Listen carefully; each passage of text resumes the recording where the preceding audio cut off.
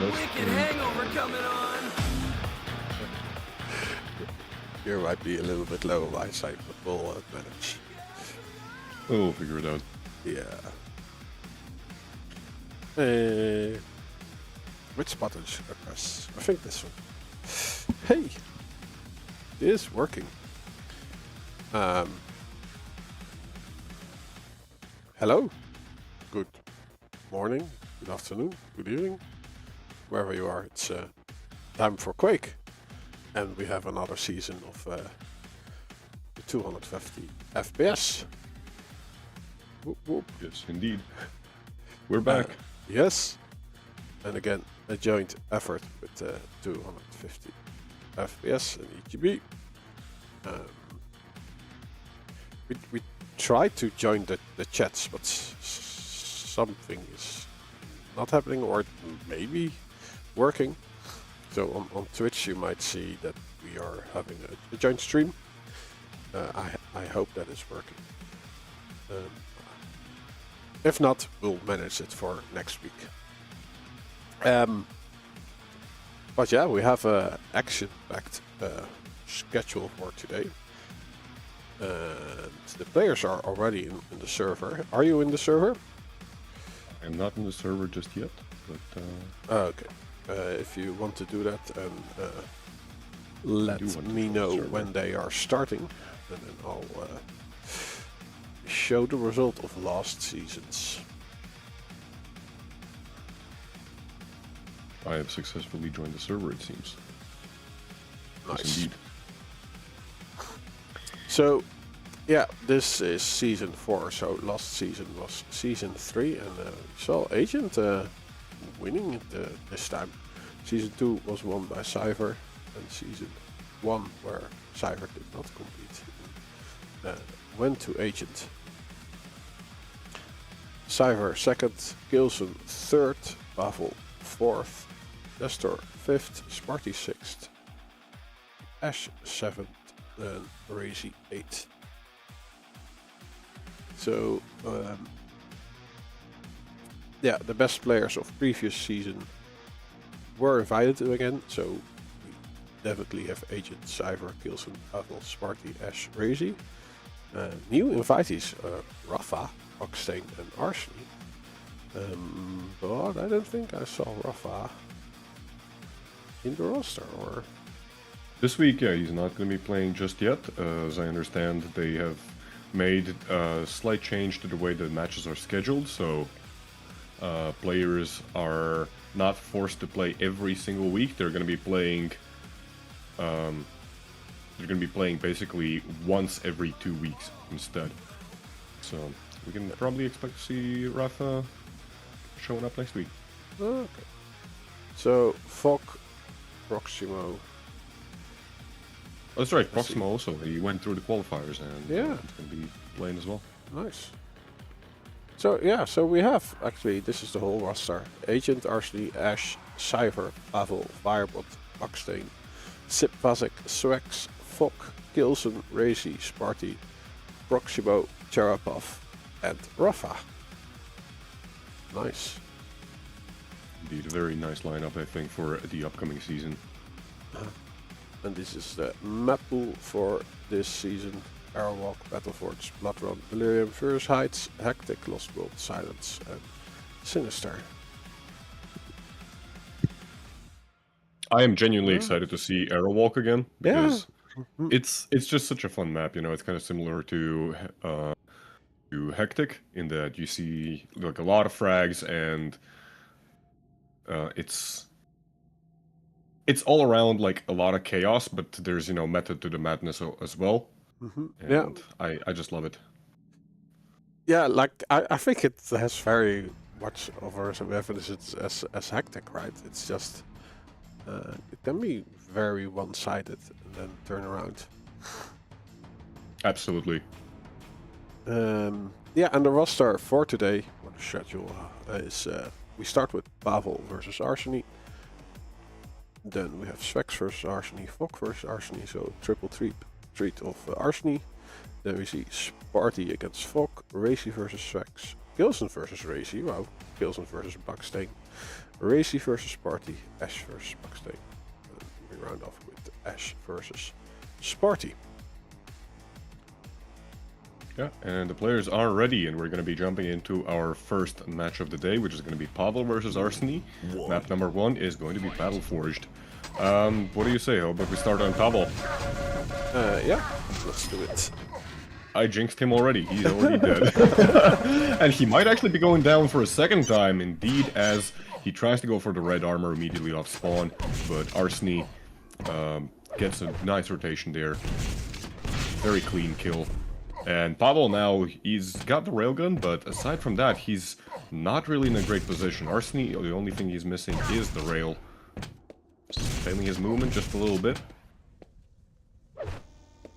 The timings of the major items right now are pretty much equal, and that's going to give Pavel some upper hand. He's going to be able to collect the Mega, and he's going to get the yellow armor as well, slightly equalizing the stacks. 180 versus 180, 100 versus 100, 180. Both players exchanging rails. Arseny trying to hold his ground for this red. Oh, very unfortunately runs into that rocket. Pavel not actually repeaking, but it does not matter as he finds an angle and gets his first kill. Ooh. Slightly shaky LG there, unable to get the follow-up kill, but still a pretty good position right now for Pavel. And the red's gonna be coming up again.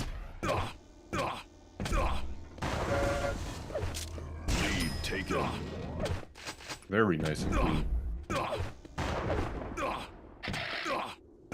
Once again, we do have the major items pretty much syncing up, so this is potentially an opportunity for Arseny to start trying to make a comeback. Oh, but the move by Pavel to actually keep on fighting Arseny was just perfect there. This next rotation should just be going completely to Pavel, as he's going to be able to get even the yellow armor. You can see Arseny trying to get some indirect damage with the rockets, but takes a rail for his trouble. Yeah, so the start looked very promising from Arseny. Indeed. He did not have the best season last time around. It was pretty much a learning experience for him. Pavel ending up place 5, and yeah, he is not faced by getting 2 frags behind in the first few seconds.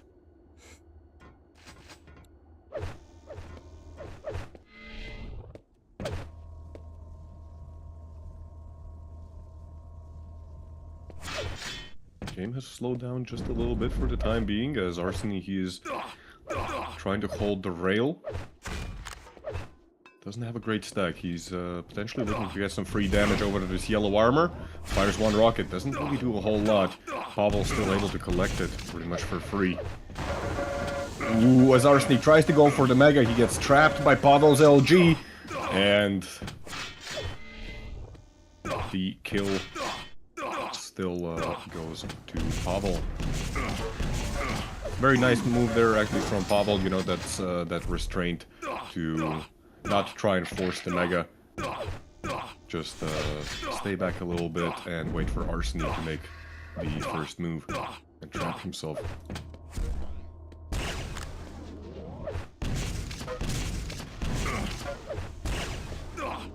Very nice OG there from Arseny, and he's already trying to make his way over to the Mega. Ooh, Pavel taking a lot of damage, but so is Arseny, and what an angle there by Pavel. 9-2 so far.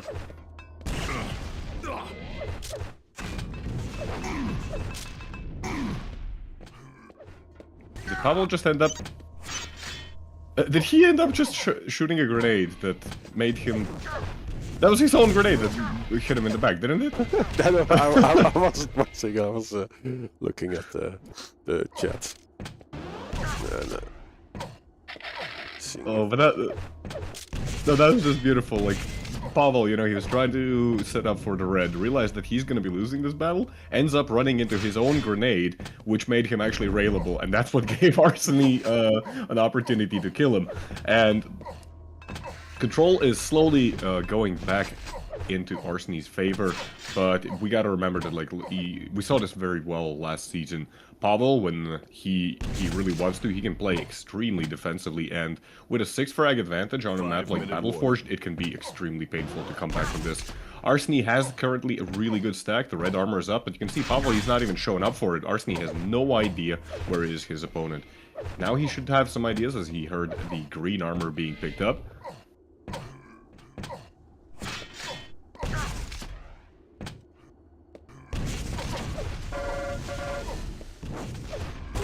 Oh, nice. Like, yeah, Arseny's hit scan capabilities are very good.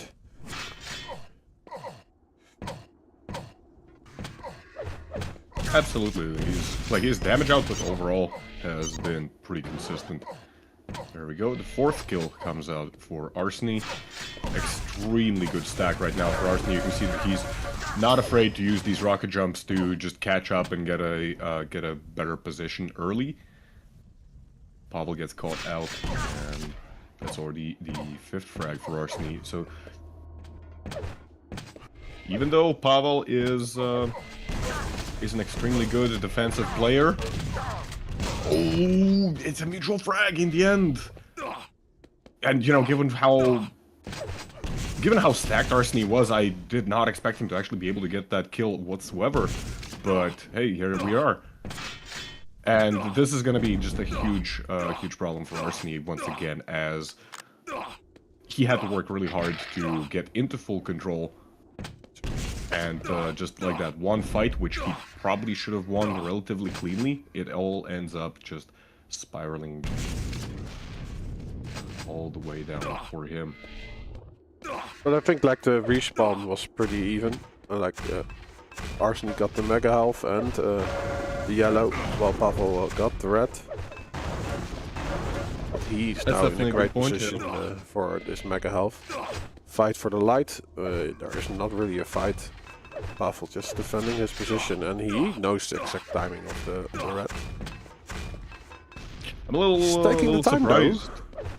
I'm a little surprised that Arseny didn't actually go for a rail angle there, because Pavel this entire time has actually been running around without a rail of his own. Potentially nice move there by Arseny, but the lack of stack is going to make him disengage. Ooh, this is Trying expensive. to force his, oh yeah. Trying to force his way in there with the LG. Pays the price. Oh, great rocket though by... I do like the move of Pavel, like it was a little bit adventurous. And it's also important to have fun while playing. Absolutely.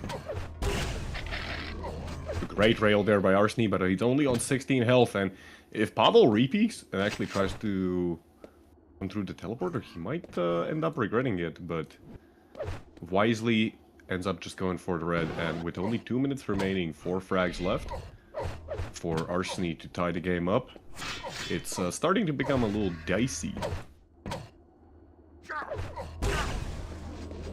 Rails exchanged, and Pavel hits the second one and gets another one off spawn. This, I don't want to, yeah, I don't want to call it early, but at this point, I just don't see Arseny coming back anymore. Pavel doing a good job of maintaining the control where he really needed to.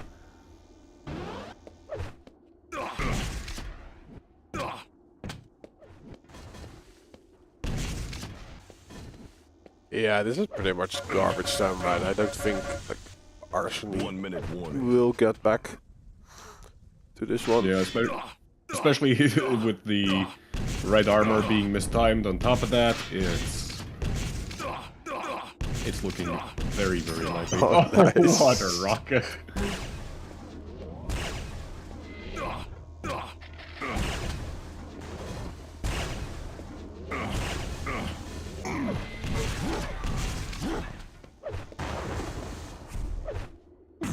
Pavel using that teleporter to his advantage, and we saw this quite a lot in the last season as well. You know, Pavel, especially on Battleford, he would be using these teleporters very much in a way that makes it extremely difficult for his opponent to try and, you know, attack them, even when they're at a great advantage in terms of stack.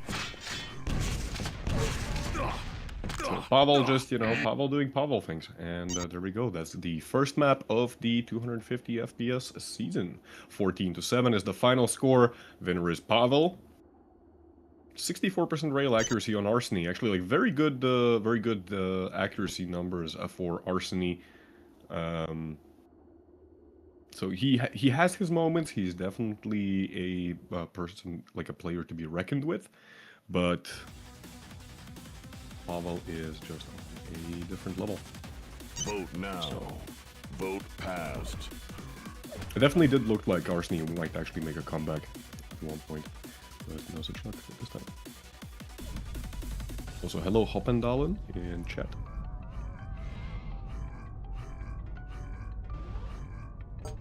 Yes, and we are going to Delirium.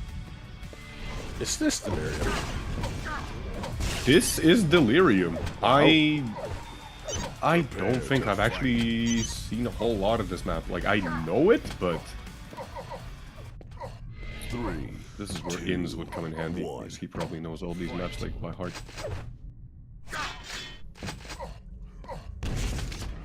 I'm gonna be starting out on Arseny, who gets the rocket launcher LG and red.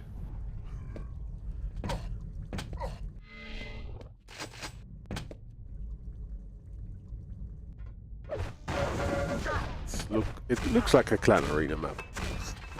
It looks like, I don't know why, it looks like to me like an Unreal Tournament map. So we will see a wall jump somewhere. Quite possibly, yes. There's the elevators, and that's what it reminded me of Unreal Tournament. Arseny now, he has a full arsenal. Ooh, nice. Is he chasing this up? He does it with real, he does hit. But retreats. I don't think that's actually a bad idea. Maybe, ooh, but he's actually railable himself. He's forced to play it safe. Maybe, you know, just going for the last shot there to try and finish up Pavel. He was like on what, 14 health, something like that. Yeah. This is one of the larger maps in the pool, if I'm not mistaken, though, and this might be playing very much into Pavel's favor. Ooh, Pavel a little bit early on that red. Oh. Takes Nice. a lot of damage, pretty much all of the armor that Pavel was able to scrounge across the map has been denied. Yeah, so I think in terms of damage output, Arseny is definitely winning this, but he still needs to chase Frack up. Else it has been for nothing. It should be a kill finally. There we go. There we go. Just excellent LG there actually by Arseny. 51%. I mean, it was a pretty close range engagement, but still being able to maintain that stream of LG. Pavel again waiting on a major item. It's not really something you see from him.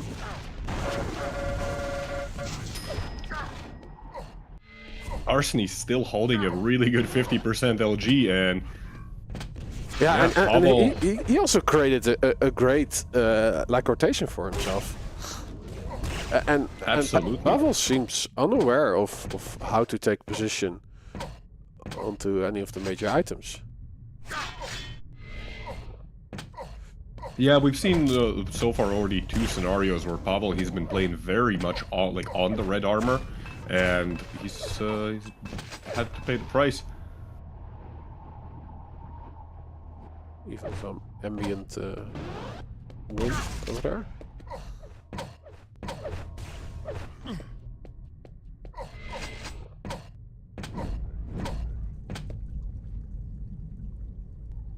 Arseny playing really slow, trying to hear his opponent out. Pavel actually gonna run into his opponent, takes a massive amount of damage, and he's just unable to disengage. But the rockets, 22 health left on Arseny. He is gonna find the armor, and this is okay. I was gonna say this is one of the problems with. Oh, Pavel has no idea about the timing. Oh. He doesn't know that it was already taken. But yeah, this is one of the problems with with some of the larger maps, is that the potential for a refrag immediately after dying, it's not as great as as you would see in some of the smaller maps like Airwalk or Hectic. Those are kind of extreme examples. But still, Pavel made it work. Finally, he's gonna get the clear understanding of when the red armor is gonna be coming up. Taking a lot of damage from Arseny's rail, though. Yeah, like it was also good play by Arseny just peek around at the red and punish the pickup. That is something we did not see from Pavel when he was out of control. But look at this now, Arseny hanging around eating grenades. Yeah, if I'm not mistaken, as he came through the teleporter, Arseny actually took 2 grenade damage at the same time. And then, the third one came and finished him off. And Pavel right now setting up a really good rotation for himself. The red and Mega is going to be coming up at the same time. But if he can force a fight here, he should be able to actually establish a rotation for himself. Where does Arseny spawn? Arseny spawns on rail, and it's a very terrible situation for him, as Pavel was very quick to start the rotation. Gets the Mega, gets another kill, and he's in the lead 5 minutes into the match. Pavel having a terrible start, but he's making it work. That kind of looks if it for him was also the first time he's playing this map, but he's figuring it out while playing, and cements his control right now. At least for the Mega. Can pick up his light. Arseny is now in the area for the red. The drop down from Pavel is risky, but he makes it work. I actually really like that move to go for the rocket jump there. It's... Oh, nice angle. Like, if Pavel had tried to, approach the red armor from any other place, he potentially, could have taken a lot more damage, and it did look pretty dicey, as Arseny was actually doing some, like, a pretty good job of keeping Pavel at bay. But yeah, the high ground allowed him to approach from a much safer position, get some free damage in. Worked out perfectly. Arseny trying to peek for a rail. Misses, takes a half rocket. Yeah, and this time around, Pavel's possession was actually great, like guarding the 2 entry points.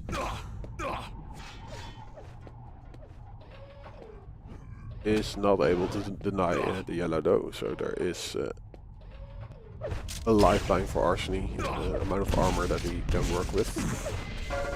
Oh, but yeah.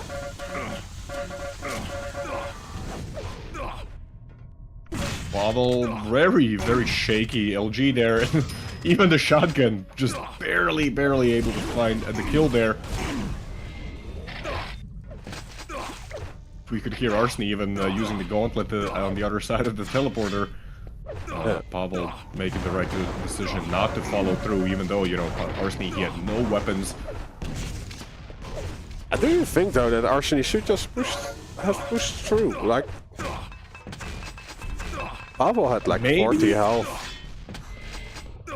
I mean, it's the problem at that point is like Arseny is already 4 frags down. If he drops another frag, it's pretty much GG. And okay, nice.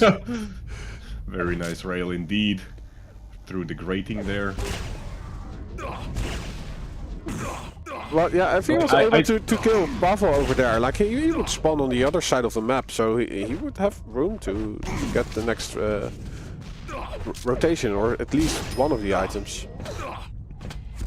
I think there's definitely merit to what you're saying, that Oh! Oh no! I actually wanted to point this out, like earlier, Pavel has been avoiding picking up a new railgun this entire time, and it's kind of, yeah, causing him some problems.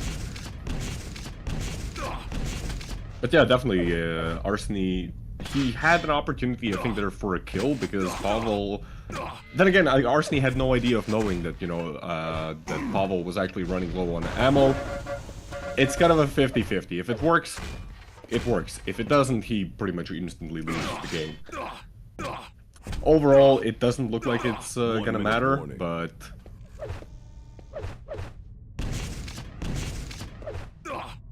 yeah. Pavel winning this match pretty much exclusively based on his positioning. It's the second time Arseny gets caught out while Pavel takes that portal. Oh, there we go. 30 seconds left. Arseny does get something done. Quite early on this Mega Health.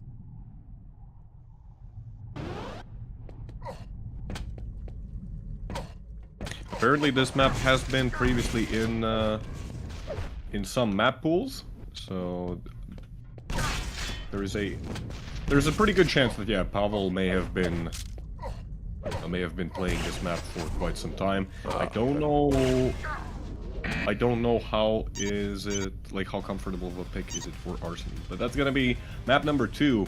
Pavel 10, Arseny 4 frags. That's map number 2, also going Pavel's way, and that's our first series of the season. Nice. That was pretty Exciting. entertaining. Indeed. Pavel. Victorious.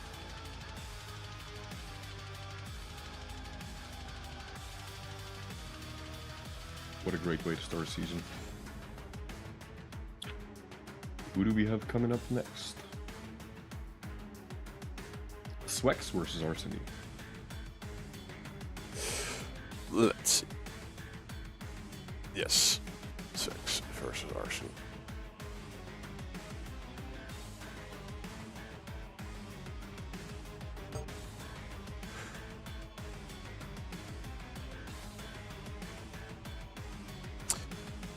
And let's see. I think this was one of the better matches for Arseny last season. I'm scrolling a lot. I hope I'm not making anyone dizzy. But here we do have the outcome of last season. Yeah, Arseny, this is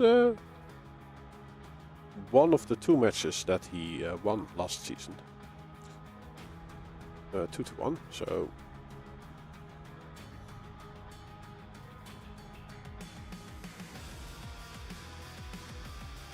I'm curious if he's able to repeat the same this season. Let's see, where are they playing?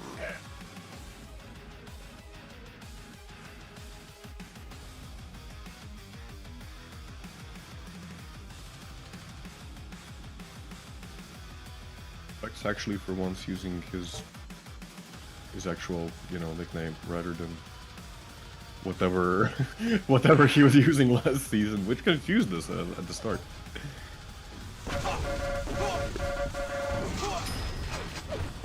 Question is, does Razy still use Yanob Gobla?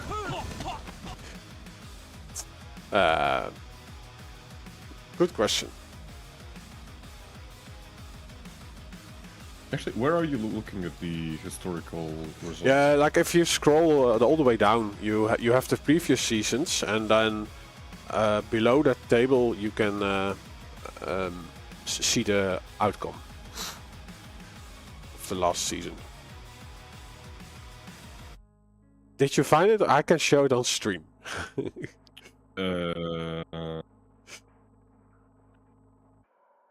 At the bottom? What? Yeah, like all the way down, you have the Hall of Fame. Okay.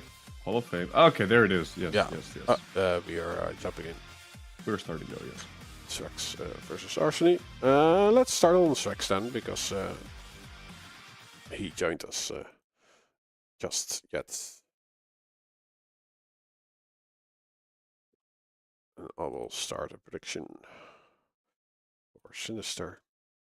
Swax off to a really good start. Collects the red armor, gets 2 rails onto his opponent. Swax, Arseny not able to do anything. That's a 3rd rail for Swax.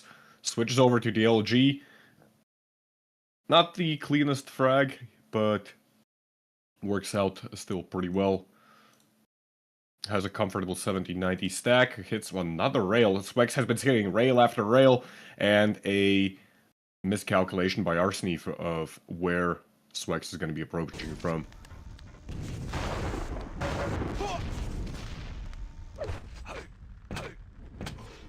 Ooh, Swax actually delaying the Mega. And gets a nice combo kill that threw really Arseny completely off track. Red armor is up. Arseny is still trying to play for the for the rail, and Swax very well done, realizing what exactly Arseny is up to. Beautiful rockets as well.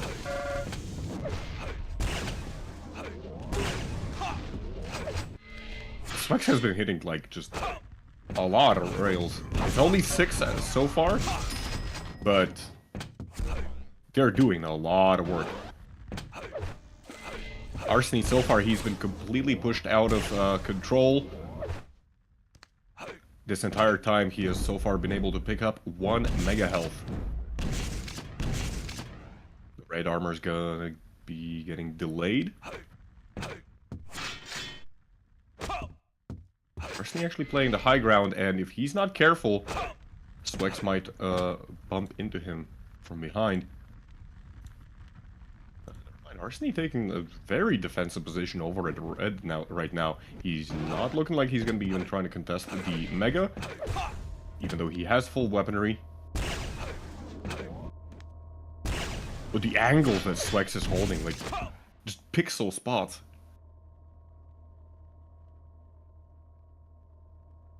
Arseny's making himself known where he is due to that railgun hum, and that's going to give actually a lot of information over to Swax. Mega's not coming out for 10 seconds, but you can see Swax, he's already hunting. Arseny a little early on the drop down, unable to steal the Mega. On the flip side, he's going to be able to get the red armor. The yellow gets denied by Swax. A little chaotic rocket fight there, and in the end, Arseny is going to be able to get the frag, despite the lower stack.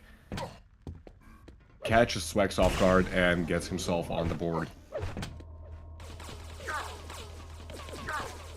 Very interesting move here by Swax to actually stay around and do some suppressive fire, like this.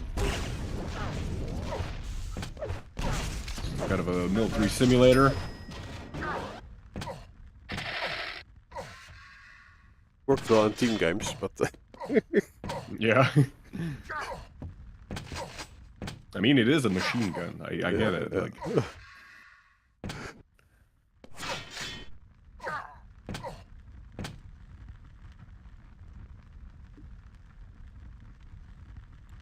He's sneaking around. He's early. He's an early bird.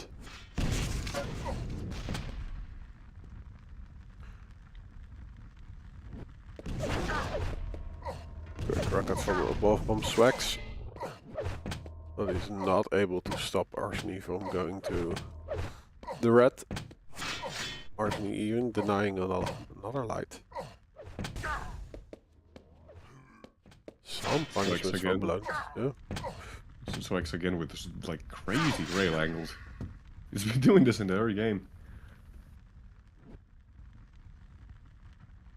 I would say a very calm rotation, actually. Like, Swax is not really pressing the issue.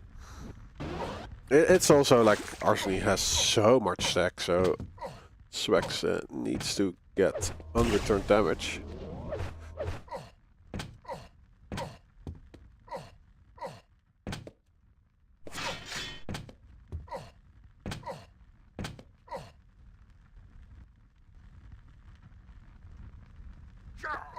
5-minute warning. Nice trap there by Swax. 150, 180 damage inflicted by Swax so far, and a direct rocket to finish the job. Right before Mega comes up. Arseny, he does pick up the rail, but it's too late. He just does not have the damage output to get him in rail range. That was perfect execution there by Nice Swax. angle. Like, you see what I'm talking about? Like, Yeah. the way he's setting up these rails is just bonkers. A 360 for good luck. That's another great.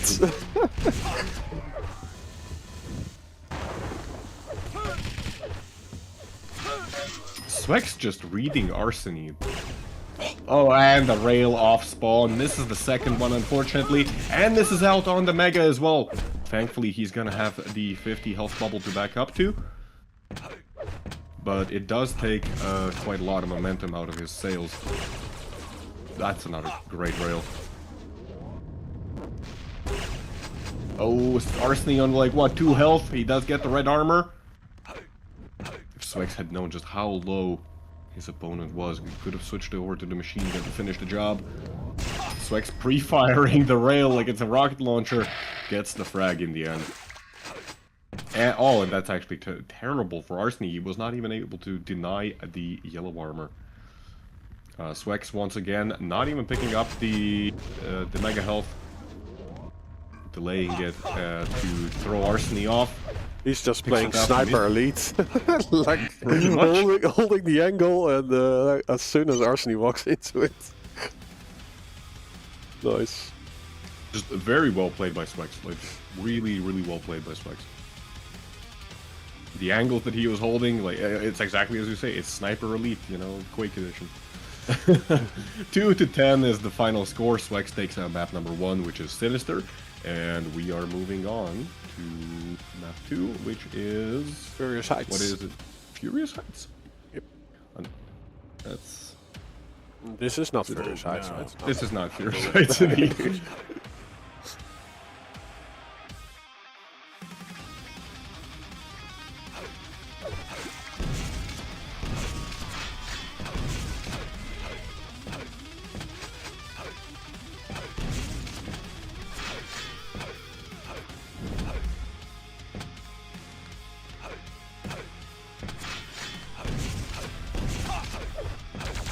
Oh right, so I can look back at the previous season results. Yeah, but you do not see which map they played, only the outcome. I see. Yeah, looks like the full brackets aren't available anymore. Oh well, still, this should give us an idea of what exactly is going on.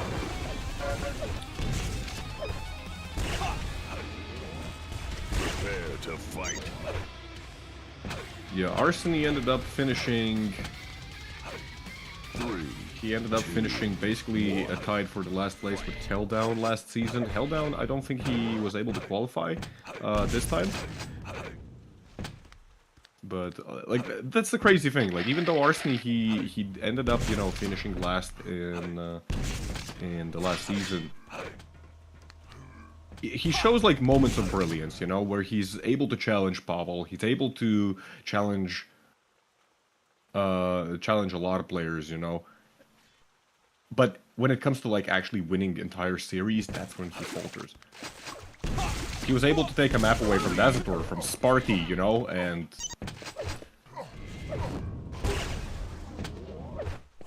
and then in other scenarios, he's struggling to win against players you'd think he should be able to take down pretty easily. On the flip side, Arseny so far, he's just 1 minute in, taking 2 frags. Swax not really able to do a whole lot on the map so far. Yeah, Arseny's start is also always looks okay. He's going to win this. Not able to solidify his lead.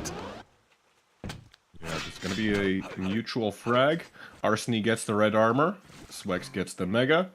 Swax, he only has the rocket launcher. He's trying to get the rail. Oh, but actually still forces the drop down. I think this might be a mistake by Swax.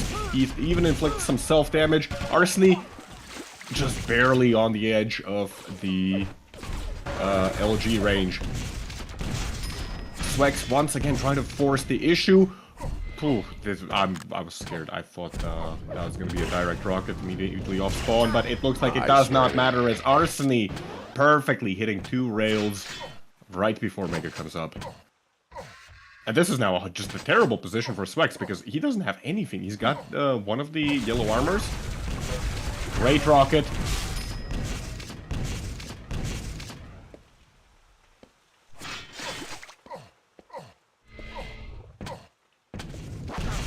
Oh, great rocket by Swax on the other hand. Didn't actually pick up the yellow armor. Oh, what? I'm just gonna say it. Arseny is gonna be very mad that he did not pick up that yellow armor because it literally spawned like right as he stepped off of it. Oh, that Mega should have been his. Like even if like he gets, you know, popped up in the air, that 50 armor would have made all the difference. As Swax himself got out of that fight with like what, 20, 30 health. But on the other hand, his move was quite predictable, like jumping onto the Mega Health way too early. Swax was probably not even expecting that he would have a fight that he could win. He was just like, okay, I need to punish him because else he will have so much overstack. But like that first rocket. Yeah, like but just that pop up, you know, that was just so perfect.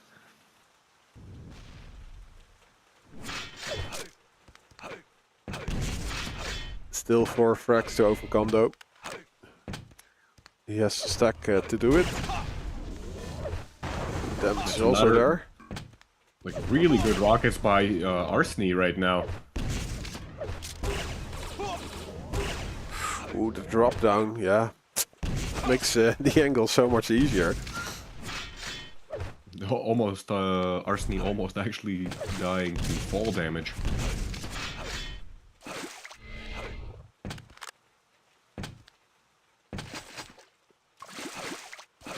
Arseny setting up a trap around the corner. The real question is Swax actually going to be approaching from that angle? Ooh, Arseny peeks himself. Picks up the red armor mid-fight, and that's exactly what he needed, but Swax again able to out-damage his opponent. Just 14 health remaining, 9 health remaining. Arseny able to pick up the Mega health. Oh, Arseny, if only, there we go. He actually knew that no health had been picked up by Swax. Allows him to get the 8th frag and get back into full control. I'm a little surprised by how aggressive Swax was playing that, you know, like... as soon as the Mega health got picked up by Arseny, I think that was the time to bail, but he was still trying to get some damage in, and I think that may have been a fatal mistake. Very clean fight for Arseny as he's picking up the 9th frag. Close range plasma might be devastating. Deals a lot of damage, but not enough to get a frag. Red armor is going to be once again delayed. Swax, he probably has no idea when that's going to be coming up now. And that's going to make this comeback just so much harder. Swax taking a rail in the back. Doing some okay damage, but once again, like, why is he still sticking around? He's 16 health. There's no real reason to commit this hard. He does get the red armor.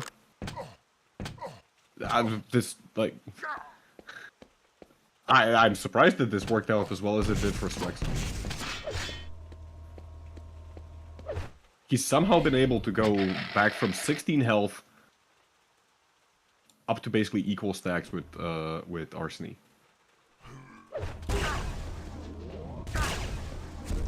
But if it's not paying out in a frag, he doesn't gain anything with it. So it was a risky move to begin with, but the window of opportunity, doing something with it, doesn't appear.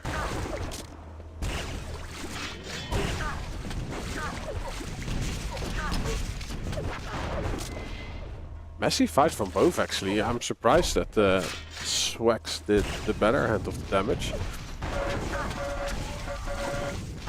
The player's very low, and Swax with a clutch rail. Just 7 health remaining. Mega health is gonna be going to Arseny, who is fresh off spawn. Swax unable to find any health. 12 health, 6 health, 18 armor. How is he doing so much damage with so little health? Oh, and a terrible spawn for Swax here.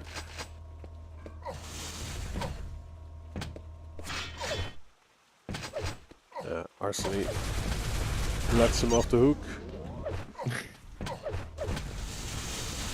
Does double back and scares him away from the mega health.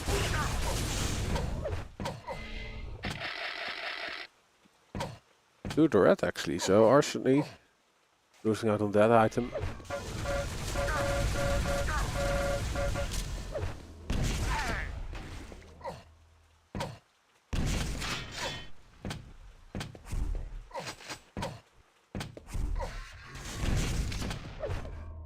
Both players retreating at the right moment, like both very low. Mega health going to Arseny. Swax still has like 90 seconds to do something about the score.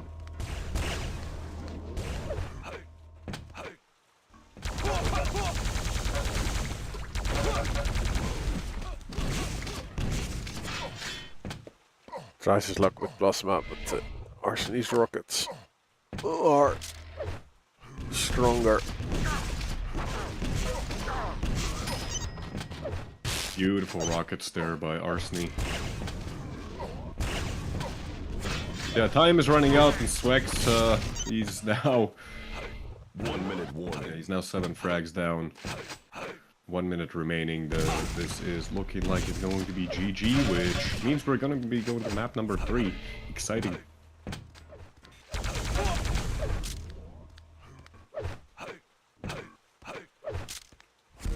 Yeah, it does seem that they have a similar playstyle.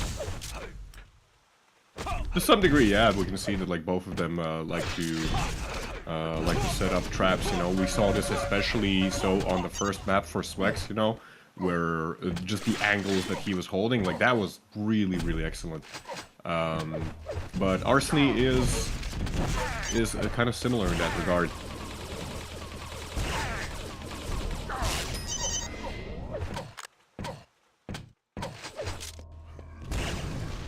Some good old-fashioned chat spam. But that's that's map number 2. Furious Heights, 15-6. Map taken by Arseny. Overall, just very well played. A much better performance compared, you know, to how it went on map number 1. The GGs have been called. And map number 3. Map number 3. It's going to be Silence. Silence. That's the green one, right? Right? Yep. I'll be honest, I haven't really, Vote now. like, Vote pass. since the last season, I've barely played Quake myself or followed it all that much, and it just feels like starting completely afresh.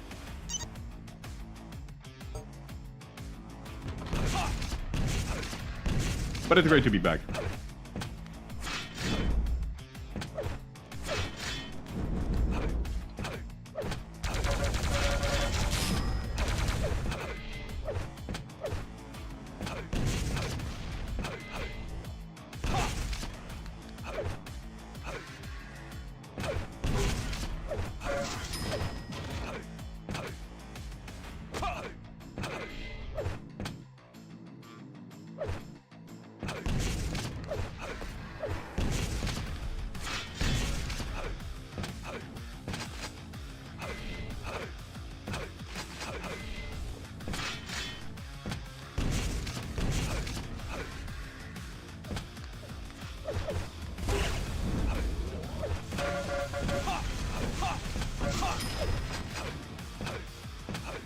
waiting for the players to ready up.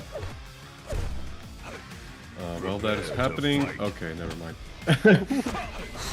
I was gonna talk about something from the last season again, but 3, 2. as I say that, everybody's ready.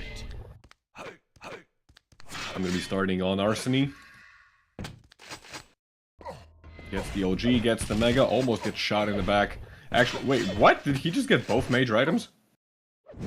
He did. Swax has the weaponry, Arseny has the stack. Yep. I mean, there's still great rockets there by Arseny. Swax, even though he was able to get... Oh, wow. Swax, even though he was able to get the rail, it's like... What? This should not be happening, but it is happening. Absolutely, like, I was convinced, like, that's it, Swax is gonna go down. I mean, he's still losing out on the major items here.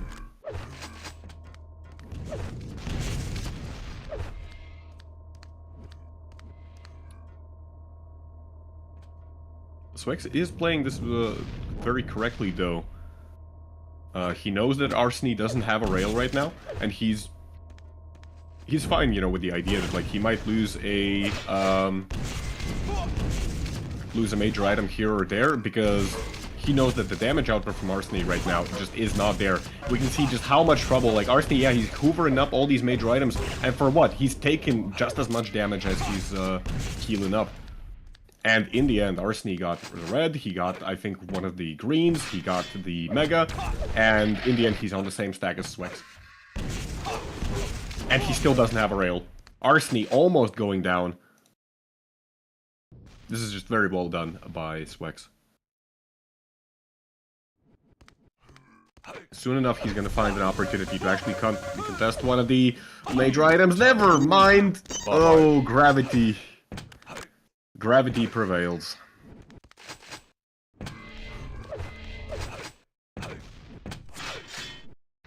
So that's sick. Yeah, when I said that Swax is gonna find an opportunity to test one of the major items, that's not what I had in mind.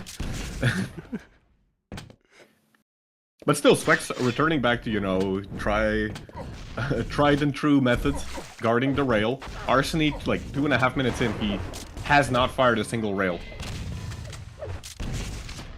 He just hasn't even got to the rail, I believe. Oh, but this might change right now, as Swax trying to steal the Mega, but dies like half a second before it comes up.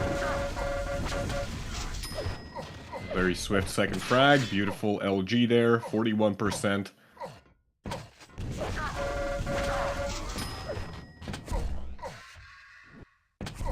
And finally, Arseny, almost 3 minutes in, finally able to collect the railgun.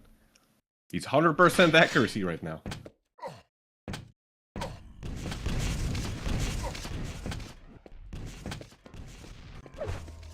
Red armor up, Swax trying to go for it. Does pick it up, takes a rail. In return, that's a second rail. Good knockback there, but Swax so low that he's just unable to get out in time. Yeah, Arseny's grasp on this map is insane right now.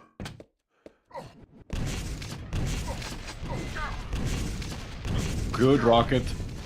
Knocks Arseny off. Swax able to collect the red armor. Takes another rail, though. Not gonna be able to contest this Mega health, probably. Ooh, nice rockets, though. It's not doing a lot of damage, but it's definitely keeping Arseny on his toes.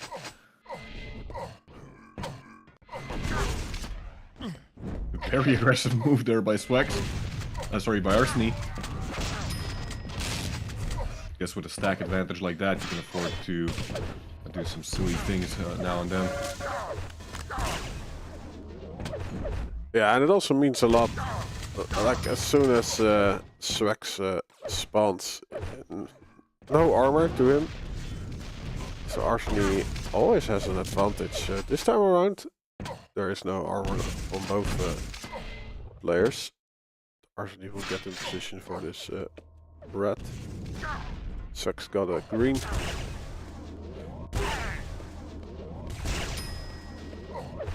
Swax doing some good job with the rail there, but once again, the stack just isn't there to take a head-on fight. Nice 180 no-scope.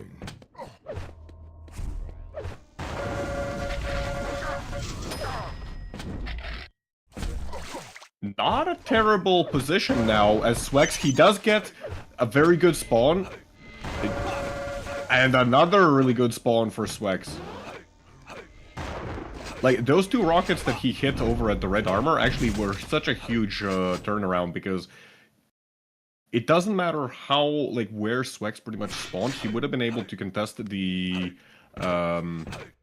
he would have been able to contest the mega health and potentially get a kill, and that's exactly what happened. Picks up the grenade launcher, plays it a little bit aggressive, gets himself back on the board. Now the question is, can he actually convert this into something more?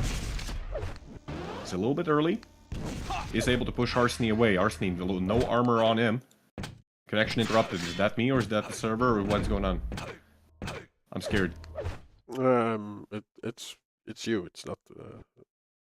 Okay. Sorry. I got scared. I got really scared.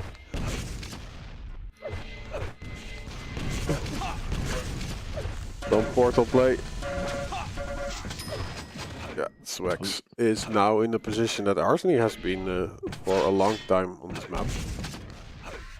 Is Swax able to get back though?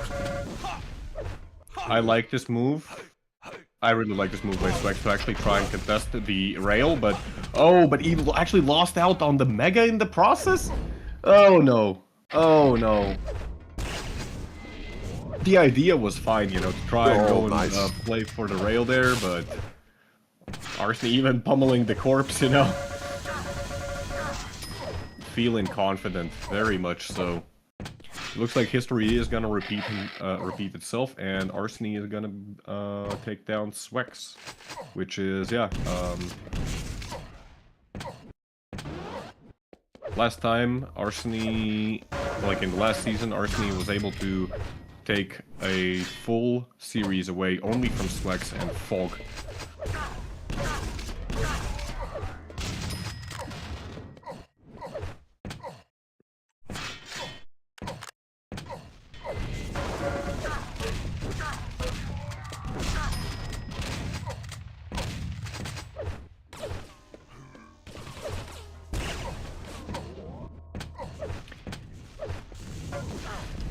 2 minutes and 15 seconds remaining. The current score is 15-2. Make that 16-2. Arseny making this a very high-scoring match. Even though Silence isn't really, you know, known for huge score lines. Partially that's because I do feel like Swax has understood, you know, he's got himself in a bit of a corner.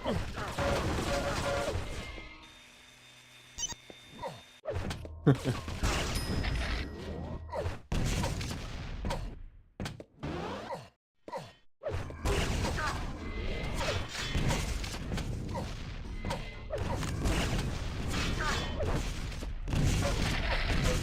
yeah, given how map number 1 went, I'm a little surprised of, you know, how dominant Arseny has been on Furious Heights and Silence. And this is what I mean, like, he has his moments, he absolutely has his moments, you know, you look at his LG, like, it's constantly in the 40+ range, you know, like, his accuracy is pretty good, you know, we've seen some very good traps from him. He has the potential to, you know, be an exceptionally good player, but from time to time, you know, he falters. Not this time, though.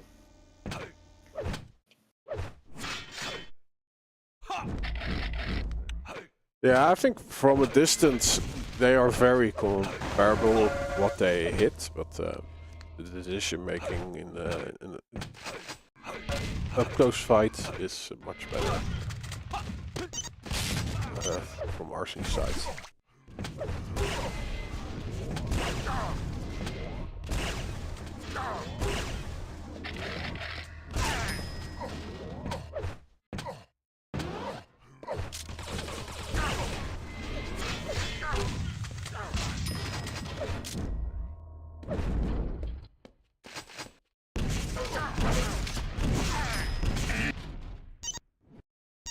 There we go. GG's 24-5. Yeah, 5.2 damage from Arseny versus Swax's 4.6 thousand. It is going. The entire series is going to be going Arseny's way. That was map number 3. And history repeats itself. It's a 2-1 for Arseny against Swax. Yeah, and what was the outcome against Faulk? You said That was a 2-0 apparently. for Arseny. Yes. Well, Which is that's the thing. Like he has the potential. You look at the other matches as well. Like Sparty 1-2. It's not even like yeah, it's okay, not even that but those were close matches, but like that was like on that crappy server, right? Like if we believe, if we go by I mean, look, I understand that match took Sparty's like story or vision of that match is that Arseny only won that because it was on a crappy server from Sparty's perspective. I mean, But he did win that map. but just to put this into perspective, you know, Sparty, last season he finished top 6. It doesn't matter whether the server is crappy or not. Like, I think that's commendable, you know, that like somebody who is like it sounds wrong to say that, you know, Arseny finished last. Like, well, he did. But still, it's you don't expect people who finish like in the last position to be able to challenge, you know, the players in the top 5 and top 6 spots, because he also won map against Dazator, which was also quite an upset. A lot of people lost points on the Shaft Test TV channel that day. I'm just saying. Speaking of Faulk, actually, well, Arseny's playing a lot of games today. Yes, and this one is against Faulk. So he's playing all the bangers on his first week. But where are we going to?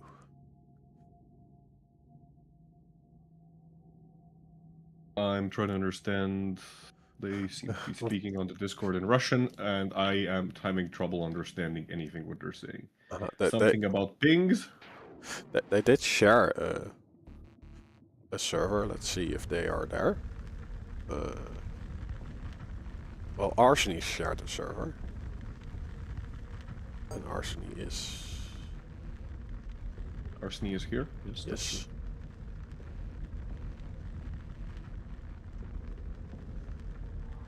But Faulk did not. Sparty in the chat. We have summoned him.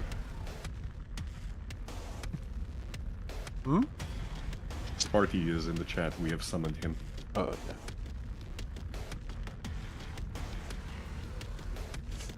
yeah. Faulk said, "I'll take a look later when I was testing the servers were working." So we still have to. Hey, Sparty. I think I agreed with you in the end.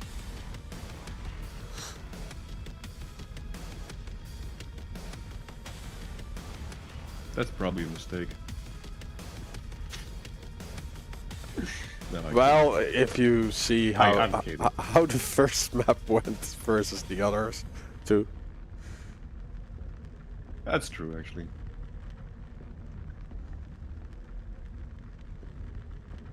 Yeah. Um, So, coffee break? Because I still need my second coffee. But if we walk away and then they start the match. yeah, we currently don't really have an idea. Oh, Fog just showed up. Wait, don't go on coffee break just yet. Okay.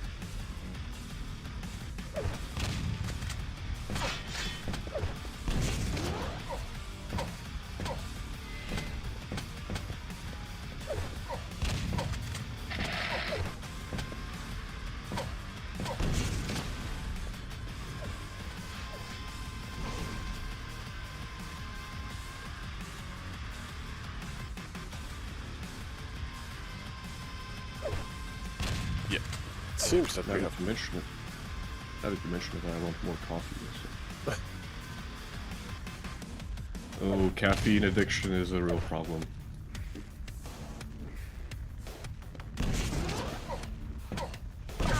Yeah, I limit myself to 2 coffees. I have no limits. You have no limits. Huh? I have No, no, no, no, no, no.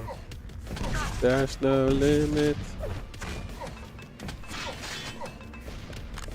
Yesterday I ate 8 ice creams. Why? Oh, I actually ate like I call Ben and Jerry's chocolate fudge. We are not Oh, sponsored. that's a good one. by Ben That's and a Jerry's, really by good the way. one. But yeah, we're not sponsored, but We do Ben and enjoy Jerry's, it. if you don't want to sponsor us, like, let's get in touch. We do enjoy it indeed, yes.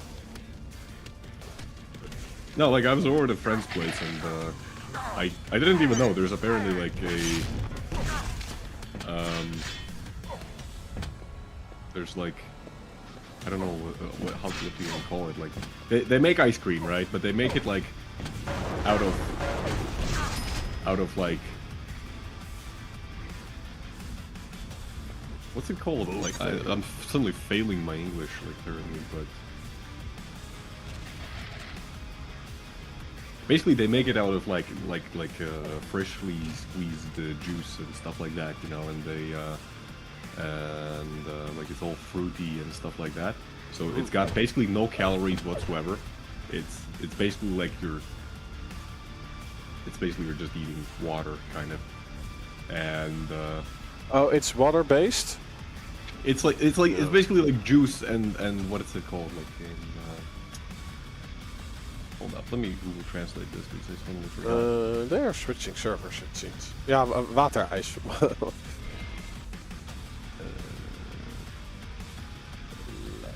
From Latvian to English. So yes, it's based on like juice and like fruit and berry mash, and it's so good. It's actually so good, especially like given the fact that I was a little bit hungover. It's like it just completely killed all of my headache.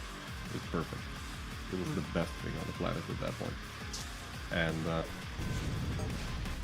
Nice. They switched servers, by the way. They are yes. playing the first on this one and the second on another one, and then tiebreaker, if we get that far, will be a coin toss. It is Fierce Height first map, so I'll do a prediction.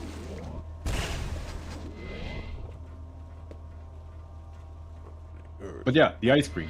So they create like every single month they create like a completely new flavor, and it was really weird because my friends, they had like, I'm not kidding, like 60 different flavors gathered up, because they have like, you know, the regular lineup, and then they have ones that like show up every month as like a new thing. And yeah, they were like, you must eat the ice cream, otherwise we're gonna feed it to your brother. And I was like, no, I refuse to give anything to my brother. Story of me and ice cream.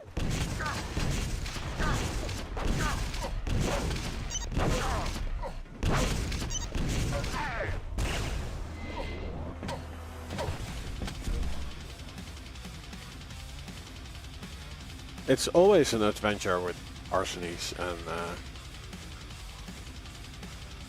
finding a server to play on.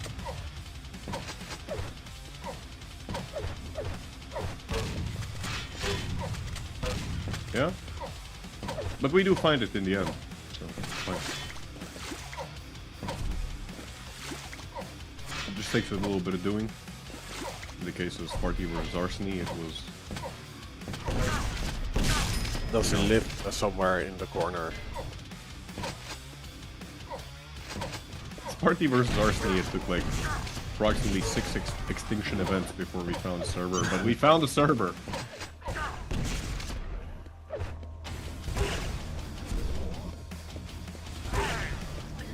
They might be starting any moment now, and There we go. there we are.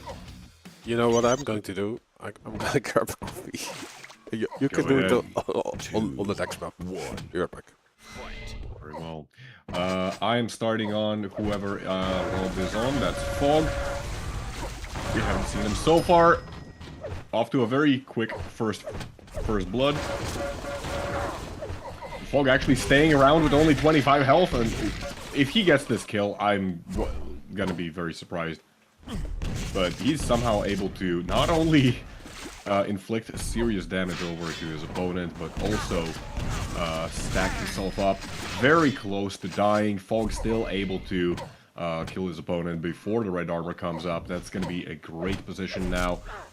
Oh, gets shot in the back and pushed off the platform. 1 health, literally 1 health, and he gets position for the Mega. To be able to get the yellow armor as well, and probably not going to be able to get the red. Yeah, that gets stolen by Arseny. Nice positioning from him, but he might have actually cornered himself. He's missing the rocket launcher and the LG, so these kind of mid-range fights could prove to be troublesome.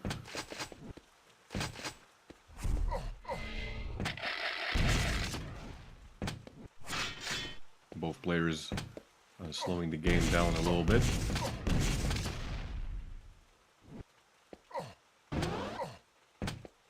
Playing on their respective side of the map. Fog now has been able to acquire a pretty sizable 190-120 stack. Arseny more so on the armor side. Ooh, good grenades there. Does pick up the red armor, but burned a lot of his health in the process. Fog, on the other hand, 170, 150. Actually, close to 200 now. Arseny gets 1 good rail. Ooh, but a very aggressive move by Arseny. Sorry, by Fog. And that's gonna be another kill for him.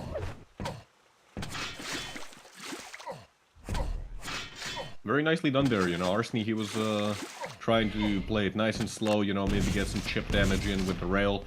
Fog realizing what Arseny is up to. And just pushing his way through.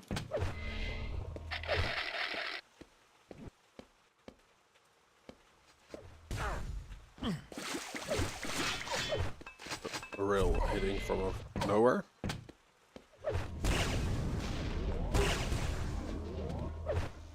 Must have been God himself. Struck down from the heavens.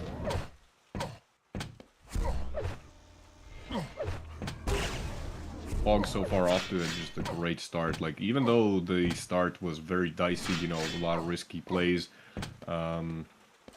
he's now cemented himself in a very favorable spot. Arseny unable to get anything done without constantly taking damage.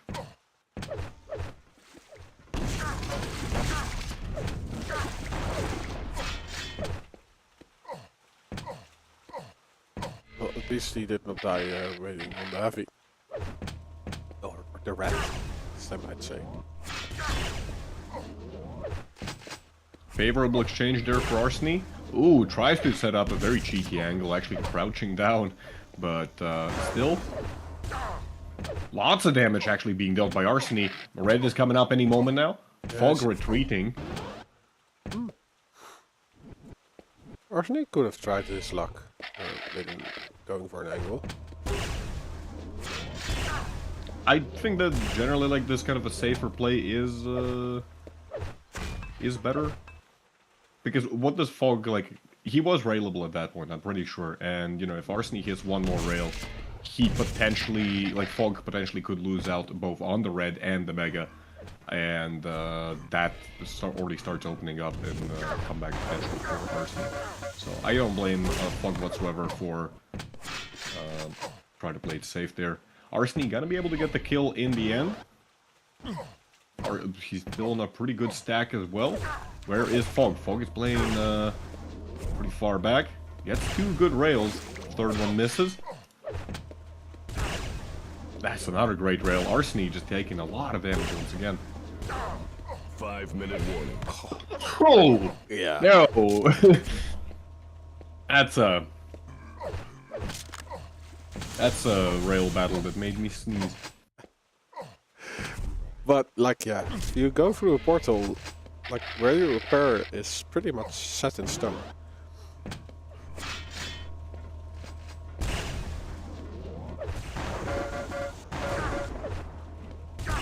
So I would say that was not the best move by Arseny. Yeah, you're probably right. Arseny once again with the rail supremacy. I say rail supremacy, but like they're pretty much equal when it comes to their accuracy numbers. Arseny has hit 2 less rails, but that's about it. He does hear Fog stepping, clanking all over the lower levels of the map. Get some aggressive moves here, but if the rockets are good by Fog, he might be regretting it at any point now. Gets at least 1 good rail. Like, the rail has so far been a very decisive weapon for both of these players.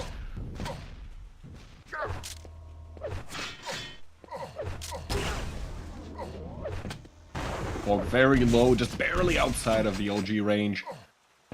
Arseny can't afford to peek too much himself, as he is, at least he was railable for a moment there. Able to get both of the major items. One of the yellow armors is up.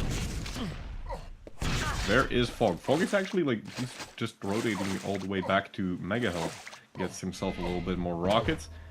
Arseny is a little bit lost, it appears. Potentially nice move there by Fog. If Arseny was trying to like make a more aggressive chase, there was potential to steal the red, but still doesn't really work out. That's 3-6 now, 3 minutes remaining.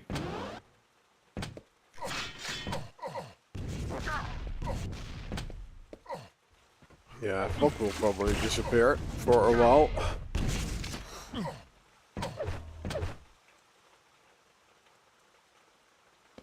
So 3 frags is decently defendable on such a map as this. Oh.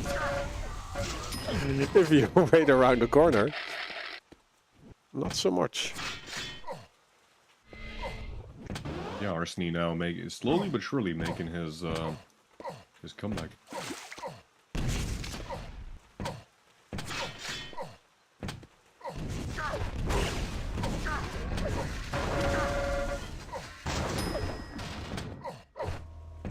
And I would say like they are fairly clean. Fog is not able to do enough damage before dying.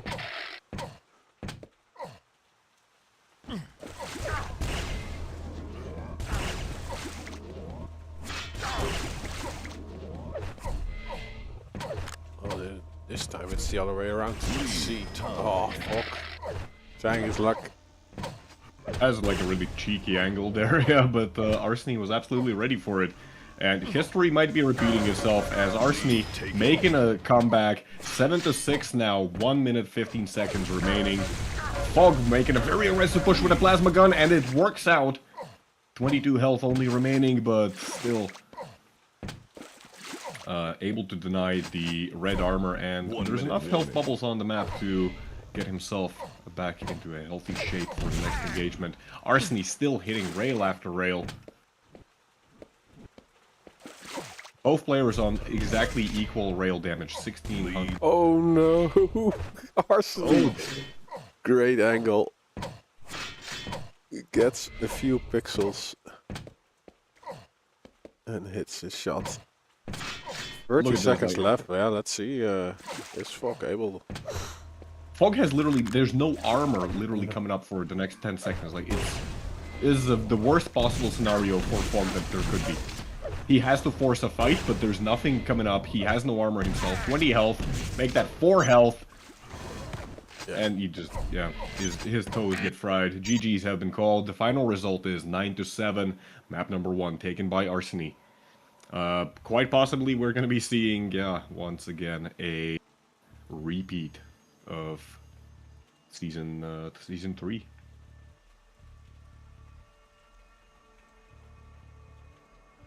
We are going to be switching servers.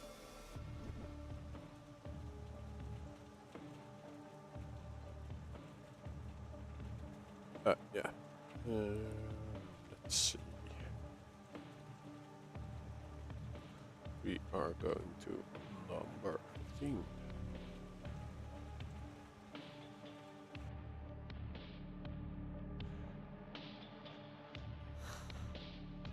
Next map will be Battle Forged.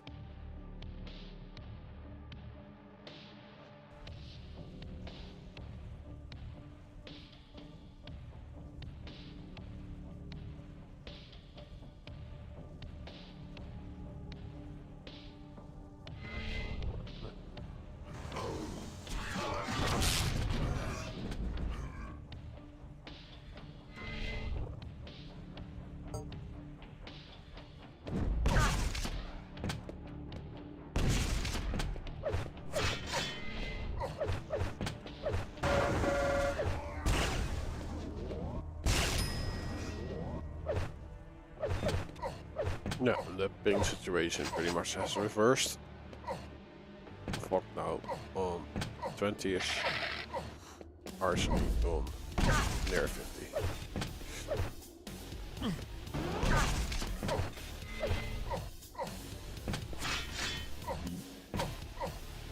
Battle Forge is the map we're going to be playing, right? Mm-hmm.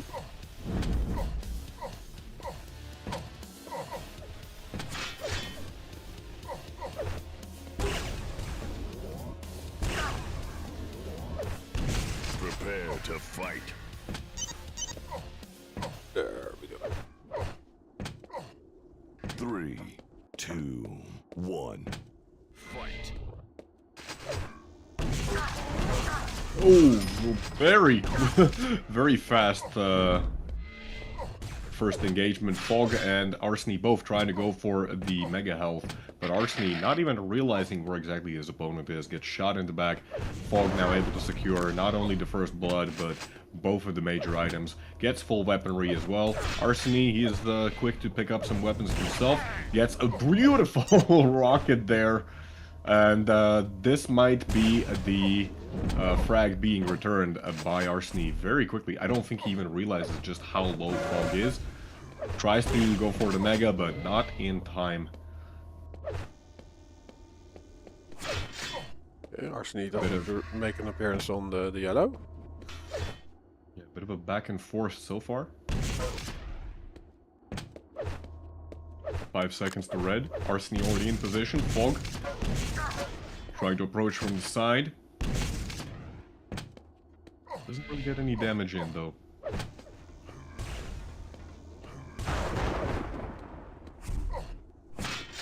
Good rail as he backs off, picks up the mega health, and rocket jumps immediately out of there.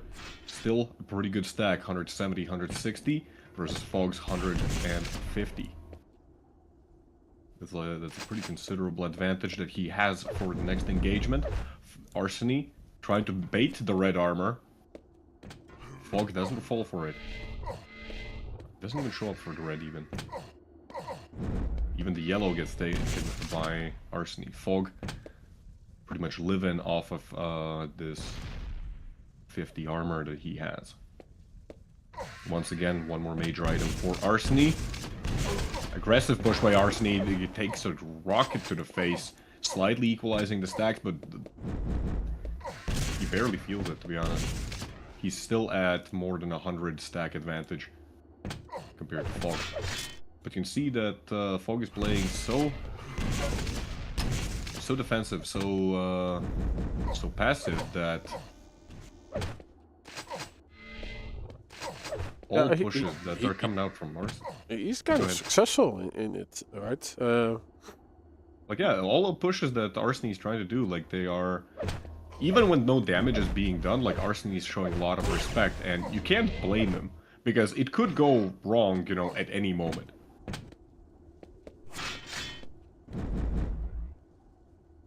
this map is one of the more favorable ones in the map pool when it comes to, you know, this kind of a very defensive, very passive style of play.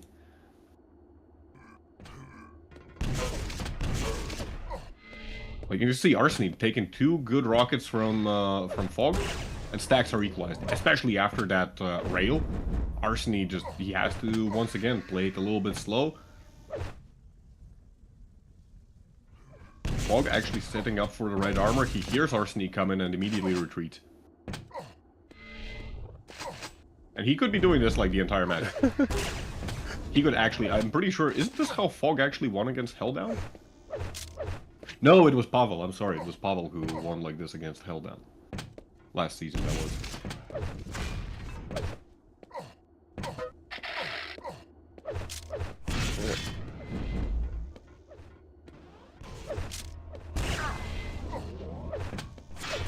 Yeah, and he's now into the rotation. The red going his way was punished though. You can see that like Arseny, he's catching up to, you know, what Faulk is doing. And he's playing like really weird positions. Like Arseny is right now still just sitting on the red because he knows that Faulk is up to some shenanigans. And both of the players like using a lot of the silent walk. Not to expose themselves, because right now Arseny, what he needs to do is catch Faulk off guard. It's not going to be easy,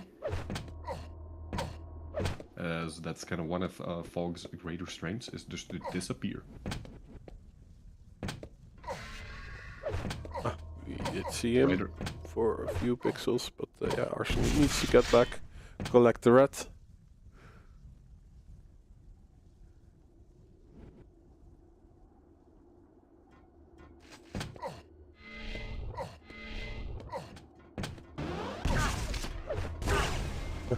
Rails exchange, still, that's pretty favorable for Arseny. Ooh, rocket though.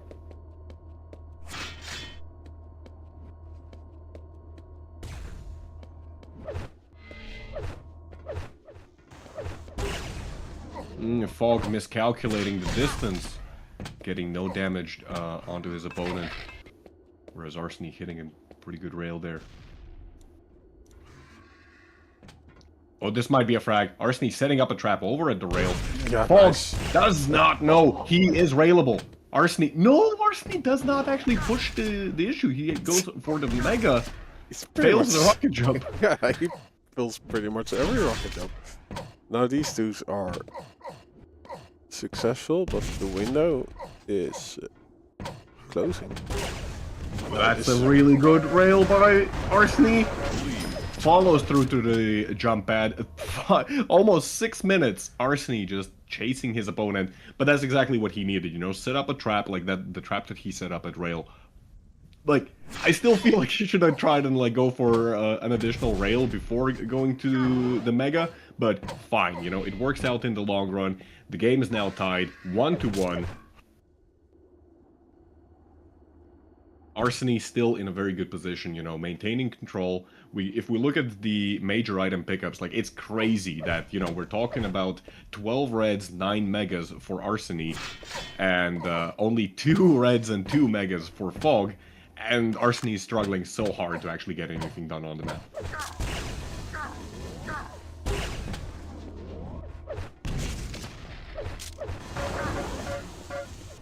Mega picked up mid-fight. Misses the rail. 120 health on. Oh, that's 2 for none in return. That's a very critical rail for Faulk. Arseny might actually be going down. He has to be really careful at this point. Almost has himself decapitated.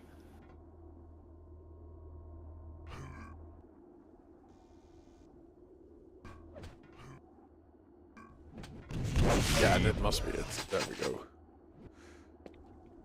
Both Oh, items back. up.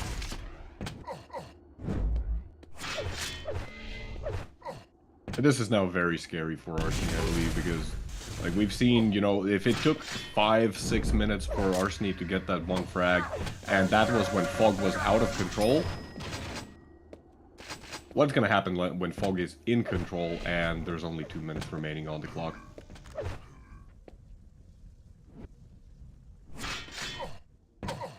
Yeah, it's a very steep hill.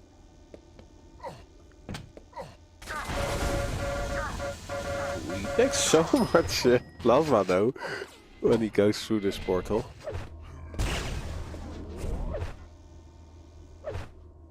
Yeah, Arseny holding the angle. We hear him around the corner. Does not. Yeah, doesn't even hit the rail there. Oh, and Arseny just keeps eating more and more damage. This has to be pretty much GG. Yeah. Minute and a half remaining, 4 frag difference. Faulk doing a really good job on the defense. Like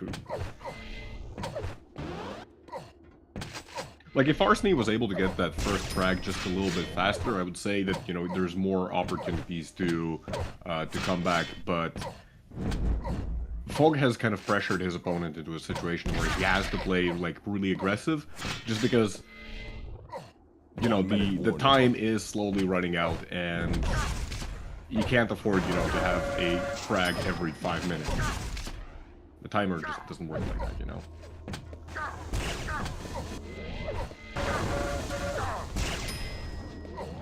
What was that frag? I don't know how it looked on your screen, but it looked like to me that Faulk pulled a Quake 4 there and shot through the teleporter.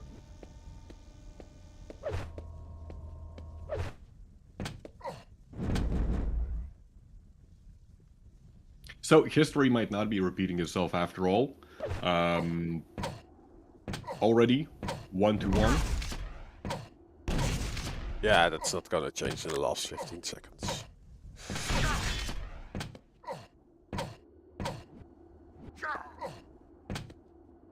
There's still time.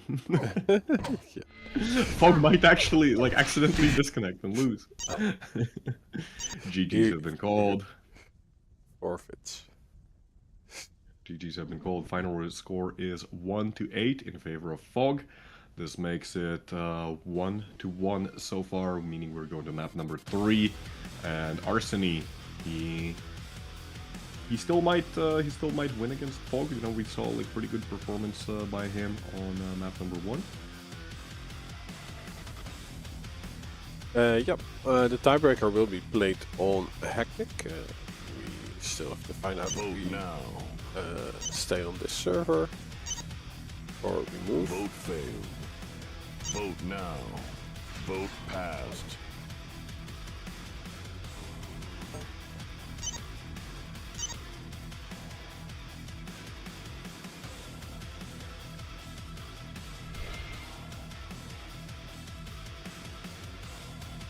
Okay. They are switching server. Do we have links disabled on the YouTube chat?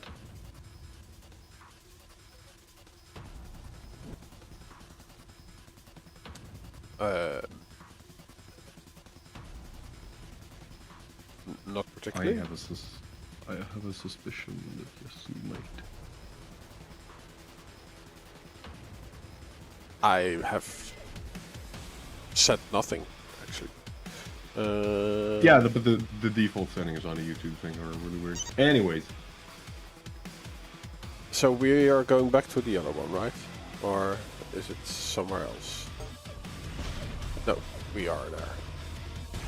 Okay. Like, I'm able to paste links as Shafastic TV. Prepare to fight. Yeah, but I was logged in through my own account. Anyways, I'll figure this out. 3, 2, 1. We are on Hectic. Yes, and I'm starting on Arseny apparently. Arseny I got think the red. Fuck the mega.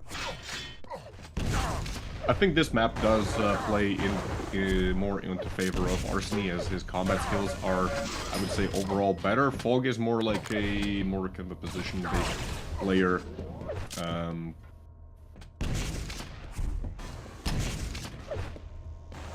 Hectic, you know, said this many times before, but it sure does live up to its name. It is an absolute bloodbath when you get the right players. As I say that, both players have been missing rail after rail. No shots connecting whatsoever. Arseny, at least able to get himself back to some reasonable stack. Still railable though. Oh, almost eats that rocket. I felt that. Great rocket as he flies by. Misses the jump to the red. Oh no! Movement error costs him the frag. Faulk now with a frag of his own. Tries to trap Arseny at the rail side of the map. One rail for Faulk.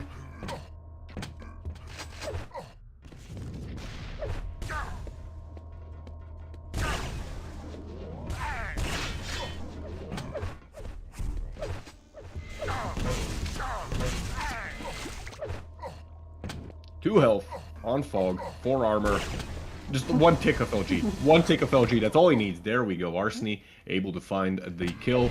The funniest part about that is that Arseny is actually still railable and... Yeah, there we go. Yeah, had Arseny but actually... the super shotgun. Or the regular shotgun, actually. I mean... Or a shotgun.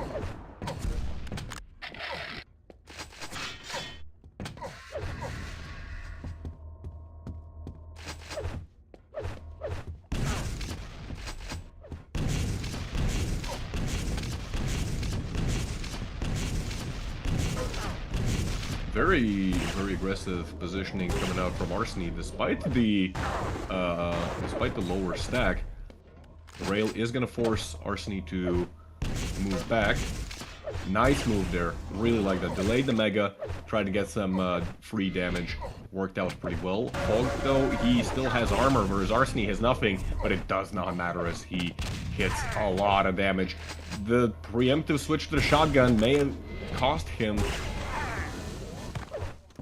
a good rail there, but once again, just like no armor on his name. Not really a situation you want to be in. Still one frag advantage for Arseny, 3 minutes in. Faulk still hitting rail after rail.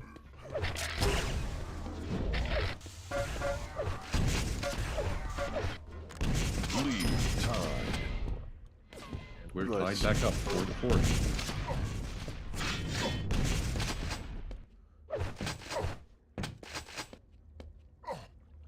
Also pretty interesting frag, like hitting the wall and getting kill with the splash damage. He's quite early though, and Arseny tries to get the frag before it spawns. I am really surprised how that worked out, you know? They just like completely switched positions. I thought like Arseny is just gonna, you know, stand, you know, on the other side, like on the outside of the mega jail. And then they just like swapped places, you know?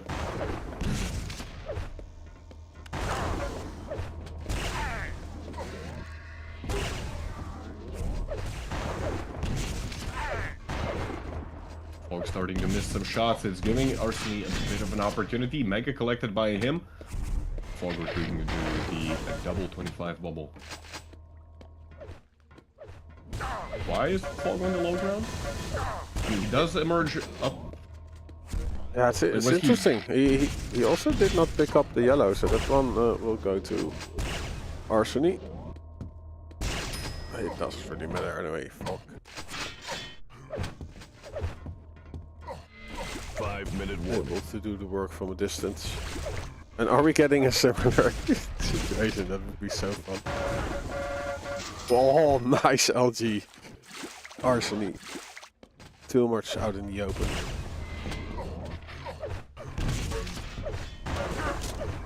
Arseny able to get to that yellow armor, but again, pretty much immediately denied by Faulk's damage. Very clean frag. It is starting to look pretty dire for Arseny, but again, Hectic, it could switch literally a moment's notice.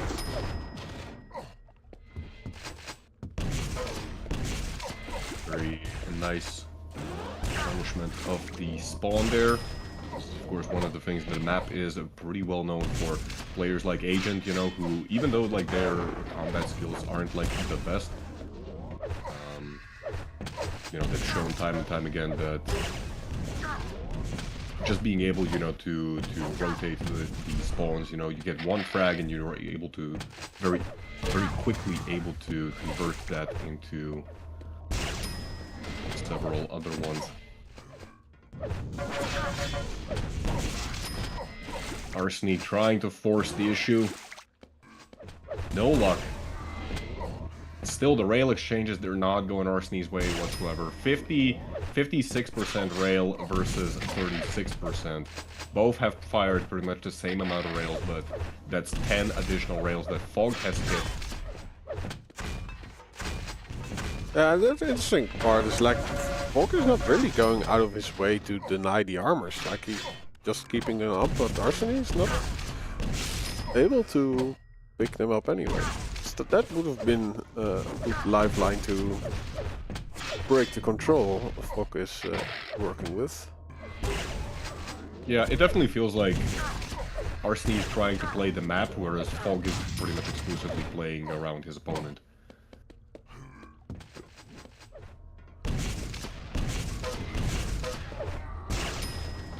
Like, Arseny is almost predictably trying to show up for every single item, and I think that's what's it's gonna been his downfall so far. Because Faulk isn't really... Well, yeah, he wasn't even really trying, you know, to play super aggressive. It's just that Arseny kept falling like right into him. GGs have been called.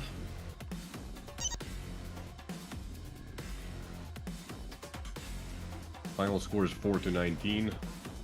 History does not repeat itself. It is going to be 1-2 in favor of Faulk.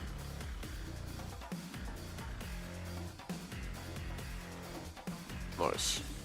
Let's see what it's next up on the menu. It's actually Sparty versus Faulk.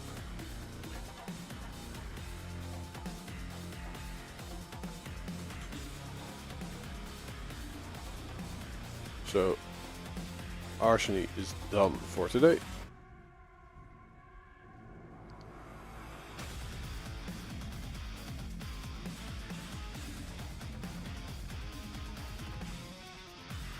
Sparty and Faulk.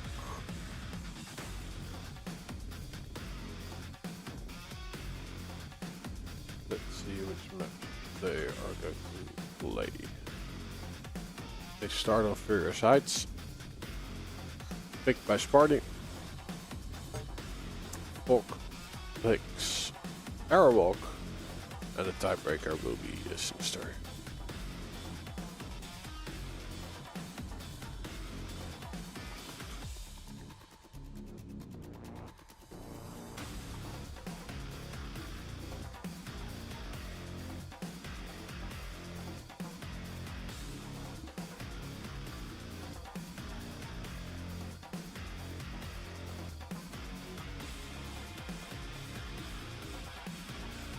Okay, they're still deciding on which server, right? I think this gives me an opportunity to go get some coffee. Yeah, I think so. Perhaps, maybe. Yeah, I will be around for the match start anyway, so... Very well. let's see what this was last season.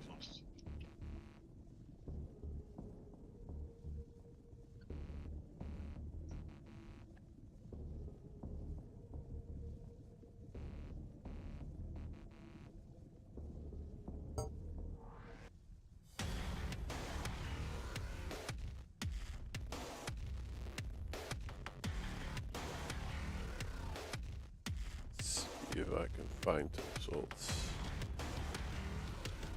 Yeah, this was 2-0 for Sparty in season 4.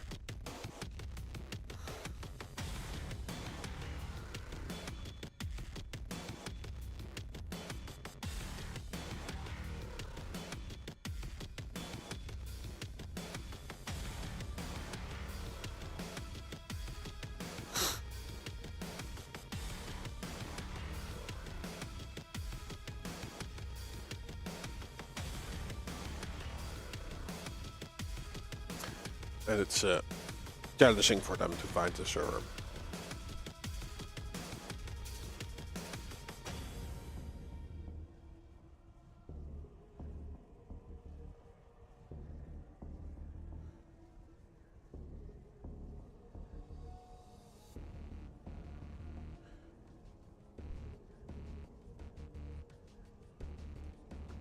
Okay, I have an IP. Let's see if they.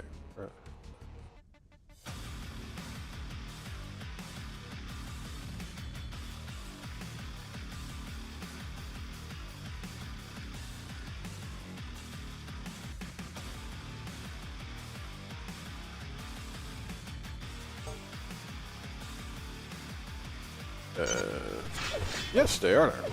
Nice.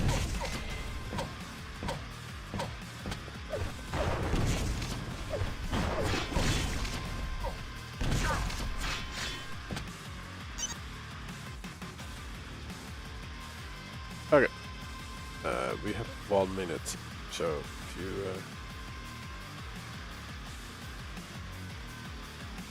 you need a buff rope break, now is the time to do so.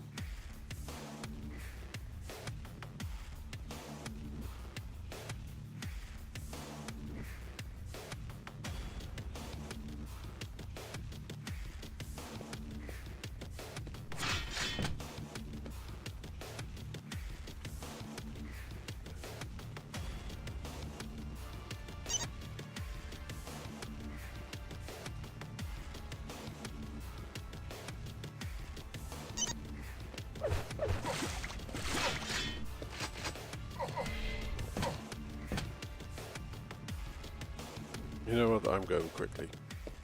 And I'll just show the game. And we'll start with Sparty.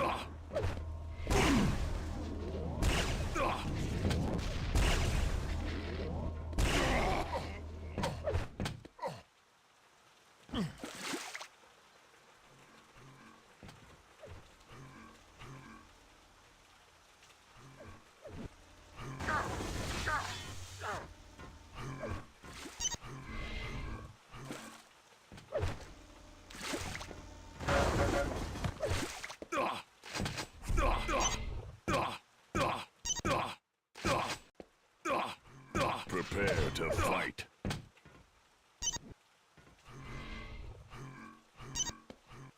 Three, two, one. Fight.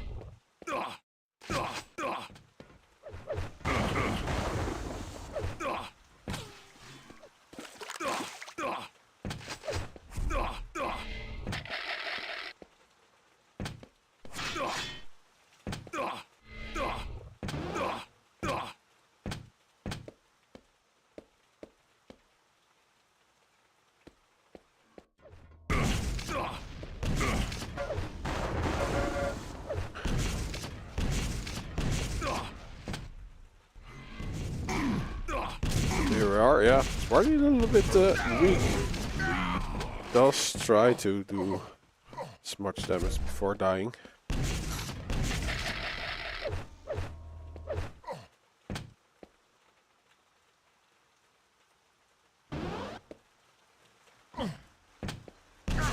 Like his forward dodge was a little bit unpredictable and made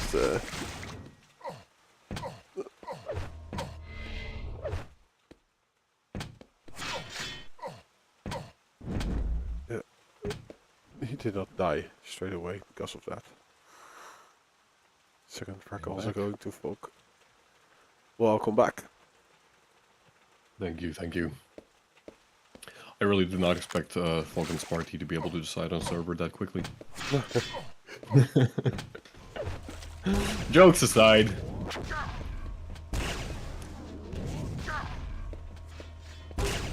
Faulk doing some pretty good damage. Sparty missed. Oh, that was a rocket jump, right? Yeah. That was a rocket jump, yeah. I think that was actually a good call there by Sparty, you know, because like you either have to go for, you know, that ridiculous speed boost there, or you just make it very easy for your opponent to line up a rail. And Faulk has been so far hitting pretty good rails. Only 5 so far, but it's really more about the positioning. Sparty has fallen out of control, like completely. Yeah, barely has anything to work with. Yeah, even these 25 health bubbles are basically doubling, even tripling his stack. Sparty even gonna save the 50 health bubble for the engagement. Right now his objective is just to stay alive for as long as he can, you know, try and maybe steal an armor here and there. He's still missing the railgun, but Faulk's positioning makes it pretty difficult for him to try and get it. Sparty finds an opening to actually steal the mega health. Oh, but Faulk still hitting a pretty good rail there. Has to be careful if Faulk re-peaks. Sparty may be taking a whole lot more damage. Very aggressive drop down by Faulk. Sparty trying to dance around his opponent, but unsuccessfully. 3 minutes in, Faulk collects the 3rd frag. It was a nice attempt by Sparty, but yeah, kind of played it a little bit slow. And, you know, given from how low of a position he actually ended up playing, it could have gone far worse. That's another rail for Faulk. Currently sitting at 72%, 8 out of 11 rails. Yeah, Sparty on. How's the damage exchange speed? Because Faulk is literally right now double Sparty's damage. Partially that's because I feel like Sparty just has not been able to collect the rail whatsoever. Like you can see that Faulk is comfortably, you know, shooting at the Swedish player from pretty long distance.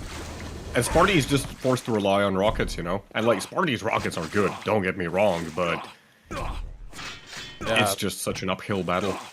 in this instance, like Faulk was making the mistake betting on his rail and not hitting. Yeah, maybe a little careless, but still.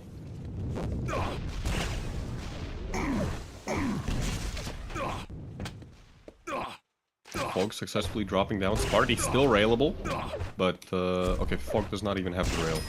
Oh, great! Literally all items on the map are up. I like this move to go for the red first, but Faulk still realizes that the mega had not been taken. 5-minute warning. Nice positioning from Sparty, fighting his way back. It is now Sparty actually hitting 75% rail. Like, as soon as Sparty got the rail, like, he starts doing a lot of damage. And that's what he needed, you know, this entire time. Red armor is up. Faulk not even in position, like he's on the other side of the map. He should have heard it actually being picked up, so it's not a completely desperate situation for Faulk right now. Mega is up. Sparty, on the other hand, just hunting for his opponent. 200 on Sparty right now. My cat is about to destroy my setup.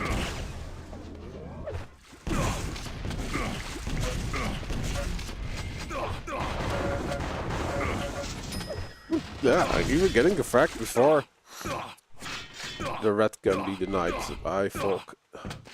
Sparty has all the aces up his sleeve. Great rail there. The rocket by Faulk also pretty damn good, but Sparty's come online. Had maybe a terrible start, but Lead taken. He's making this work right now. That's another red. Mega might be denied by Fog. It is. But, oh dear. Takes the rail, takes the fall damage. Sparty not really hitting any follow-up damage, but... still, he has a pretty good position. Steals the 50 health bubble. That was pretty critical there. And there we go. That's a 6th frag. That's another red, and this Mega should be, like, very easily contestable by Sparty.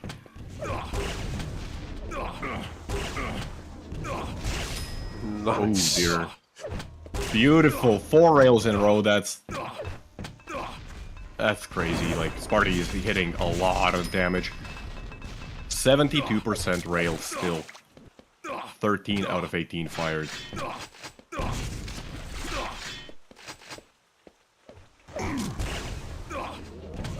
Oh, slight movement error there, and it costs him the frag.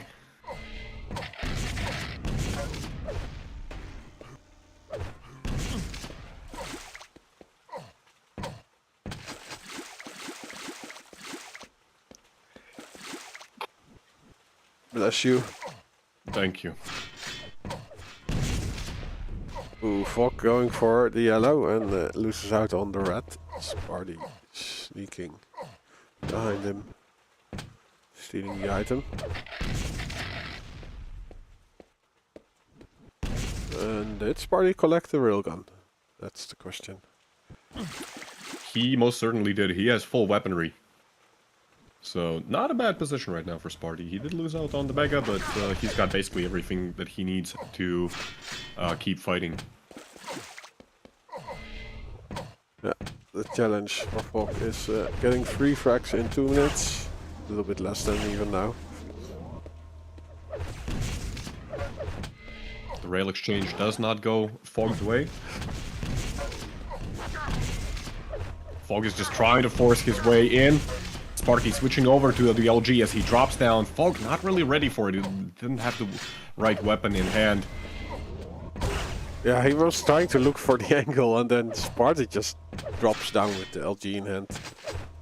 A lot of entry damage from Sparty. Fog is railable. Sparty trying to push with the LG. Doesn't get any real damage in, and that allows Fog to get the red armor. And if he's not careful, 1 minute warning. yeah, gives up the Mega as well. Surprised, yeah. Sparty playing a bit safe right now. Yeah, I'm a little surprised, but on Okay. the other hand, I just noticed that like it's 45 seconds remaining, and Sparty hits a beautiful rocket as Fog emerges from the teleporter. Final score is going to be 5-9. Furious Heights, map number 1, goes to Sparty. The Swedish Mayo King himself. The Mayo Overlord. Oh, I am a cat in my lap. The major of Mayo time. Vote now. Vote passed.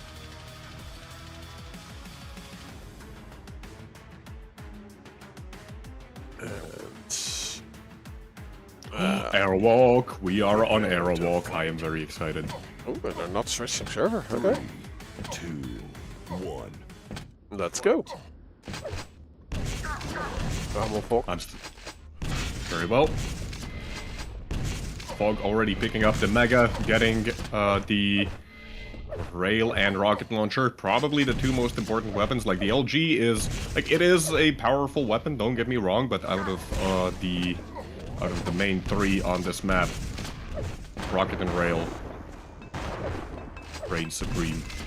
The red armor is up. Fog has been pushed out of that area. He's already setting up for the Mega, but oh, he gets caught off guard. 2 rockets to the back, and Sparty able to secure the first frag, and on a very good stack this entire time. 2 great rockets. Tries to get a bit of a headshot there, but unable to find the angle.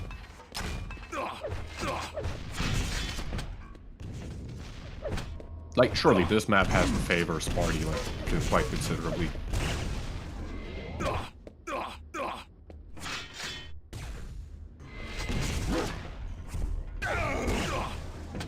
Sparty actually taking a lot of damage. Quite the beating. Both players are available though. Oh, nice move there by Sparty in the last moment. Stealing the Mega. Faulk not ready for that move.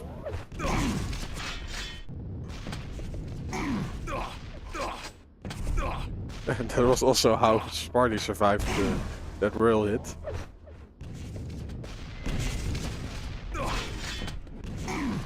Sparty even denying the yellow armor. Oh, almost taking a rocket to the face, but again, like rail after rail, like Sparty is on fire.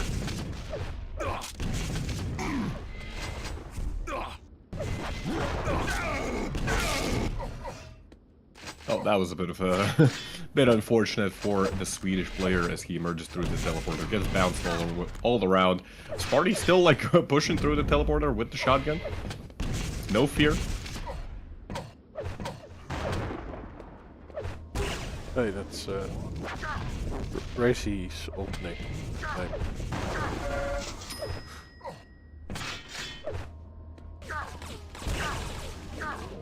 I see.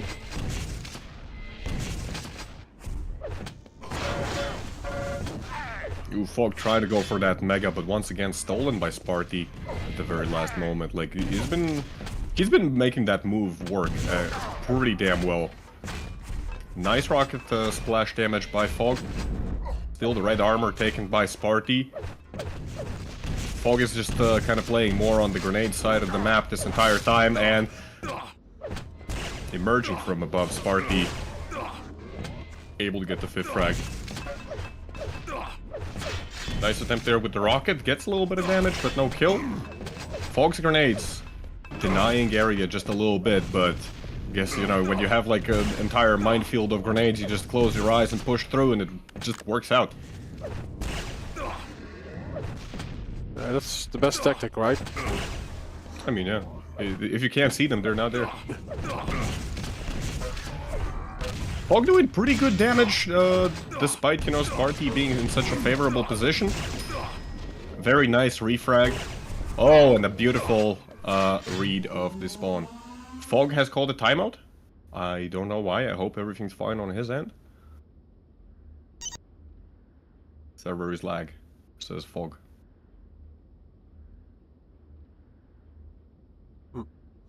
Can you turn off the lag? Yeah, sure. Thanks.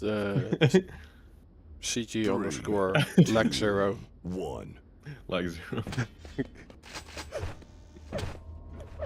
No, it's on server side, so it must be SV underscore. Oh, okay.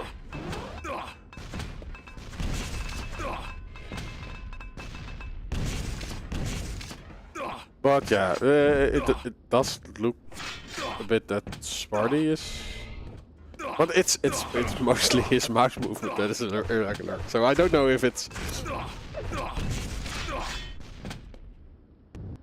like packet loss or his mouse. Maybe both. I'm not sure. Sparty is kind of one of the more shakier players, I gotta say.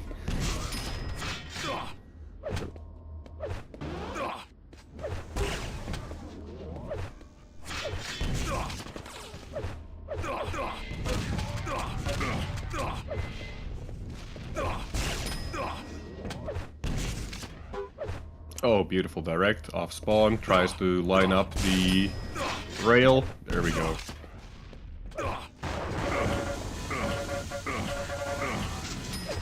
Pretty good damage inflicted there by Faulk. Sparty also failing the jump up to red. Might be going down. There we go. Faulk finds the opening, he gets the... Oh no! Doesn't get the mega health. And like the red was also still up. Yeah, like Faulk did not even realize, I don't think, that the red was still up this entire time. Oh my goodness, like that should have been like an opening for the start of the comeback, like it was perfect, you know? He gets a frag, gets the mega, then he rotates over to red armor, and all of it just falls apart. I mean, Faulk, he's still getting a couple frags, and I mean, it looks scary, you know, you got like 9 frag difference, but you gotta remember, this is Airwalk. This is probably one of the only dual maps where you can actually get the excellent medal. Nice.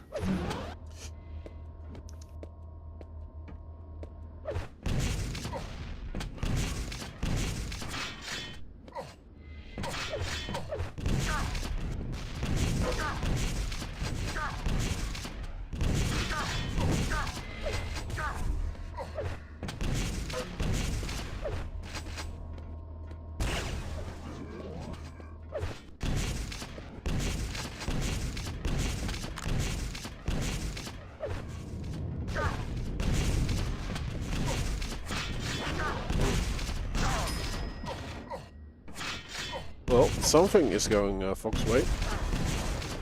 Yeah, he's slowly but surely clawing his way back into the game. Red armor coming up in 3 seconds. Fog trying to force it, but he doesn't really have an LG, which he desperately needs right now. 18 health. Red armor is up still. Sparty is railable. Oh, and nice. the crazy thing is, like, if he had picked up the other health bubble, like, just in time, he would have been able to survive that rail at least, and maybe even get a frag onto Fog, but no such luck. Sparty once again stealing the mega health. That looks like it's gonna be the name of the game. Sparty stealing mega after mega, and just completely throwing the Russian player off balance.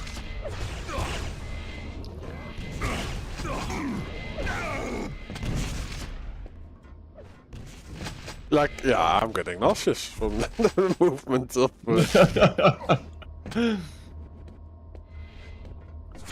mouse movement from Sparty. Fog? Now Sparty only moves 5 frags? like Jagger. Fog now only 5 frags behind. He has a reasonable stack. Gonna collect the red armor as well. Tries to... He's having problems with that red armor. It's not that easy. Ooh, good rockets there by Fog. Sparty, is he railable? He is railable. But Fog just cannot find the angle. Ooh, almost hitting that.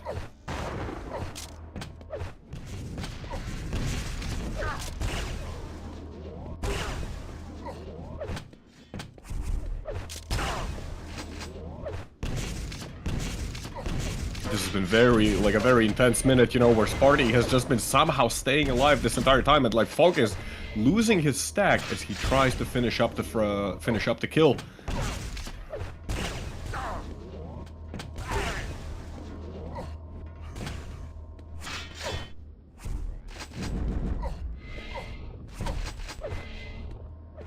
Sparty very low. There we go. 1 minute 20 seconds, 4 frags. If there's a map where this is relatively easy to achieve, it has to be Airwalk. Will Sparty be able to stay in control? Red armor not coming up for another 15 seconds. The only armor that's currently up is the yellow, and Fog is in position to pick it up. 1 minute. We do have to remember there's a couple greens as well.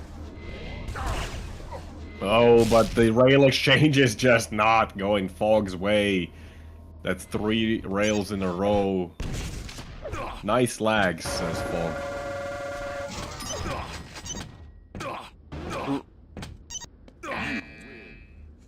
GG's. GG's have been called. Sparty taking the series. Yep. Oh, here it comes. If it was LAN, results would be same. there it goes. The if it was LAN argument.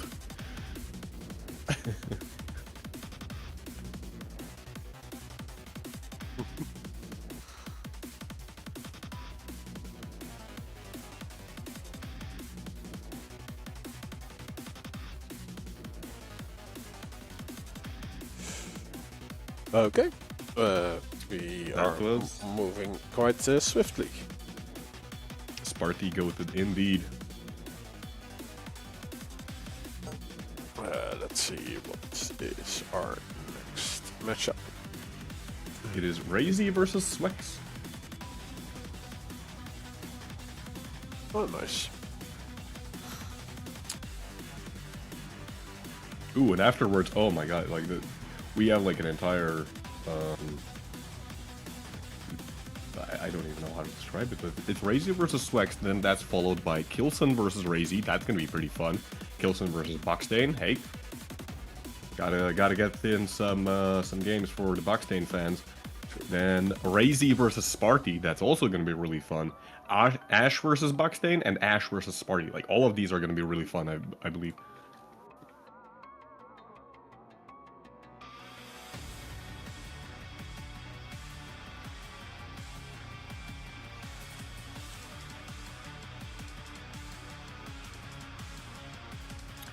Looks like they're trying to decide upon which server they're going to play on, I believe, maybe? Looks like the Polish one.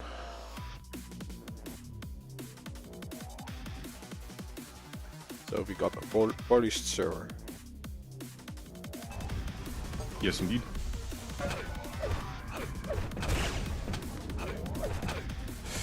Let's see what are the picks and bets.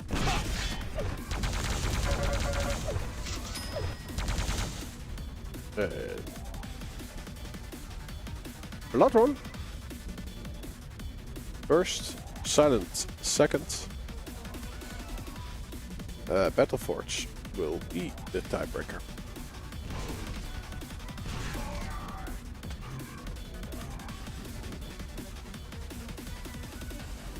How did actually Razy do last season? He placed himself directly, so at least top 8. Actually, yeah, he ended up being top 8. I remember that it came down to... he was actually very close to ending up in the 9th spot and not being able to qualify directly to the season number 4. But, yeah. I think a lot of people were a little surprised because, you know, like, it's Razy, you know, he had such a dominating performance in Quake Champions, but Quake Champions, like, it is fundamentally a different game. Is it though? Like I haven't played the new patch though, but it has moved closer to Quake Live in terms of stats. Yeah, that's true. But like, still, there's like Quake Champions is just overall a more aggressive game, and the abilities they add another aspect, you know, to how you approach the game overall. And I feel like, you know, Razy, if I'm not mistaken, at one point, you know, when he was really grinding for the for QPL, what he was doing is actually playing like every single champion, and he was trying to get, you know, to the highest possible rank, like to the elite ranks. And he did that. He actually completed that challenge. All 16 champions, played with all of them, got to elite rank, and that's, you know, that's what allowed him to be so good at Quake Champions, because he knew everything inside out. Whereas, yeah, Quake Live, different story. Everyone's on the same boat. There's not really. Oh dear, Razy, what happened? He tried to rocket jump to the red, but yeah, last season, like, you see him play better every round until mid-season. It just started to still a bit, and the last few matches were actually really bad from his side.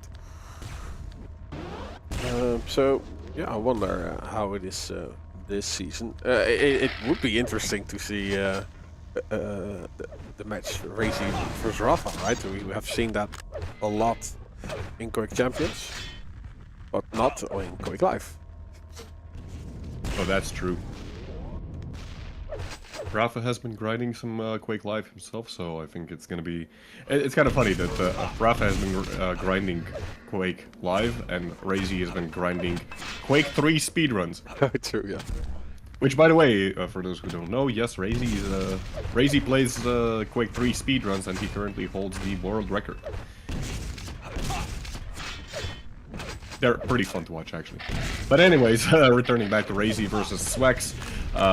Minute and a half in, the score currently is -1 to 2. Not a good start for Razy whatsoever.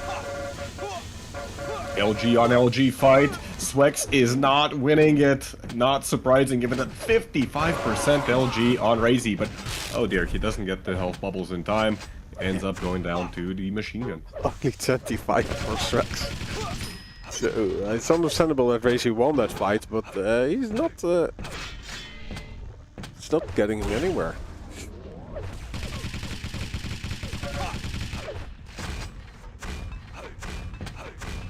He's not yet.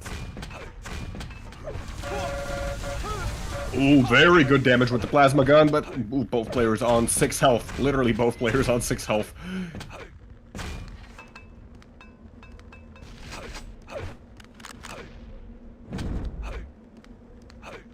Yeah, Mega Health will be spawning first. Swax nowhere near that item. Razy, like, with a lot of stack. Already before the Mega Health got picked up. There we go, he just casually does a 360.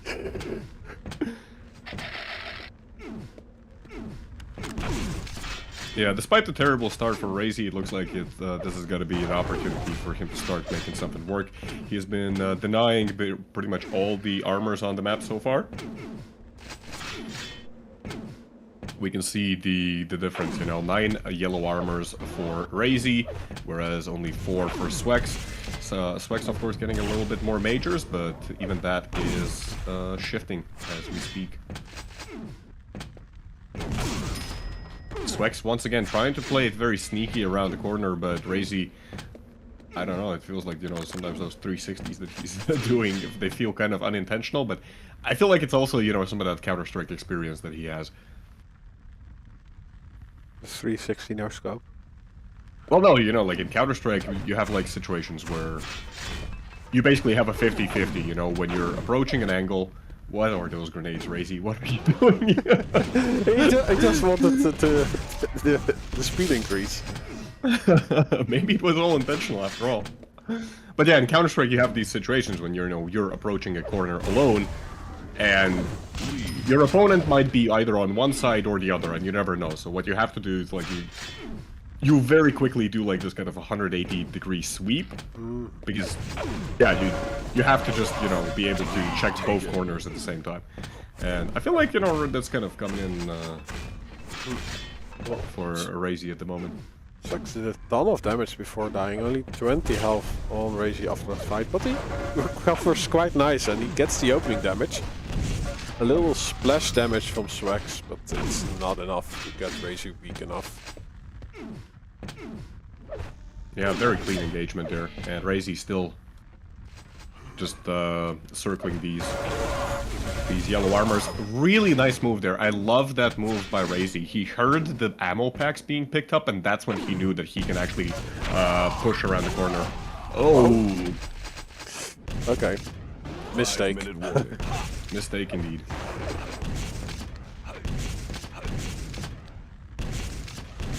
Should I now ask if this your knob gobbler? What? Well, last time I asked if your knob gobbler is Razy. But is Razy your knob gobbler? Yeah. That's a good question. We may never know. Ooh, Swax actually getting a very easy frag there. Yeah, it's also getting him some control. The Mega Health gets stolen, Razy. What? I don't know. Swax ran out of ammo there. And Razy, I don't know, he was just like doing 360s and still hitting stuff. Oh my goodness. Waiting on this health bubble. Razy jumping to the red. Gets He's punished. still railable, has to be careful. He's playing for this heavy or mega. I'm not. Wise decision to retreat there. He still needs health. He desperately needs health. The score is tied. We're 6-6, 6 minutes in. A lot of 666 must be the devil's work. Indeed. Lead taken. Okay. This time around, Swax has a great position and Razy appears behind him. And Swax also has a perfect 180.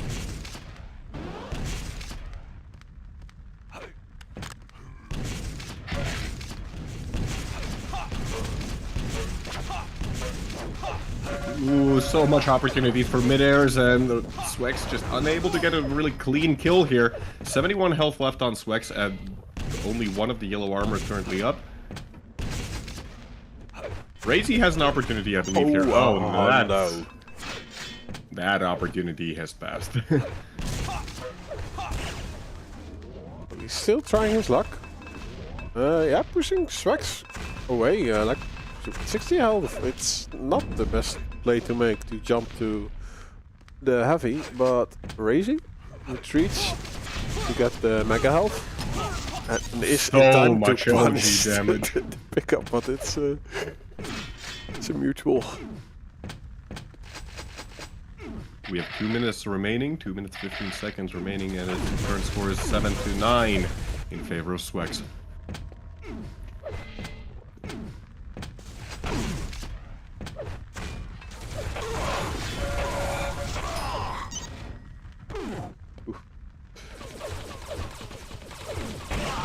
No, not happening. Razy going all in. Losing out on the mega and another life, and time is not on his side.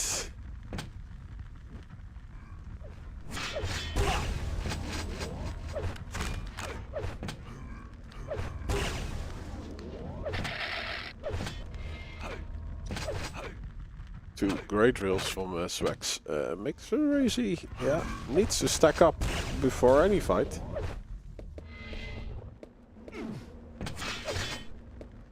Able to get the yellow. He also needs to pressure the items.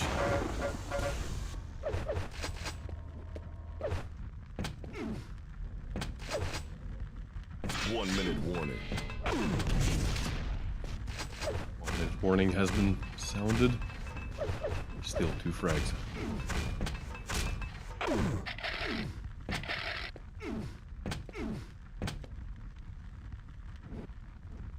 Swax setting up a fortress of doom in the infamous plasma gun room.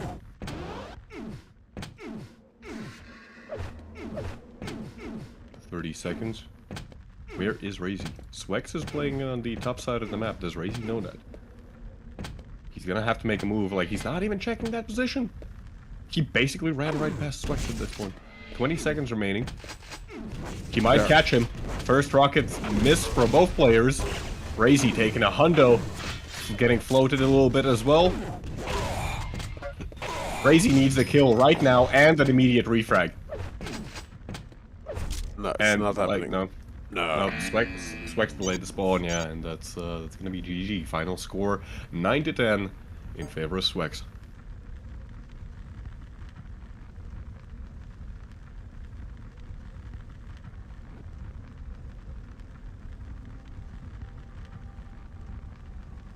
Yeah. Like the last 2 minutes were currently played by Swax.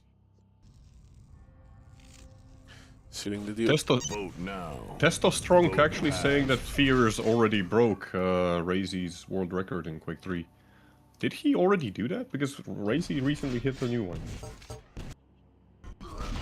What is going on? Yeah, it's Those guys, basically going back and forth like on a weekly basis.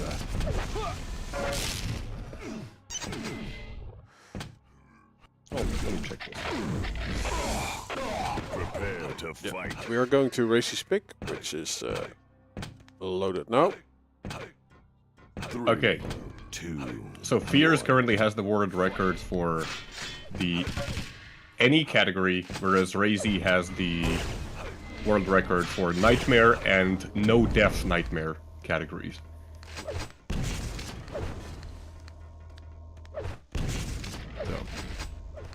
Fear's gotta step his game up. Anyways, silence. Was this whose pick was this? Razy. This was Razy's pick.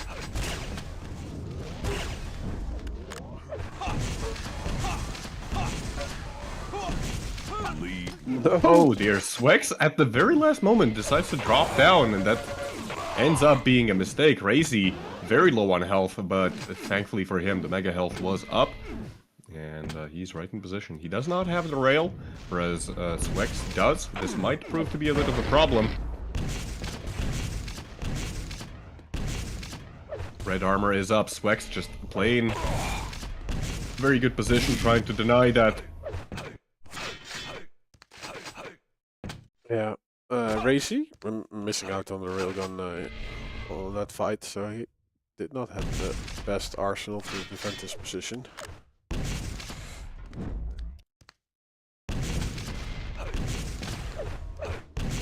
I really feel like, you know, he should have maybe just disengaged. Maybe try and use the red armor as a bait there.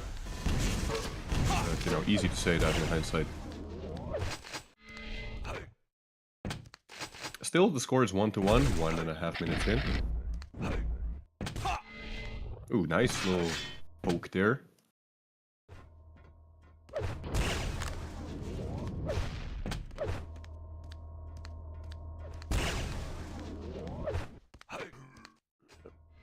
Few seconds before the mega will be spawning, but they are mostly interesting in this fight.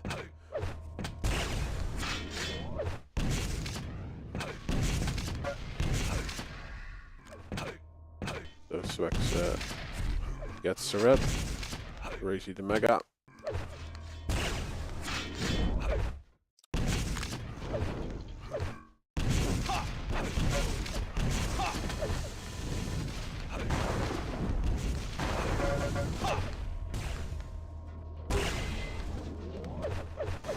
And they switched position. I don't think like Razy had the better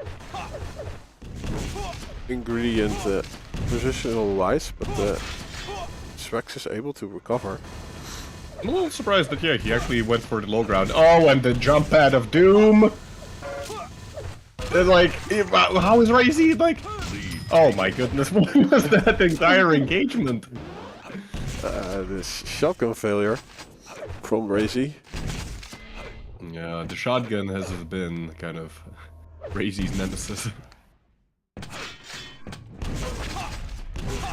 Okay, very aggressive push coming out from Razy.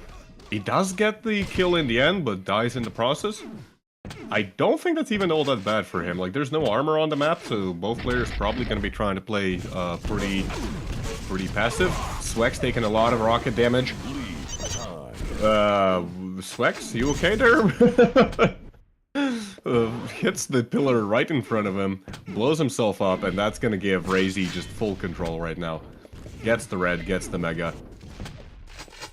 Full weaponry as well. Swax, he does have a railgun of his own, so not completely out of the fight, but... Mistake. Mistake indeed. Nice little rocket there. Lead taken. And the follow-up LG.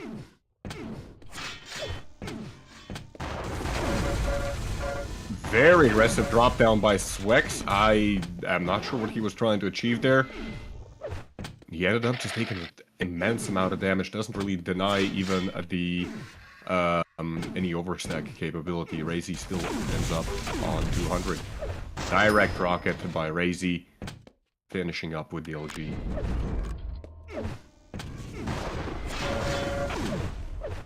Another very aggressive move coming out from Swax. The fight for the yellow is commencing. Razy just sneaks up. Gets the frag. Gets pushed into the mega health. 5-minute warning. And yeah, Swax. Oh, nicely Into done! sparkles.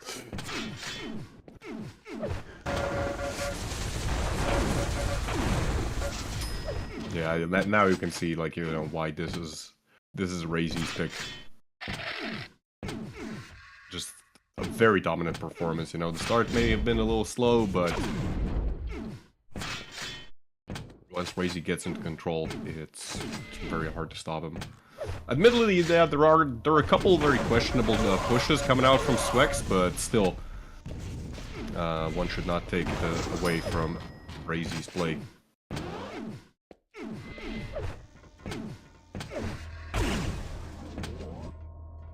Very uncharacteristically low accuracy percentages actually coming out from Razy. 24% LG, 20% rail. Like those are like my stats.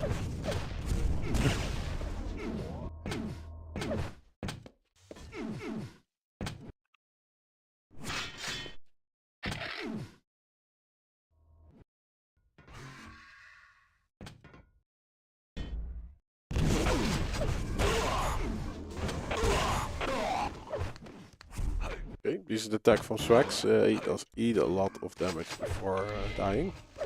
But again, regenerate his health with the mega health. Easy though with the shotgun, removing all the armor he was working with, but Swax is able to collect this red. The yellow going to Razy, but being stripped right away by the rail from Swax. Ooh, Swax, you are quite early on this one. I do hear footsteps of Razy and his railgun, but nothing raining down onto Swax. Right now, like, Razy's just setting up camp over the yellow armor. He's not even showing up for the red. And to be honest, why would he? He's at a switch to defensive mode. Yeah, he's this is kind of similar to, you know, how Razy would play in Quake Champions on a map like Corrupted Keep, you know? He would get an early advantage and then just switch to an extremely passive style of play. And it makes it very difficult for anyone to really do anything against him.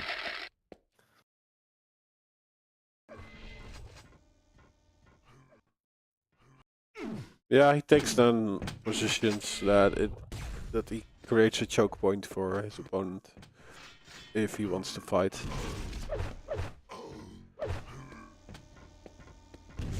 Swax trying his luck with a rocket jump. Ooh, but this time around Razy's defensive damage is not there.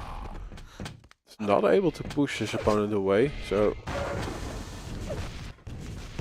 Swax still very good. Healthy after this fight. Not after this rocket though. I was exactly gonna say that, like, this is an opportunity for Swax to get like another frag and then just a direct rocket from Razy. Flips everything up on its head.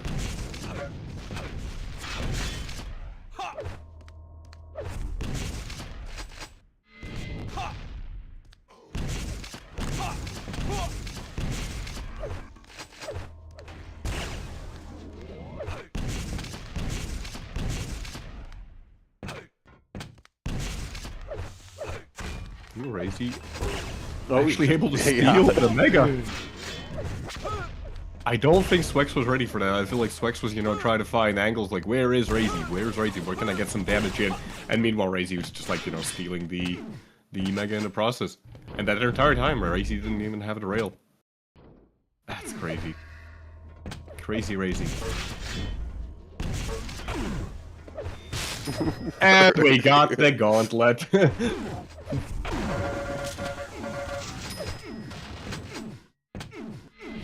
That's how you know when Razy's feeling it, you know, when he gets the gauntlet kill.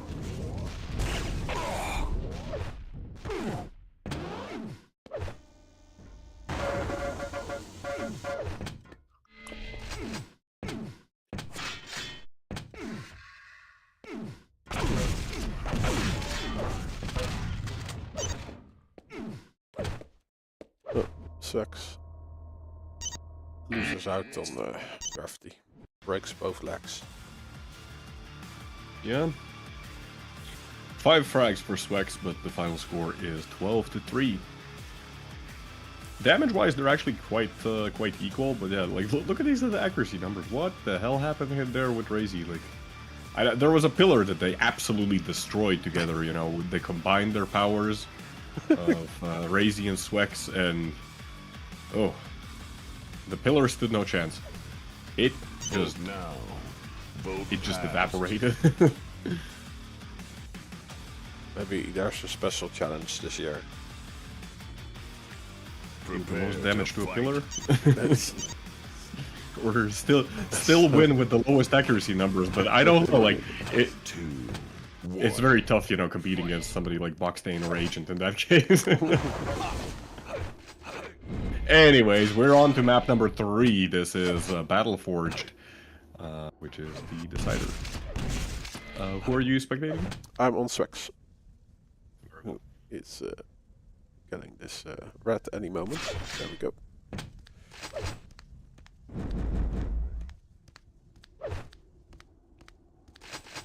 So some extra health for him.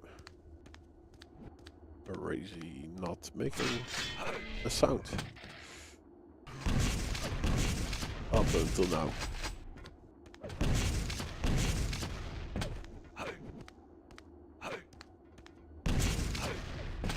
Shots fired, no damage exchanged. And Razy just appearing out of thin air, stealing the heavy, but Swax's defensive damage is enough, for now at least.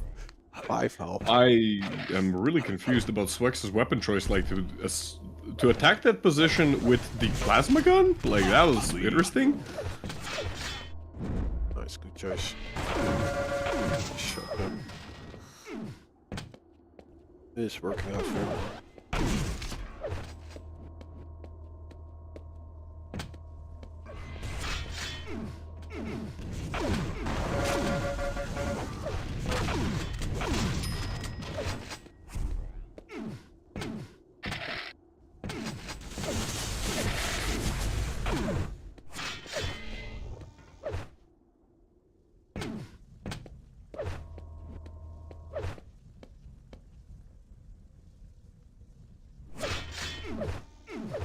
Razy off to a pretty good start, like so far 2 minutes in, already 3 frags up.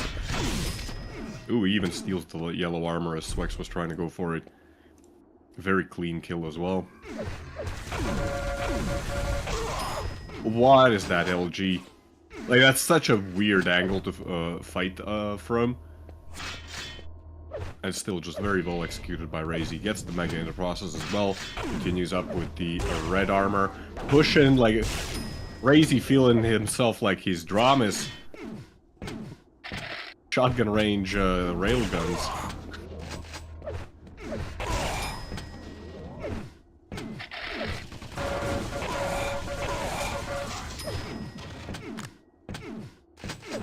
Uh, 100% real on the Razy. Indeed.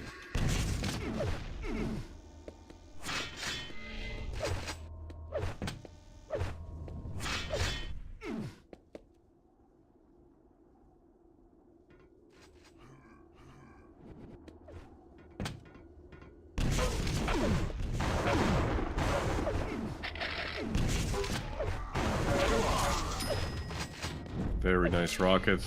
Takes a lot of damage in the process as well, but should be able to restack. Like, he might be giving up one of the major items at this point. Actually, wait, Swax is not even going for the Mega. Okay, he is at Mega. Does get it. But still, Razy, pretty comfortable right now. Gets the yellow armor on top of that. Swax, 225. Razy, a very similar 235 total stack.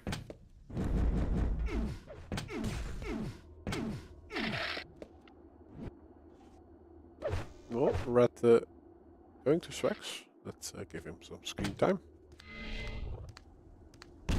Is Razy, like, is this the moment where Razy switches over to just incredibly passive play?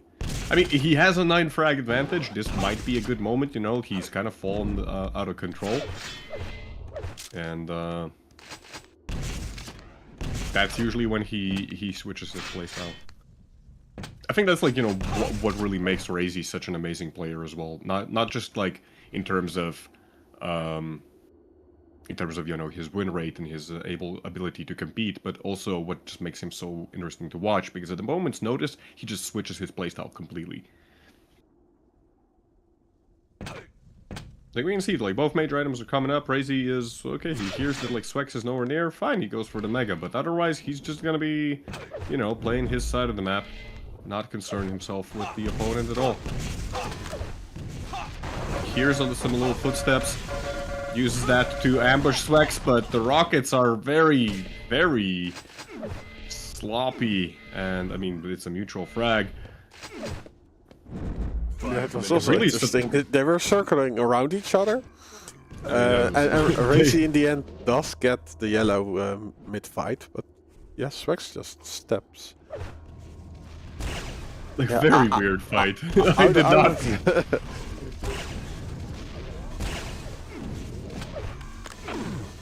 Like, I think, yeah, if Swax was able to pick up that yellow on the first rotation around each other, he would be the last man standing.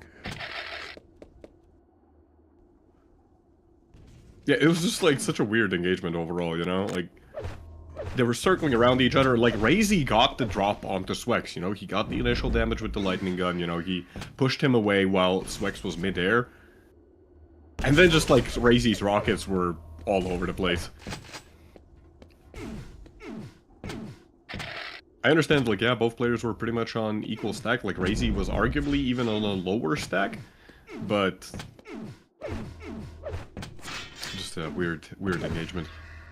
At the end of the day, it is still 9-0. Oh dear, Swax trying to push his way up the jump pad. Gets pushed away. Nice move there by Swax. Anticipating the 50 health bubble pickup. But he's got a very, very steep hill to climb right now. 3.5 minutes remaining. He needs 8 more frags. And we've seen, you know, the difficulty that Swax has been having.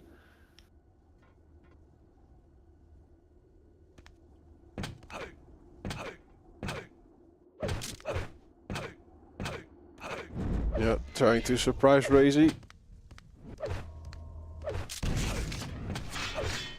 But not finding Razy at all.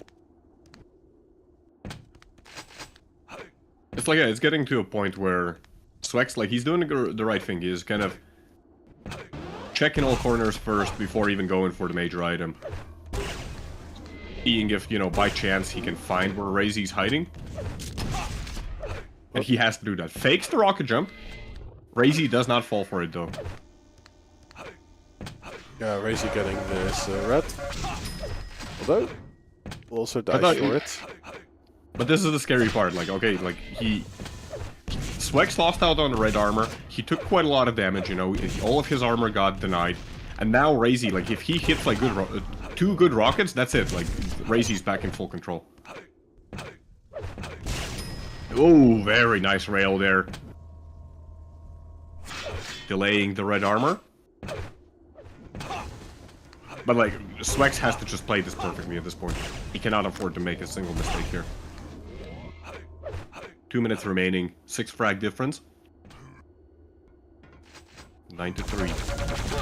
Very nice trap. Interesting idea again to switch to the plasma gun. Like, I would expect really for him to go for the LG. Yeah, that would also make his position known. Ah, that's a good point. That is absolutely a good point. The LG does, of course, hum a little bit when you have it, when you're holding it. And there we go. The potentially fatal frag from Razy. Minute 15 seconds remaining, 6 frag difference. I think this is it. Especially like now that Razy has been once again picking up more of the major items. It's gonna be extremely difficult for Swax to do anything there. 1 minute warning. If not impossible.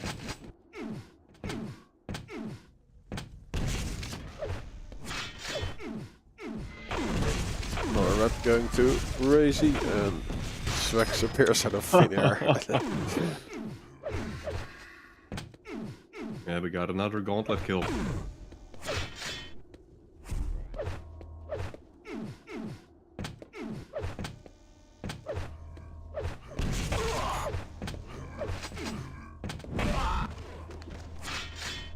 Like, I don't think the scoreline even shows how well Razy played this. It's not close, but it's also a lot more one-sided, I think, than the scoreline says. Razy with that super early advantage there, and and then having like 2-3 minutes where he just completely disappears off the map and Swax can't really do anything. Like that mutual frag kind of ended up kind of messing everything up, but still very, very well played by Razy. Yep, Razy taking the win. And we have another Razy match.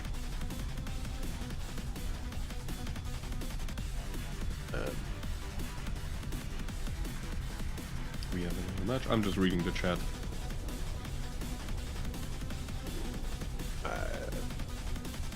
Which we also have seen in QUAKE Champions. It's against Kilson.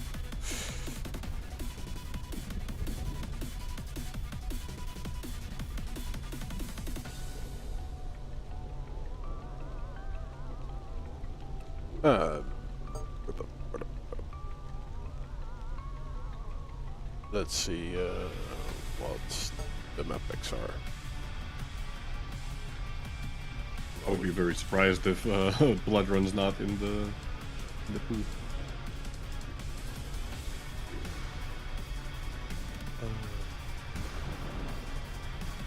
Oh, they are going to play on Mikey's server.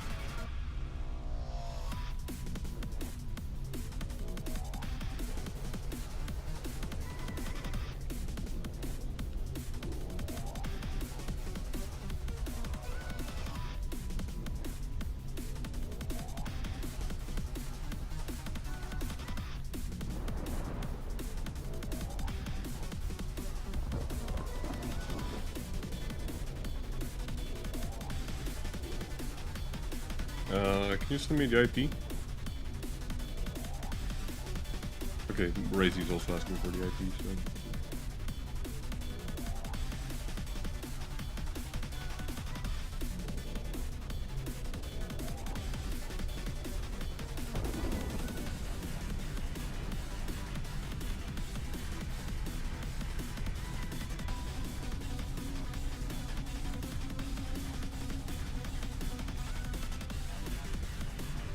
I can't find it. I don't know why. There we go. Okay, we have a server. Nice.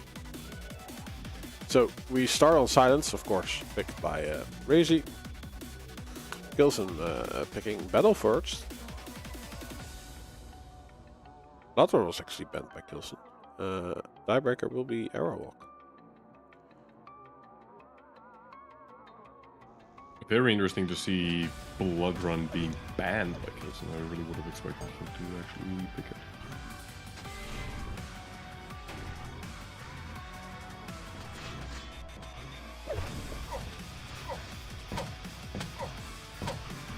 I do hope it goes to arrow walk.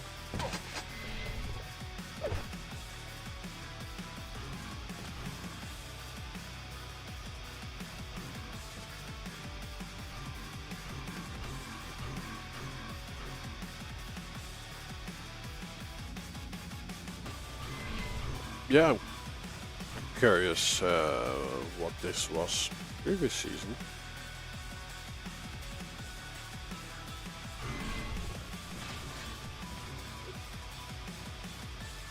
I would say on paper, Kilson has more experience.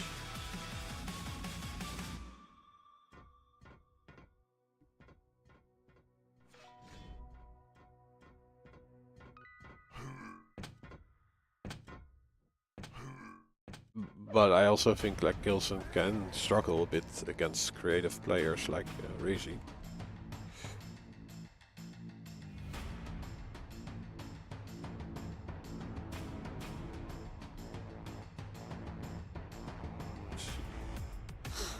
It was 1-2 for Kilson last season.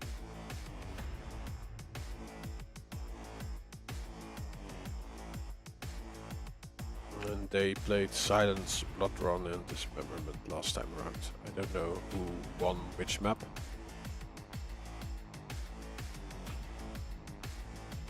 Yeah, I also don't remember. Yeah, Razy won 2-1 against Swax.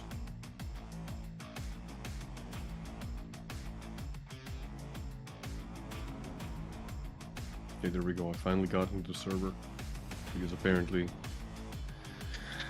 I had to download some nonsense.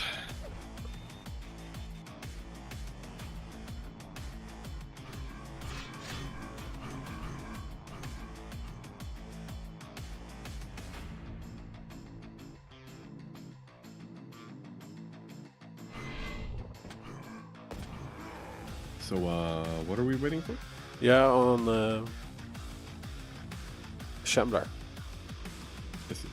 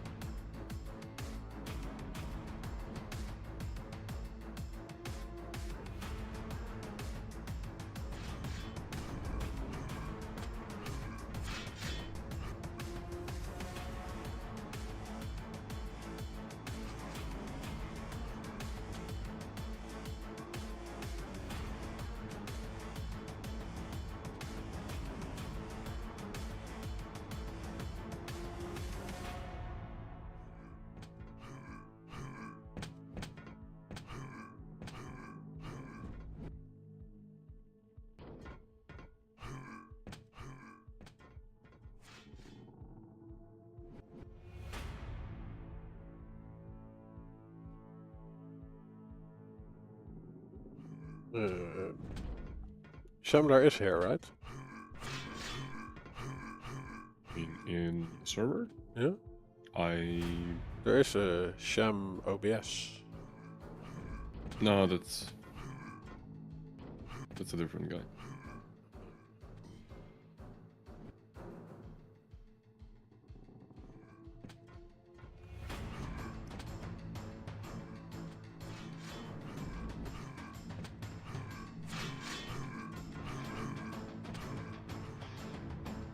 Apparently, yes, Shambler's having issues with joining the server.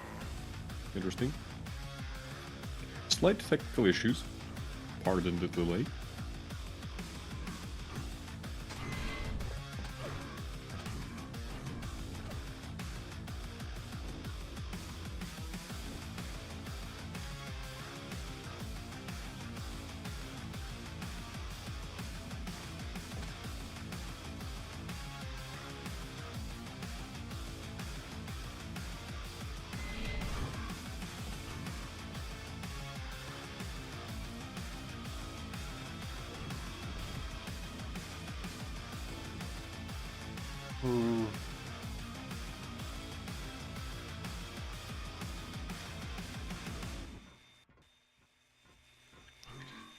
Could we merge the chats?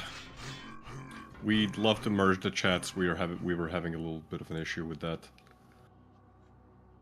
Yeah, we try to, but it seems that it only works with Chrome and Firefox.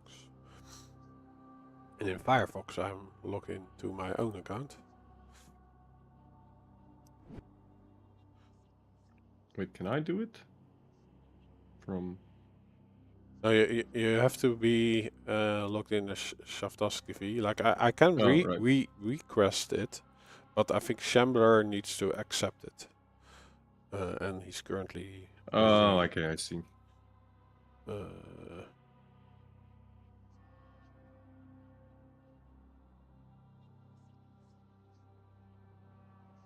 Yeah, so probably we'll just set it up for the next one. That was the plan all along, to have it, you know, the chats kind of combined between the two channels, but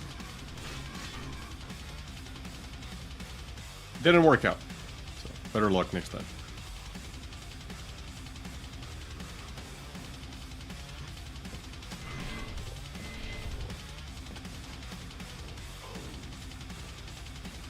So hello everyone on YouTube as well.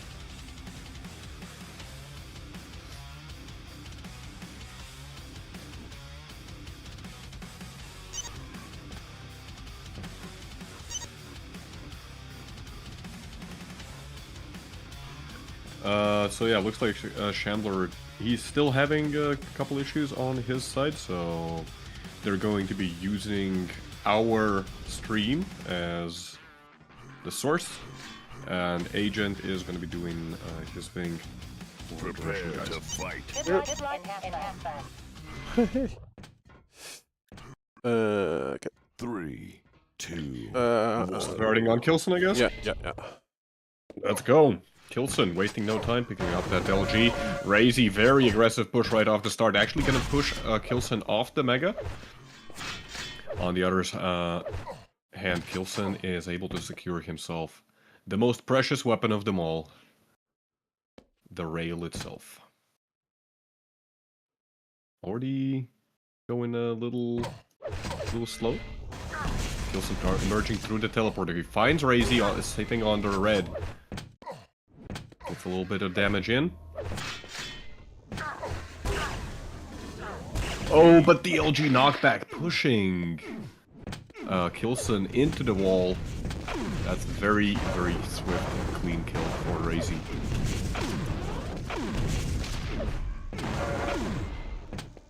Very nice little dance there as well by Razy, allowing him to actually... oh my. Razy, please! That was way too close, way too close. Razy's real opponent, I guess, is the shotgun.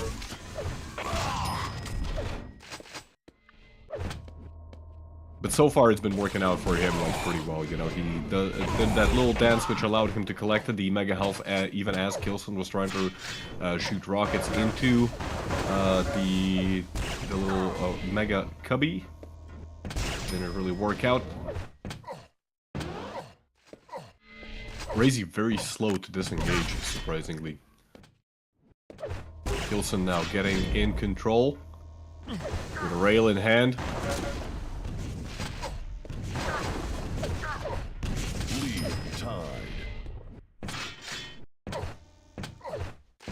We are back to a tied match.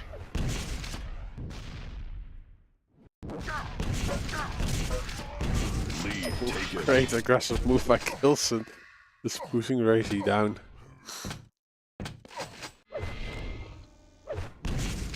Controlling his trajectory with the rockets, which makes it easy to hit the follow-up. The red is stolen, but Razy is not able to get out. Yeah, it looked like he got stuck on the corner, and Kilson, like, I think if he stuck around, he may have even gotten even more damage than he already did.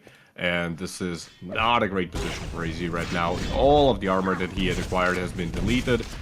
He's still railable this entire time. Even the 5 health bubbles are not going to be enough. Drops into the water. Almost goes down once again. Razy just barely surviving. Finally goes down. Kilson now 200 against a fresh spawn Razy who only has the rocket launcher. Interesting for Kilson to actually Like, it felt like he took a bit of a detour to go for that yellow armor, and he already heard it being picked up by Razy. I think that's a missed opportunity for some damage. Good read there on a DLG pickup, though. Okay, that's an interesting rail.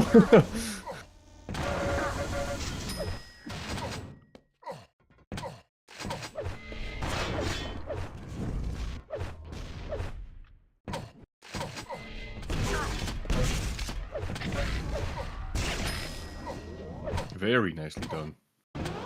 Once again, the jump pad over at the red armor.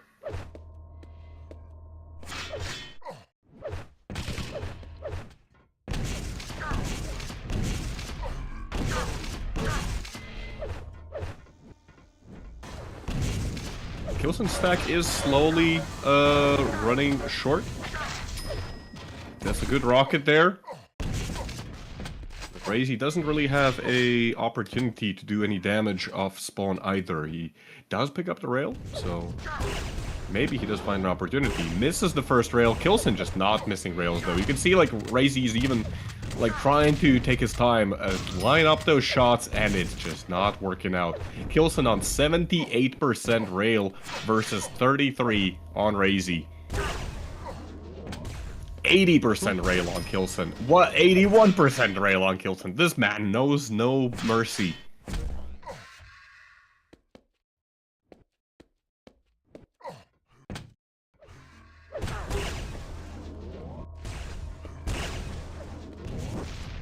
Five-minute warning.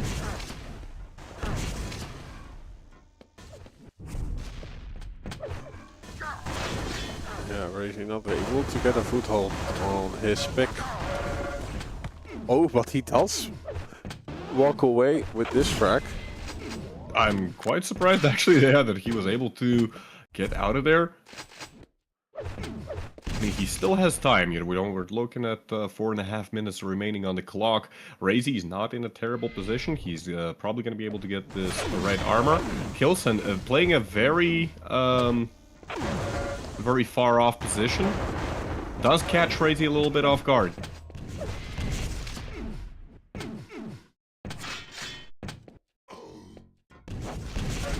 Ooh, Kilson trying to walk backwards through the teleporter, almost missing it. But this is perfect right now. He's got, Razy's got full control. He has all the weapons. Ooh, takes one rail though. Kilson is still sitting at 78% rail. Yeah, Kilson playing for this yellow, but Razy steps in, pushes him away. Very aggressive push coming out from Razy. The LG just is not there. What is going on? Starts a close fight. Red is up. Ooh. What? How Okay. is this possible? Okay. I just... Razy again, like, once just channeling his inner dramas, you know? He's been missing rail after rail after rail, and then just goes, you know, point-blank range railguns. Okay. I mean, it works, like, in the span of, what, 2 minutes, Razy has been able to get almost back onto a tied game. There's 3 minutes remaining. Razy's still on a very good stack. 170-200 Kilson without any armor whatsoever. He's not even full health. Beautiful rocket there by Razy. 1 frag difference. I think Kilson may have gone a little bit overconfident at one point there. Ooh, actually very good rockets by Kilson. That gives him some breathing room. Red armor is up. Razy already setting up for it. Yellow armor immediately after Kilson, playing the high ground. Is Razy going to be able to at least deny it? He does, but he takes a lot of damage in the process. Even a 50 health bubble, like, gets immediately denied. Rails exchanged. Razy and Kilson both railable. Neither want to really expose themselves. Oh dear.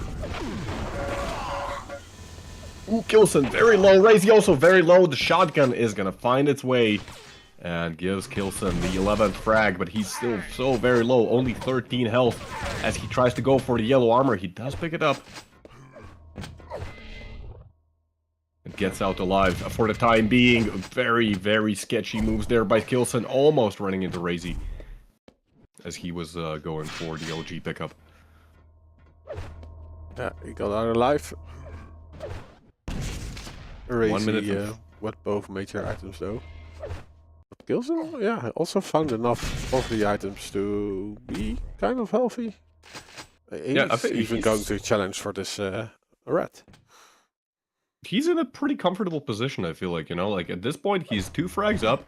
He can go just ultra defensive, play, you know, around the yellow armor, not even show up for the major items. And as long as his positioning is fine, it's going to be extremely hard for Razy to push into him.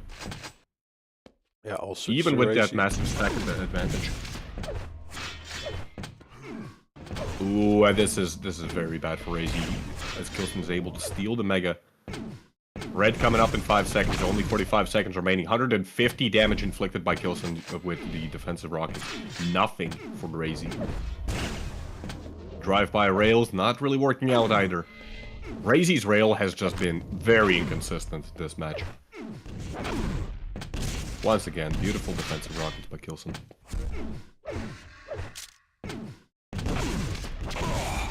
The German player, once again, just proving that despite, you know, despite having played the game for so long, he's still got it. He can still challenge the world's other best players. 12-9 is the final score. Silence goes to Kilson.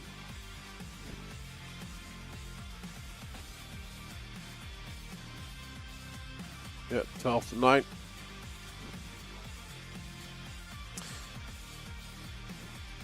Yeah. Railson was definitely Vote now.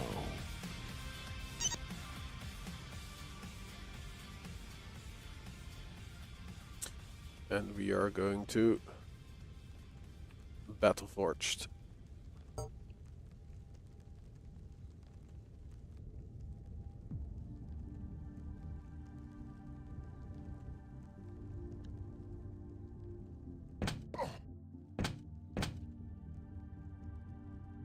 Vote passed.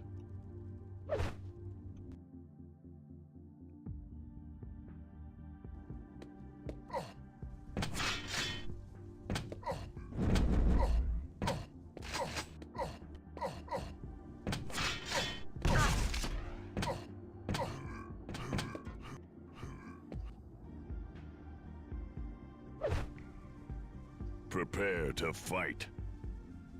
Wasting no time, really. We're going straight into map number 2. Good luck and have fun. 3, Good luck and have 2. fun. And this was Kilson's pick, if I'm not mistaken, right? Sure.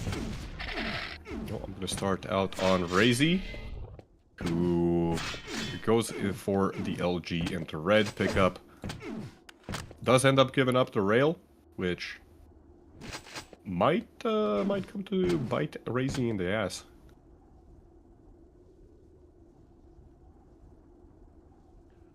Yeah, he has to wait a long time for this yellow. That spawns at the same time as the red.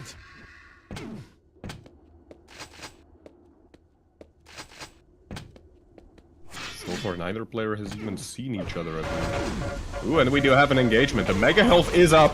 Razy gets thrown over Kilson onto the Mega. Kilson giving away with just 13 health. You can see he's scared. He does not know where Razy could be hiding.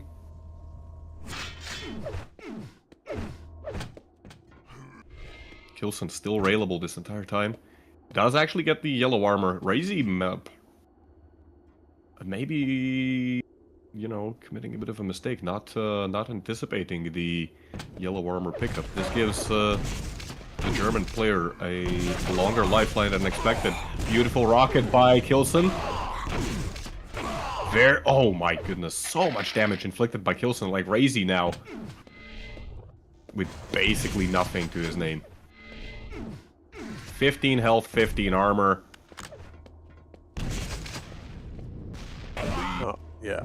Get shot in the kneecaps. Ankle's broken.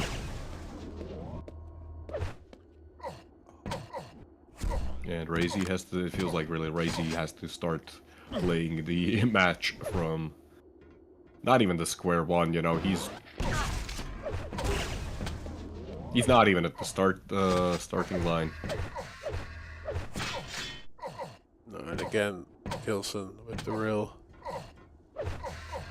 It opens up so much. Absolutely. It is a weapon of his choice for a good reason. It's...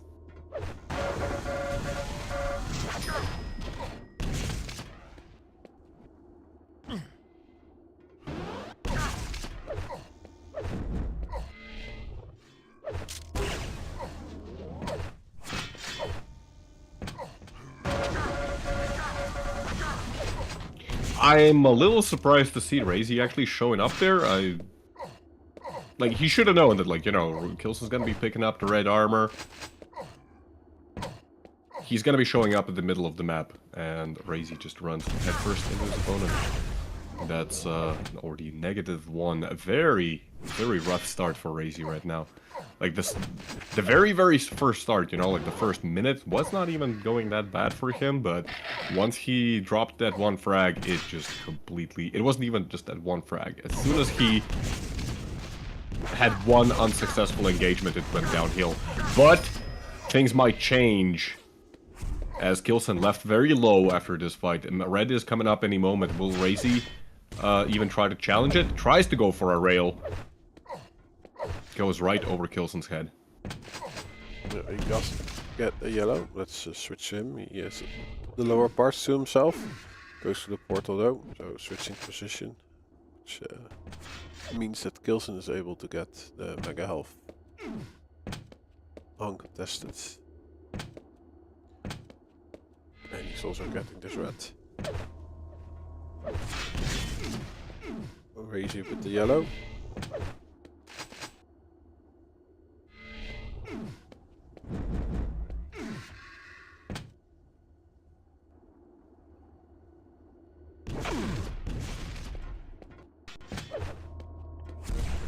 Kilson reading the position very well, getting free damage. Razy able to steal the red armor, but at what cost?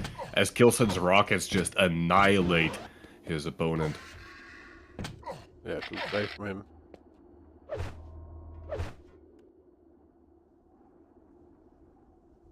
It's one of those peculiarities on this map, because, you know, you want to go for that red armor steal when you can, because you can actually build up quite a lot of speed when you're approaching from the side, and, you know, in an ideal scenario, you go super fast, you get the red armor, and then you immediately drop down, then you disengage. But, you know, if your opponent is even just slightly ready, one rocket and you go flying in in a completely weird direction, and you can't really do anything from there. Razy now. He might have an opportunity, as Kilson pretty low, runs right into Kilson's rocket, and again, just... For every opportunity that Razy gets, like, he ends up getting punished super hard. Razy still playing very far forward, trying to just force the issue.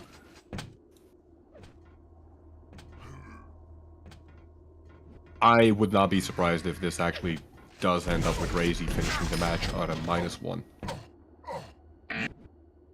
Yeah, there he goes. Game's been forfeited. GG's have been called. Final score 7-1. That was map number 2. Kilson takes the series.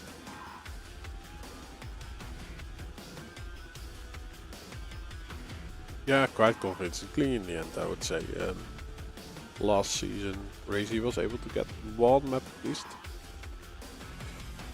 This season, it is Kilson walking away with the series flawlessly.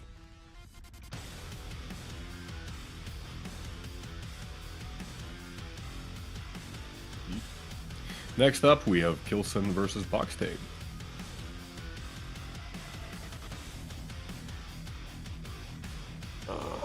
Let's see which maps they are going to play. the Dutch brick himself. Oh, yes.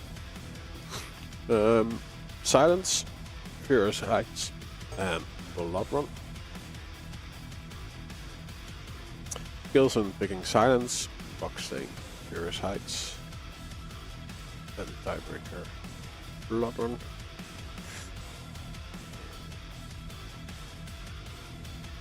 Let's check out where they are going to play.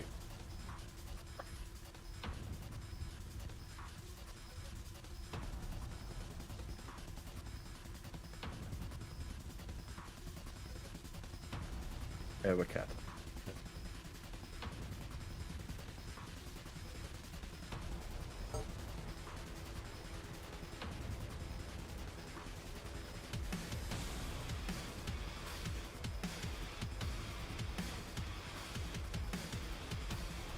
Ow, don't bite me.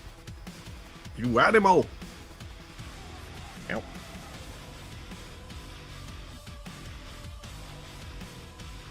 And there is an IP. But Is that the one they're actually going to be playing? Looks like it. well, Kilson is there, so at least one of the players. Because how far ahead are we on schedule?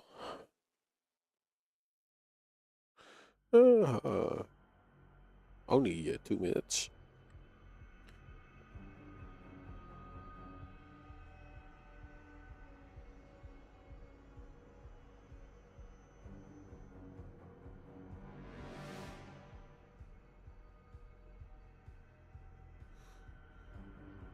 And we'll see Razy again after this match. We still have 4 to go, including this one. Kilson versus Buckstain is up right now. Razy versus Sparty after this one.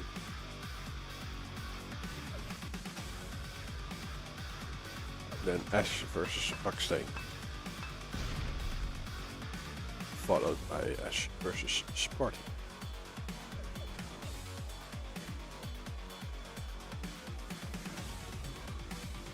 Now, Buckstain entered the server.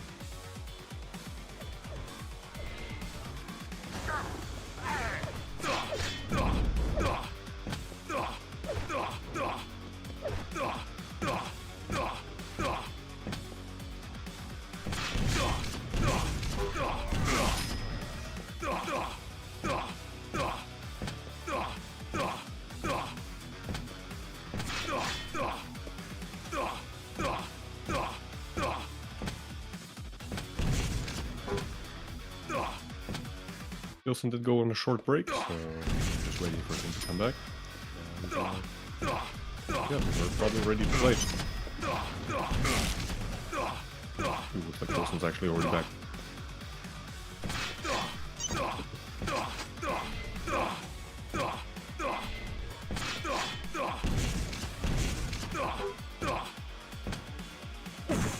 Yeah, I'm not going to, like, I need to install Chrome, and I'm going to do that while I'm the stream.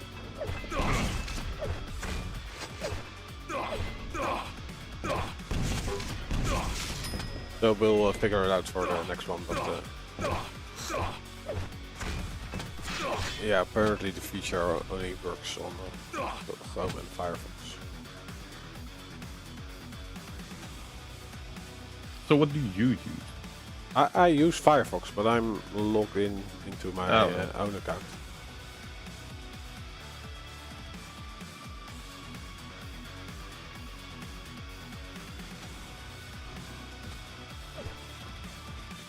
Oh, so do I have my two-factor here?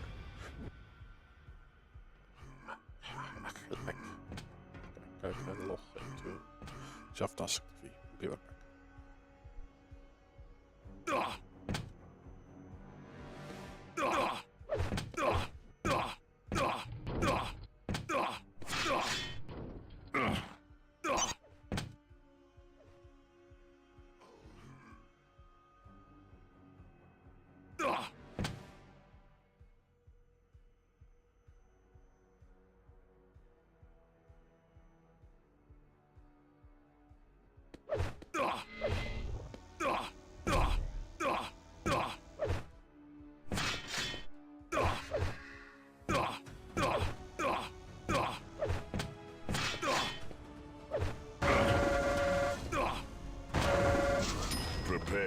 fight.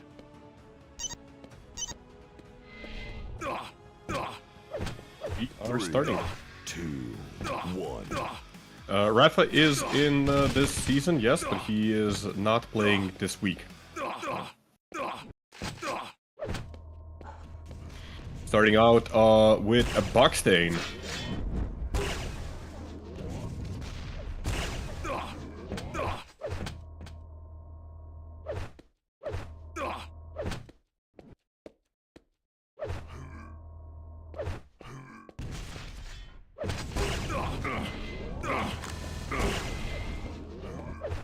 Pretty good start in terms of damage. Buckstain able to get the first blood as Kilson tries to play it pretty aggressive, and Buckstain actually getting a rail immediately after the spawn. Kilson tried to force his way onto the red, almost eating a rocket as he emerged through the teleporter. Buckstain hitting rail after rail. What is going on, my dude? Buckstain's not one of those players that, you know, we see consistently hit, you know, rail after rail, or, you know, just his accuracy in general is one of, like, the weaker out of all the players in this season. But he's right now hitting 9 out of 11 rails, make that 9 out of 12, but still, that's 75% railgun accuracy, not something you expect out of the Dutch player. Very nice rocket. Kilson once again trying to force the issue, playing very aggressive, and finally Buckstain missing the rail and going down. Ooh, very sad for him, like, does not get the red armor either. And now it's Kilson's turn to start railing.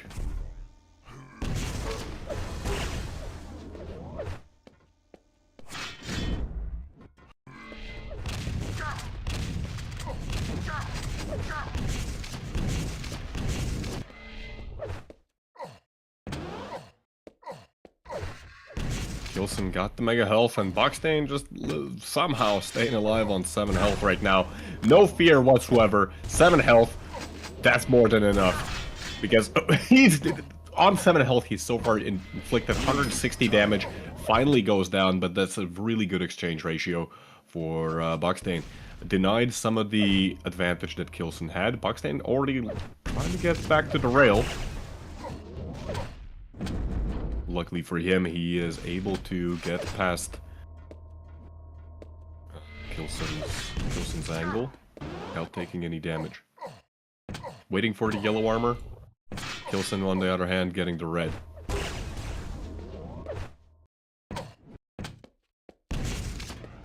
Very scary stack right now on Kilson, who's sitting on 200-200.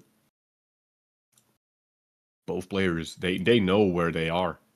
But they're playing so slow, making for one to make the first mistake.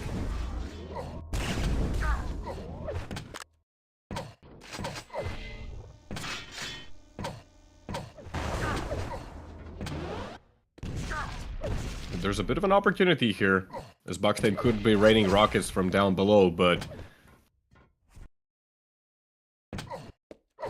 Kilson gets away largely unscathed. The yellow armor is going to be coming up with only a 2-second delay between the red, and this could be a potential opportunity for Buckstain to get a pretty sizable stack. Shot in the back into Kilson instead, though. Doesn't really try and get the red. It doesn't really achieve much because, ooh, as I say that, actually he steals the mega. Still such a huge damage.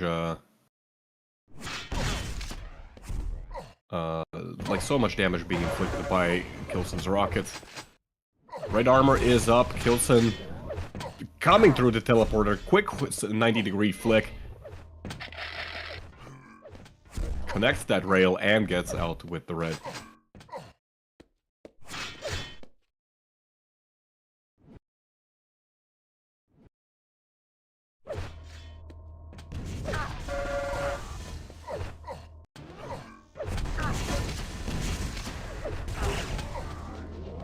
Buckstain inflicting good damage, both players railable. Kilson tried to set up an angle on the red, all things considered. Buckstein has been doing the best he can. He's been out of control for a very long time now. But he's not dying. That's the most important thing right now. Just stay alive. Try to find those opportunities for some damage, you know?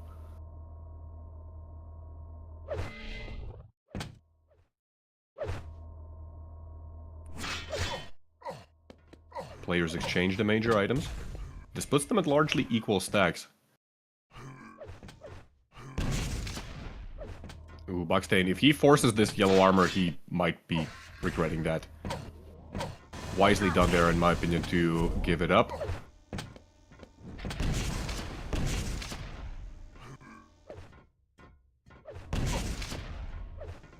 Since Kilson was already heavily overstacked on armor, he doesn't even get all that much benefit out of actually collecting it. Like, the biggest part of that was to deny it. But once again, very good rails from Buckstein. Gets the Mega on top of that. That's 3 rails in a row. Kilson, he's losing his advantage when it comes to the stack. If he goes for this yellow, might be a decisive mistake. Buckstein, the rocket doesn't really do enough to continue the attack. Red armor for Buckstein now. Kilson.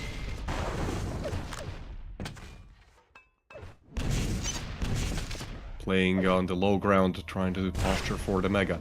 Once again, another, like 2 more consecutive rails for Buckstein. Oh, had he dropped down just like a split second earlier, could have been a kill there. But very good position now for Buckstein, as he has 175 stack. He's even going to be able to get at least one of the green armors. Very aggressive push, but oh no, oh no. Damage just is not there. Yellow armor was picked up by Kilson. And we're pretty much back to square one. Once again, players probably going to be exchanging the major items. Buckstein gets the Mega, Kilson gets the red. Kilson already setting up for the yellow as well. Grenade spam doesn't achieve much. Good defensive rocket by Buckstein. Kilson trying to force his way in right now, but doing it very slowly. 2.5 minutes remaining. We haven't seen a frag for, like, when was the last frag? It was like at minute 2?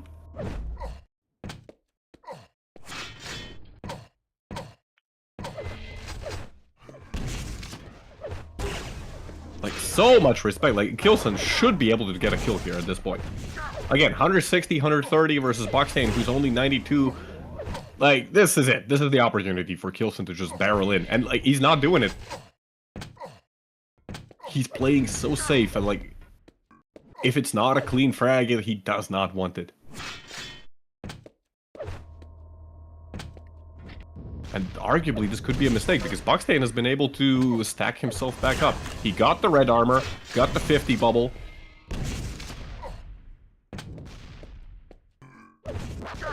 Oh, Kilson eats a really juicy rocket there. Thankfully, Mega was up. Allows him to restack. Both players still just cycling between the major items. Kilson now gets both of the majors. Buckstein playing on the low ground, setting up. He has a suspicion where Kilson might be coming. No damage dealt, though.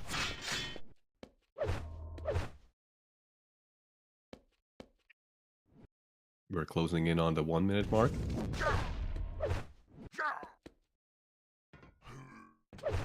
Kilson already sitting on the Mega. Buckstein picking up the red. Again, like both items picked up at the same time. This is gonna at least ensure some delay between them for the next rotation. This is very much unlike in QUAKE Champions, where both major items spawn at the same time. Oh, Buckstein. Like, again, like Kilson, not... Kilson gets so much damage done and then disengages. I think there's potentially too much respect being shown for Buckstein.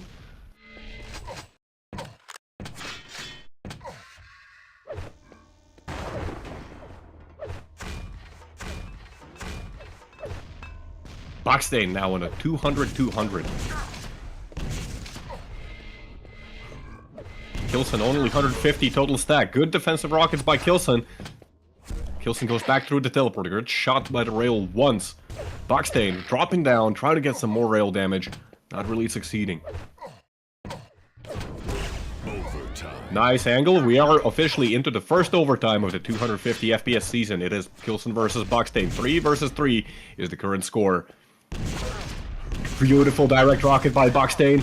And there we go. Buckstain using his stack advantage and dropping onto his opponent. That's sloppy rockets by Buckstain, but he does find the combo. Kilson understands that he's running out of time. He's trying to force this frag. 1 minute 30 seconds remaining. Buckstain with a 2 frag advantage. Kilson, you missed so many opportunities for a frag there. Left Buckstain with like, what, 20 health? And you must be kicking yourself right now for not finishing off Buckstain when you had the chance. That being said, Kilson now, he does get the mega health. Main thing for Buckstain is just to stay alive. Buckstain suspects there might be a rocket jump coming up. Here's the jump pad, already lining up a rail angle. Buckstain disappearing from the map. Kilson, where are you? Kilson's already on red. Very interesting angle by Buckstain. Ooh, very scary to go for that 50. Kilson does get the kill and gets the mega health immediately after. 20 seconds. Oh no, Buckstain, what is this rotation? Why were you there? 5 to 5, 15 seconds remaining. Kilson on 160, 140 stack. We might be getting to overtime number 2. Buckstain, like, he's hitting uncharacteristically many rails, like...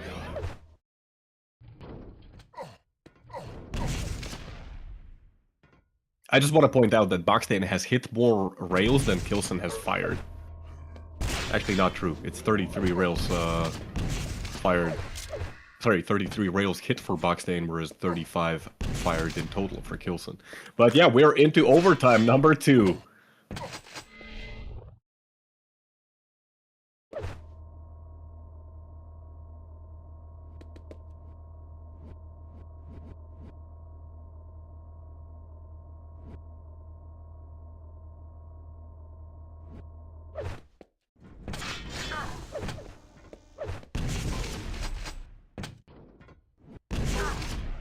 Oh dear. Buckstain dropping down, getting a rocket in the face. He does pick up the 50 health bubble. He does pick up the yellow armor as well. Gets out. Kilson, again, just like... I feel like he could be forcing some of these frags just a little bit more. Maybe not even force the entire frag. Just try and see what happens if he tries to go for a little bit more damage. But it's just not working out for him. Oh, beautiful rocket. Like, this must be it. Oh, but Kilson takes 1 rail. He's still not railable. And there's a 50 health bubble there for him to back up to. 35 seconds remaining. Buckstain, he's forced to try and make this kill happen, which is very unlikely at this point. Kilson. You played so passive when you were in control, and you almost paid the price for it. It looks like the players are complaining about lags, so it's... Yeah, if you guys are seeing any warping, because I'm definitely seeing warping on my end, so it looks like it seems to be kind of a problem for everyone.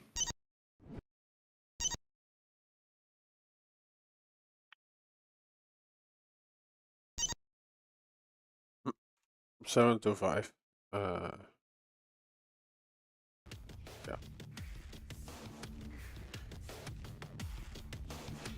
7 to 5, indeed. Ah, I think we got it working now. Got what working. Shared chat. Oh, it works. Maybe. I don't know. Let me try something. Test.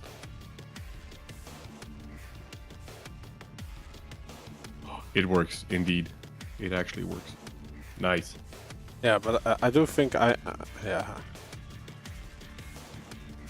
need to keep something open. It's a very weird system. Yeah, when I was like doing stuff with Church of Quake also, it felt weird. So don't close it. Just do not close it. I never understood like exactly how it works yet.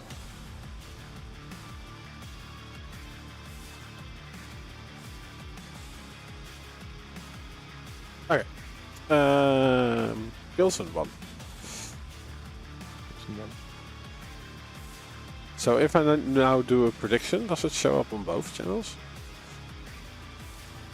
I accidentally pinned the wrong thing. The server is warping. Furious Heights is up next. But no players are here. They're switching the server. Okay. That's why. Because yeah, I don't know if you saw it on your end, but on my end it definitely looked like there was warping and the players were complaining about it as well, so you know.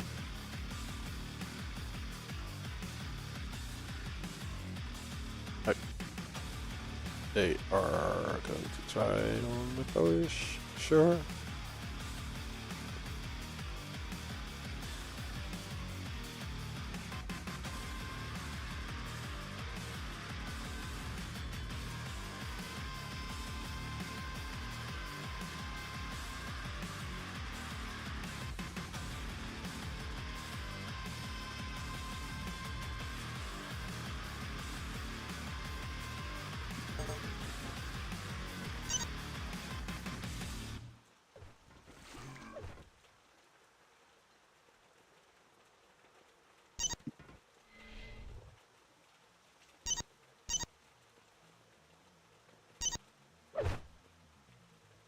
Oh. They switched. Switch servers again? Or what happened?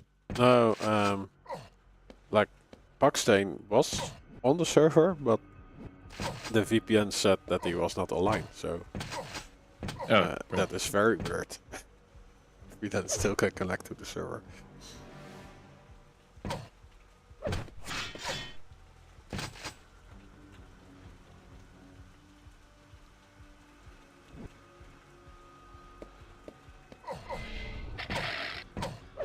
Are you using a VPN to a VPN? What? What do you mean?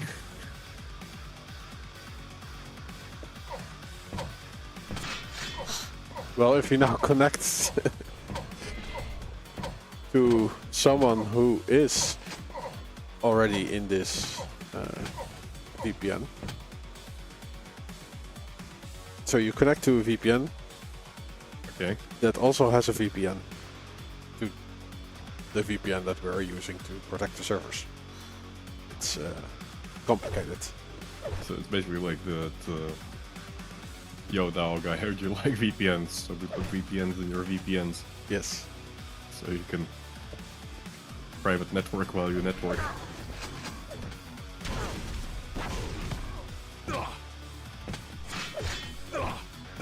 That is such an old meme that the word meme did not even exist. Prepare to I mean, actually no, it's like the word meme, if I'm not mistaken, goes back to like, You got a reverse 90? proxy, the reverse proxy. yeah. Anyways, it is Kilson versus Buckstain, map number 2. Who are we starting on? I'm on Buckstain, Buckstain it is. the thing you throw through windows.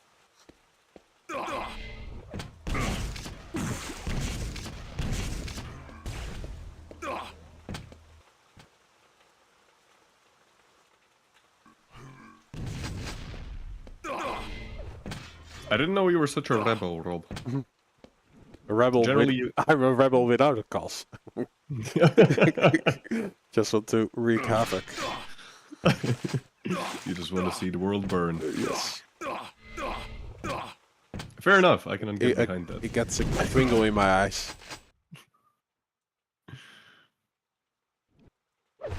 Oh, no! Oh my, I thought like Buckstain's gonna be able to get like free damage there, and no. Almost succumbing to fall damage there. Okay. I saw Kilson jumping into view. Releasing the rail.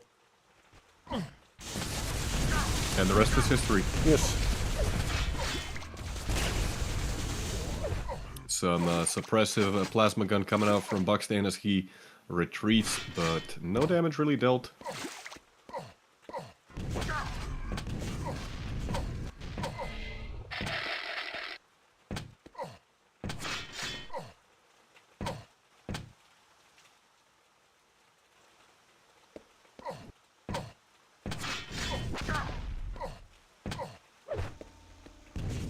Kilson has been extremely stacked this entire time, and it feels like Buckstain's not even getting the yellows. I mean, he gets one here.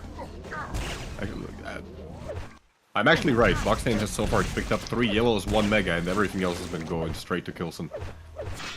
It's kind of surprising, you know, given those stats, that there's only 1 frag happened so far.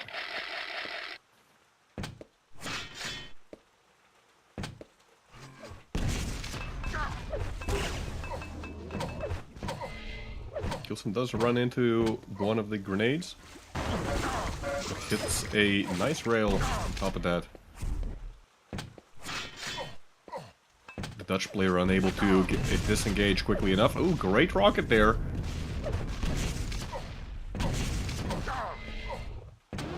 The German unable to punish a favorable spawn for him.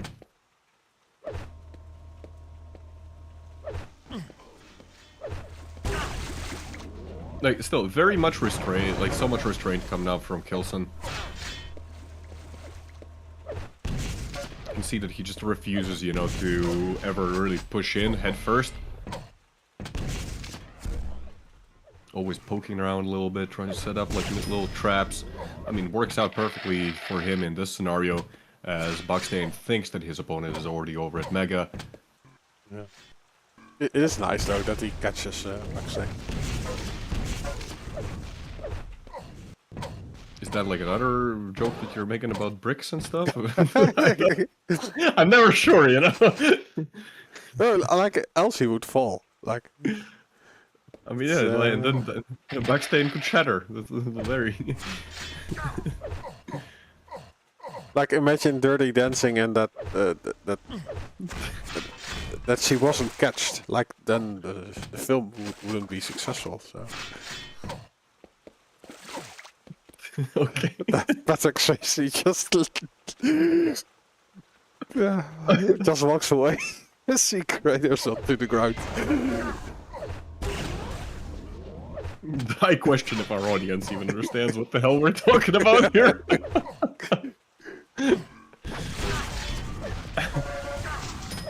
You know what they do understand? That Buckstain is dying.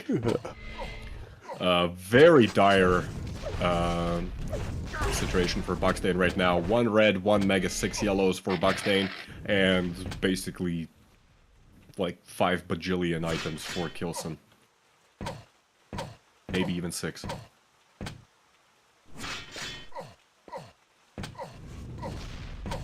Buckstain actually able to find a mega, but that gets pretty much immediately denied by Kilson's rail. 5-minute warning. Kilson just overall reading the Dutch player's movement so far very well. And the very passive play from Kilson working perfectly in his favor. I suspect really this is how, you know, Kilson wanted it to go on the previous map. Oh, we got an aggressive push. A little shaky LG there, but he has the stack to make it work.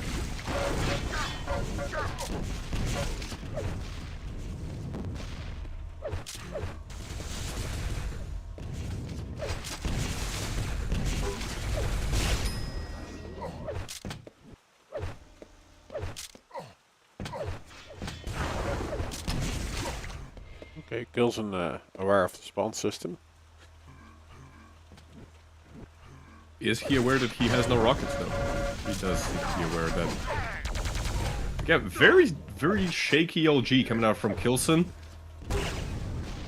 Only 28%. Like we don't usually see accuracy numbers like that from him. Okay, we could say that Vaccine has better LG than Kilson, or at least more accuracy.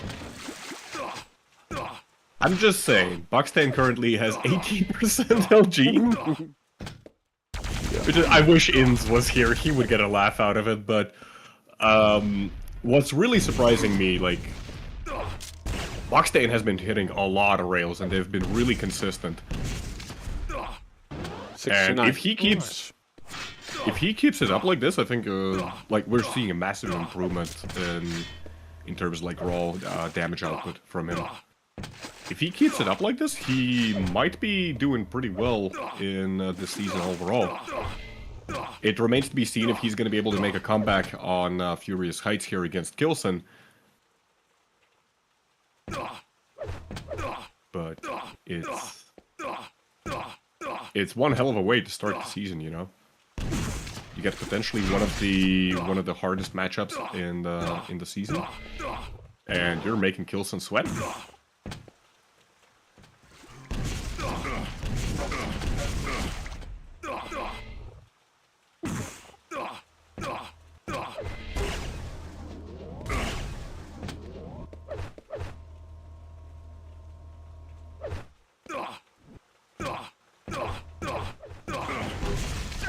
Oh, Kilson just dropping down onto the heavy, making sure he's in between his opponent and the spawning item. Decent rockets from Buckstain. It's the mega health after, but then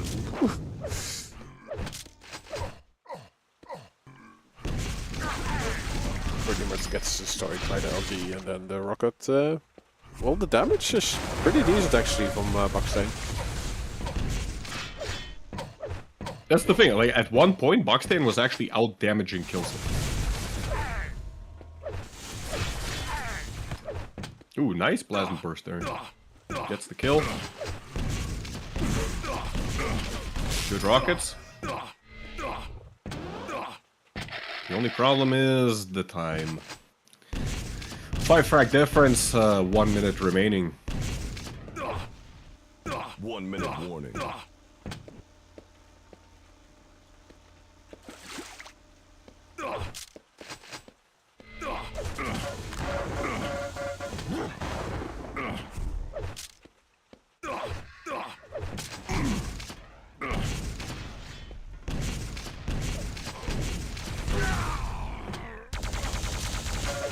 Buckstain may have blown himself up, but hey, he got a direct, so he's still the victor.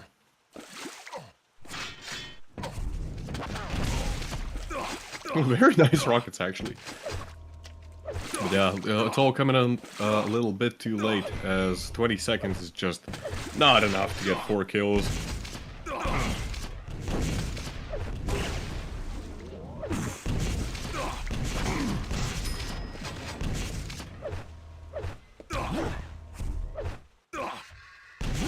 And that's gonna be map number 2. Furious Heights also go into Kilson. GGs have been called. That's a 2-0 victory.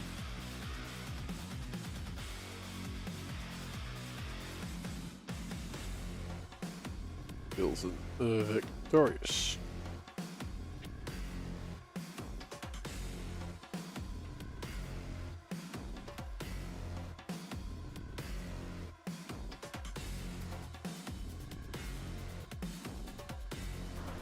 And we are... What is the sound? What? The ambient sound of this map is weird. Where? I don't hear no ambient sound. Oh, you have to disable. No, I don't have disabled. Maybe Oh, I am disabled. No, it sounded like someone screaming or something. But yeah. It must be in your head. No. No. You sound very confident. Oh Are you no, sure?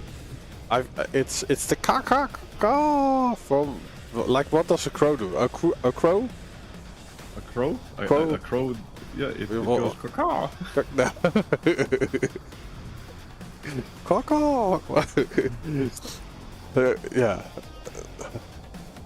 The Dutch word is like a crow cries. Like. Okay. How is the sound called? That's a crow makes. Caw or cawing. Okay, so caw. So that's actually what that's actually what it's called. Huh? Well, which server are they going to play on? Razy versus Sparty. They are on one of the public servers. The IP is... Yeah, the IP is in the chat. In the Discord thing. Yep. Okay.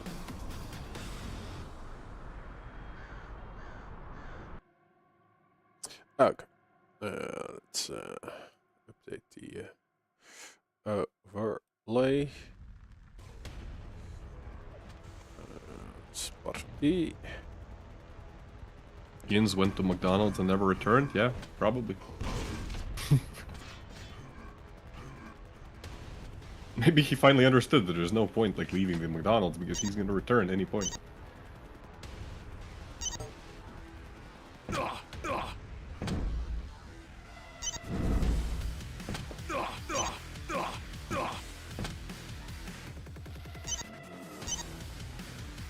I have to say with Quick Champions, just disable all the statistics, then you don't know how bad it is running.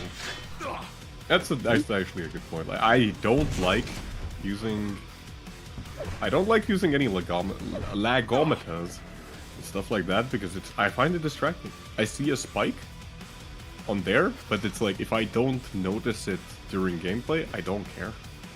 Otherwise, I get tilted. I mean, I get tilted a lot, even if nothing happens. So I'm kind of like strengths in that regard. Nothing even has to happen for me to get tilted. So, you know, why add another element into the mix? I was going to do something. Oh yeah, a starter prediction.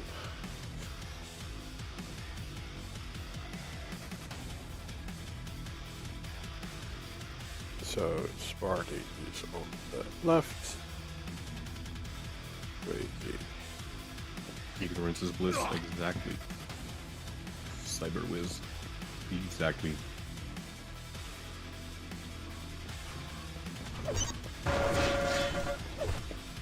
Prepare to fight. Good luck and have fun. Lol. Okay, there we go. Razy or Sparty? 1. Let's start on Sparty. Okay. Sparty party. Oh, he misses the Maggie. The Meggy. Oh no. Oh, no. Not the Meggy. Pushed into the corner and we're back on Razy, I guess. So, you know, Razy, full weaponry, full stack, full everything. Full confidence. Very good. Yeah, confidence also. Razy.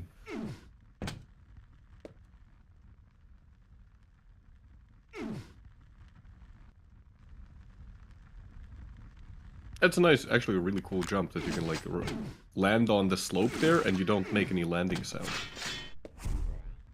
I'm pretty sure there was another spot on this map, like near the red armor as well. The Hungarian stallion. Works. Kind of.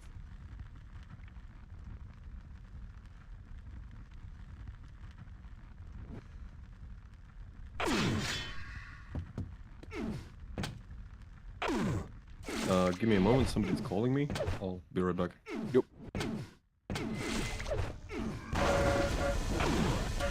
will not fight Sparty though. Retreating without the mega health.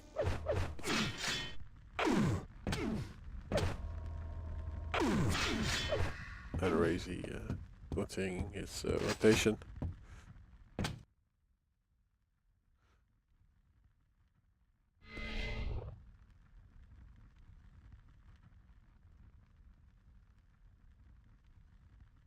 Also playing quite passively, and red will be up before this yellow. This was the weirdest thing ever. Somebody called me and asked if I ordered something from like some food place. I haven't ordered anything today.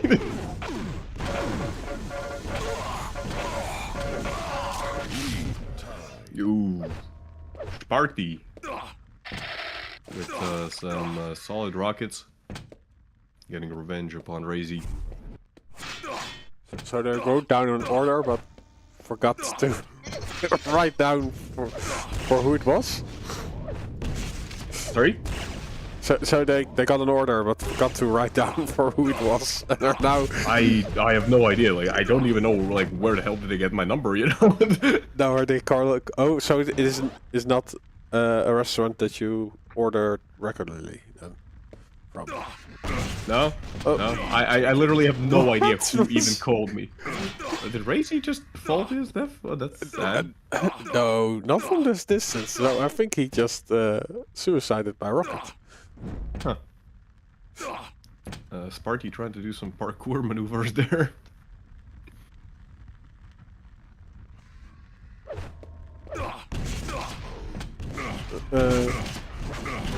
Kilson. Ooh, great defensive rockets. Thanks, Kilson. Or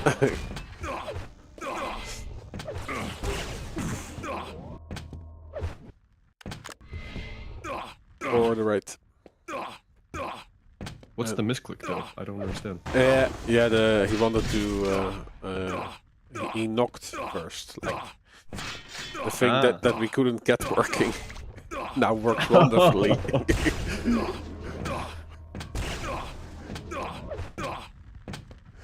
Yeah, Twitch is a weird thing.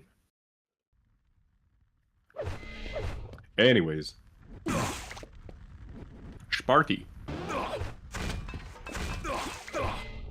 On an incredible stack right now.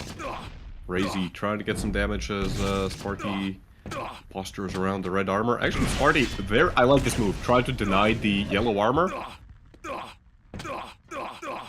Razy might be trying to go for a rail angle, but no, not even that.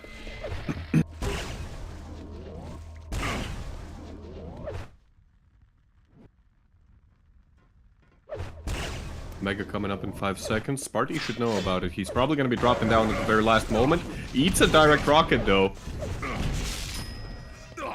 But yeah, Razy, you can see, like, he wasn't confident, you know, didn't know exactly the timing of the Mega. Had to retreat a little bit behind.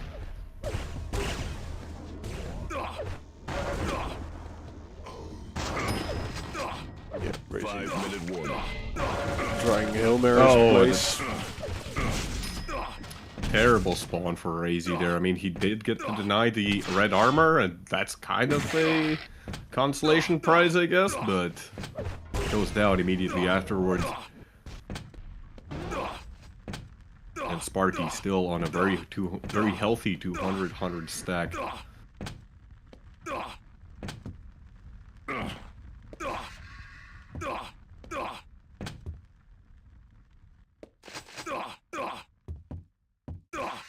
Razy just doesn't really seem to have a clear grasp of what to do from this position.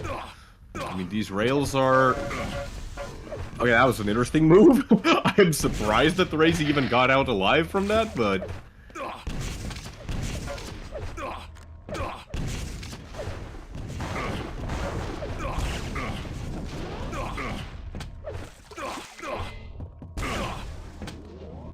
There we go, some damage coming out from Razy. Very risky to like try and force that.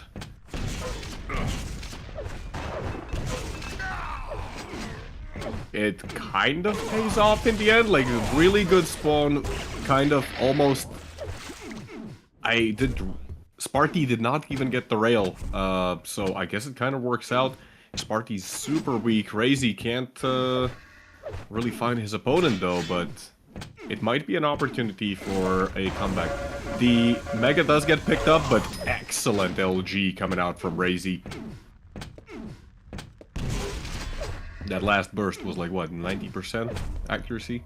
That's what it felt like, at least. 3 minutes remaining, 4 frag difference. Razy slowly getting back into the match. Red armor coming up soon. Sparty's not in position. He's actually playing the low ground right now. I think he should have heard the red armor being picked up, so he's not completely clueless. Decent damage, but it is before the mega health. So Razy still has so much stack to work with, and also time.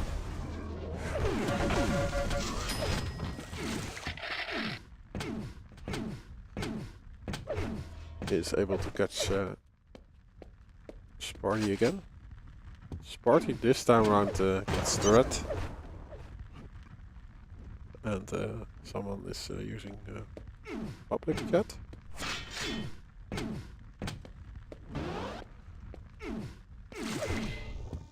Sparty, I believe he actually may have heard the yellow armor.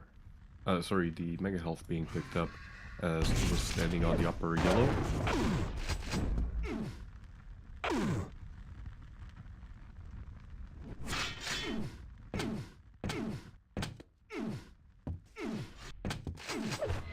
I mean, Razy, he has a considerable stack, and Sparty playing very defensively right now. Both players, pretty good LG there. Oh, Razy gets knocked off. Oh, and the Sparty, yeah, he emerges through the teleporter at like the perfect moment. Nice move by Sparty to drop down there. I don't think Razy expected that. Both players pretty weak. Razy is railable, Sparty isn't. And there's the rocket. I think this is potentially it. There was definitely an opportunity for Razy to get a kill there, but that opportunity is closing very, very soon. Mega health picked up by Sparty. He's on the run right now. Oh, nicely done, like sitting on top of the jump pad. Razy now super weak, 45 seconds. I don't think he just has the time anymore to get a kill happening. Red armor is up. Where is Sparty? Sparty's on rail.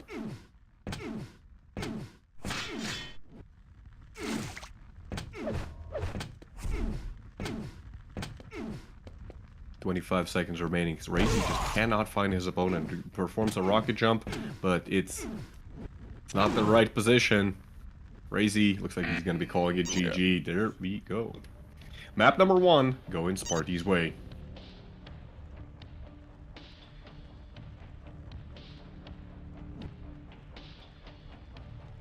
Uh, 7, 2, 5. Where is Inns?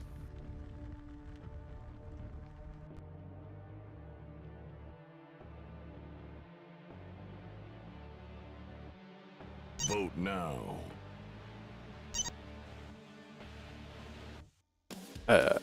Inns might know. Yeah. I don't know, where's Inns? We don't talk about Inns. Vote passed. Not after the incident.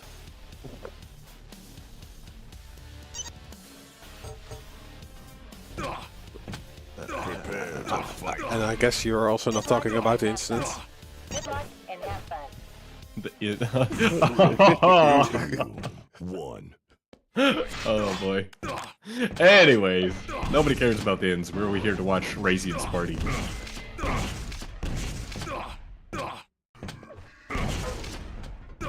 Who are you spectating first, by the way? Sparty. Sparty, okay. Yeah, Razy would be more logical, but We're not here for logic and reason, we're here to entertain. Yeah, Ince is looking for 1 million so he can save Quake. Oh yeah, that's right. He's probably working 6 or 7 jobs at the same time. Ooh, nice. Oh, Very nice What? rockets. What? Oh, I thought like Razy blew himself up. Not yet. Not yet. Sparty also, not yet. He hasn't blown himself up. Gets caught on the wall a little bit, so like at these moments it's sketchy, you know, to have even slight movement errors. Ooh, very nice prediction rocket by Razy, bouncing it off the wall, the splash damage. Sparty doesn't want to give an angle. Sparty is scared. Sparty, more like scaredy. Terrible joke. Yeah, that works really well. No. Red armor is up. Sparty, like I like that move though. Setting up right next to the teleporter. You know, you fire the rail, go through the teleporter, your opponent has no time to react. So even though Sparty, he was left on basically no stack whatsoever, he's still staying alive, making it work. Oh, hello.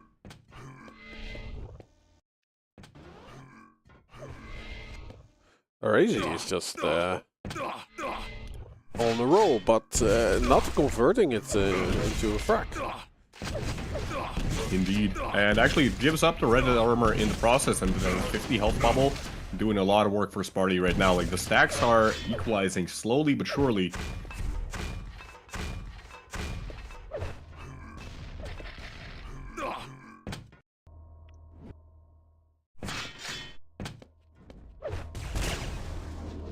Sparty missing the rail but still pushing through, allows him to actually collect the red armor, giving up Mega in the process. Both players equal stacks pretty much.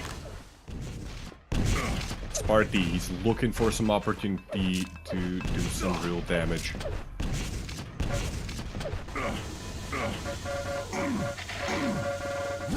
Oh, lots of damage by both players.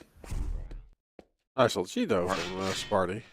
Indeed. Like, that's not an easy angle. The rails, my lord. Yeah, Razy soaring through the air. Which gives Sparty an easy A mark to seal the deal. This first track, and we're only 3.5 minutes in. A lot of fighting happening, but only one death threat. Sparty is not very healthy. He might actually go down. 28 health. 4 health. Did he hit that rail? I don't know. Sparty is just like the jitteriest person I've ever seen. You know, I guess that's what happens when like half your diet consists of mayo. I would also probably be shaken. More so than I already am.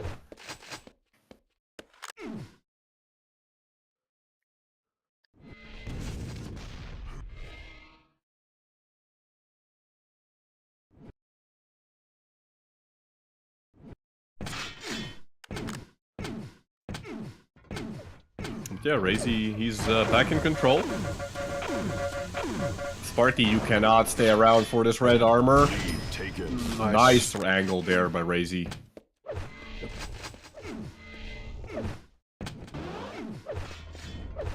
I'm a little surprised that Sparty didn't try to disengage earlier, like he should have known that he has no chance of winning that fight, but you know, maybe his idea there was to do as much damage as he can. Ooh, the red armor actually stolen. 5-minute warning. It's actually pretty big right now for Sparty, especially after this rail. Razy's in a really uncomfortable situation, you know? He has to live off of this yellow and orange health bubble. 50 health bubble.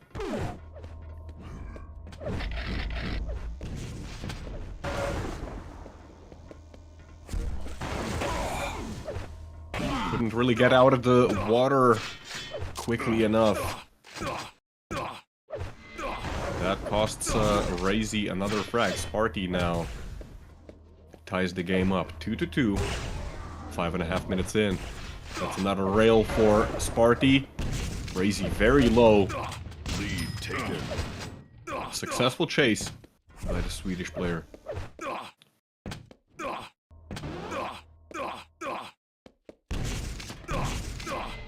The puddle is a death trap? It indeed is.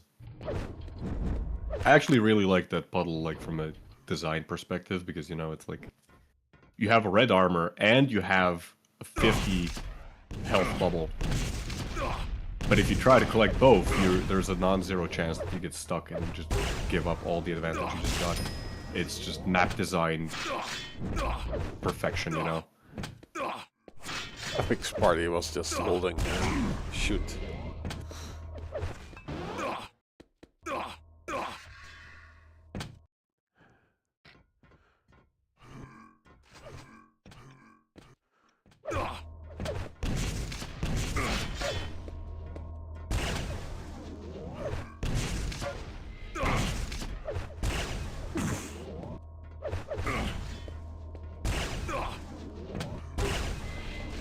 Razy getting the red, also some damage output, but it is traded.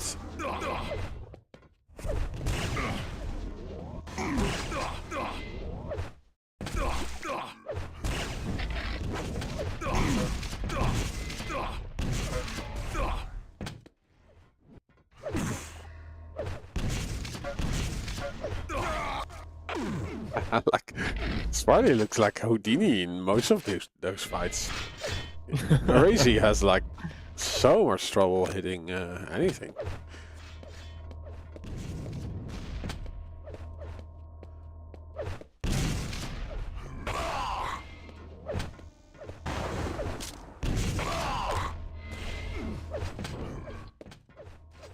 Yeah, gets pushed off. Yeah, Sparty is just using the mega health as bait. So goes for the red first.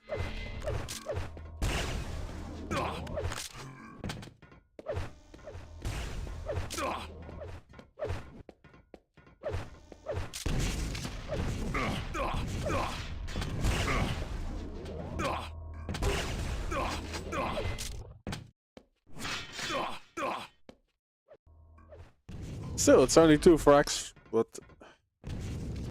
Razy has to overcome a lot of stack deficit.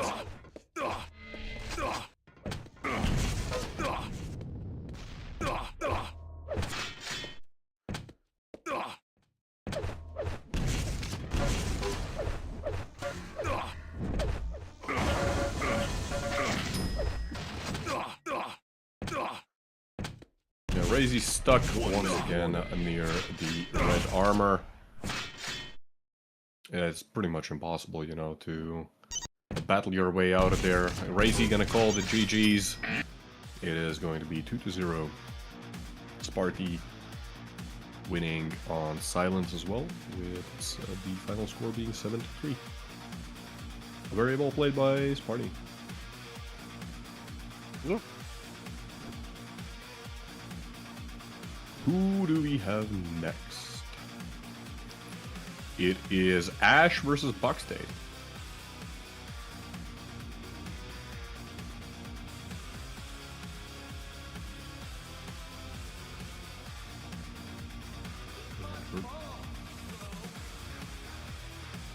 We're pretty much on schedule, which is impressive. We're even 10 minutes. 10 minutes ahead, yeah. Yeah. Genuinely impressive.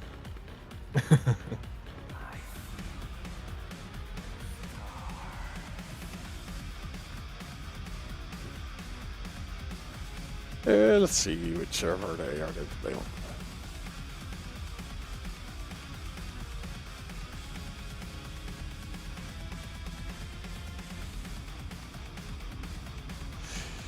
E11. Buckstain's already there. We're waiting for Ash to show up.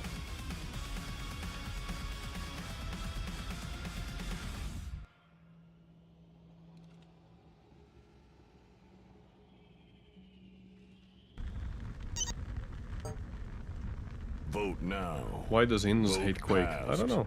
Ask Inns. Let's see.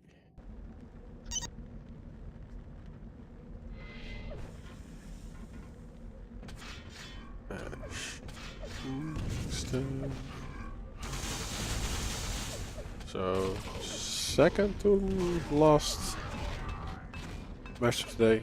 After this one, we still have Ash. Ash Osh! Ash versus Sparty. There's some of that Dutch coming out.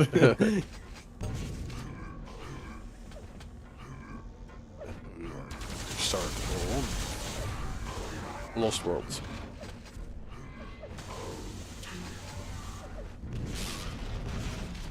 Which is I assume this is Buckstain's pick. haven't seen Yep. today. This is indeed Buckstain's pick. Blood Run was Ash's pick, and then the decider was Silent. Ash actually last season, yeah, we haven't seen him today just yet, but last season he performed very well from what I remember. Yeah, especially the first 2/3. Like, he was #1 for a long time, actually. Yeah, like him and Dazator were kind of dominating the entire start. He did end up losing to Faulk, lost to Sparty, lost to Dazator, Pavel, and Cypher. Interestingly enough, yeah, Ash was actually able to take down Kilson and Agent last season. So, but even then, like Ash was able to take down Kilson and Agent, and Buckstain. Never mind, Buckstain did not take a map off of him, but I just remember like last season Buckstain had like really fun matches to watch. Even though he like lost a lot of them, they were really fun to watch. They were pretty close, and yeah.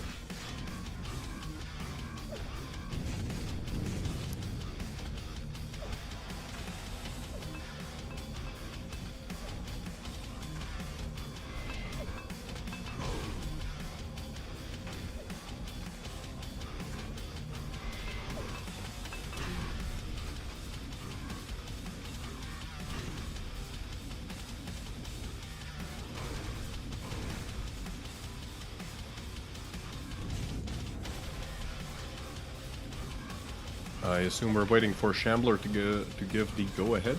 Yeah. Very well.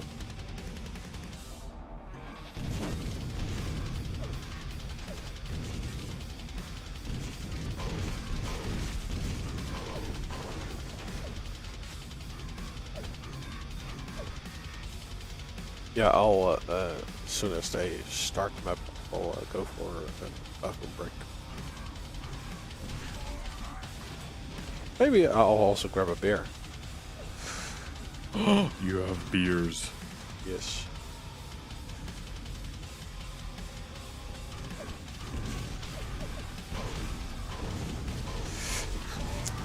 Yeah, Kilson versus Razy has already happened.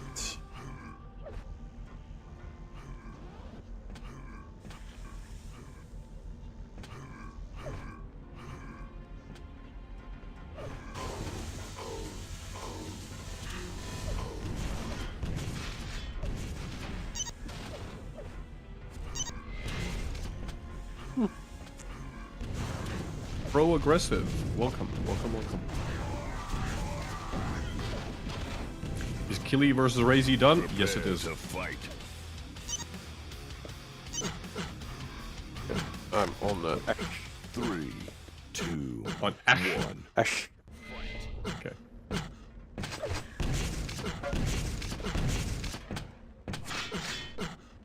What's that? Ash, go.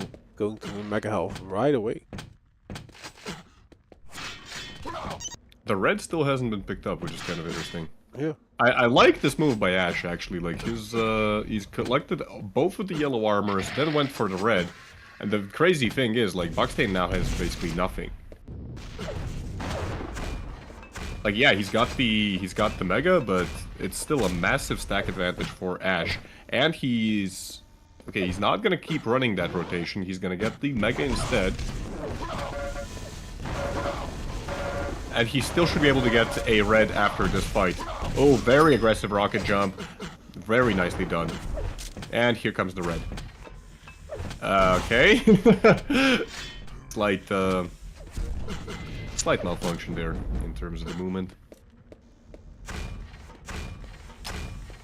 Tactical delay. Tactical delay.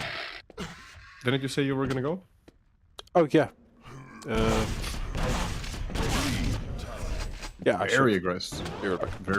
Very aggressive push coming out from Buckstain, and that allows him to get a frag of his own, as well as collect both of the major items. There is, of course, no railgun on this map. That's what Lost World is known about.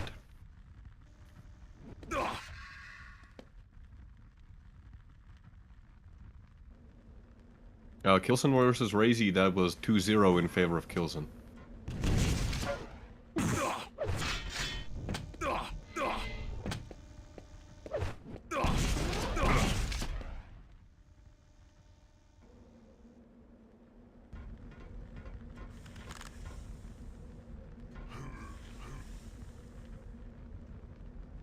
Buckstain now posturing on a high ground. He's trying to hear his opponent out. Drops down to pick up the red armor. Where is Ash? Ash, in the meantime, is playing on the upper yellow part. That's kind of not descriptive because both of those yellows are on the upper parts of the map. But yeah, while Buckstain's circling around the major items, Ash is just using the yellow armors to get some of his own stack. Very unsuccessful engagement for Buckstain. Like, he was trying to zone his opponent with the rockets, but didn't really work out.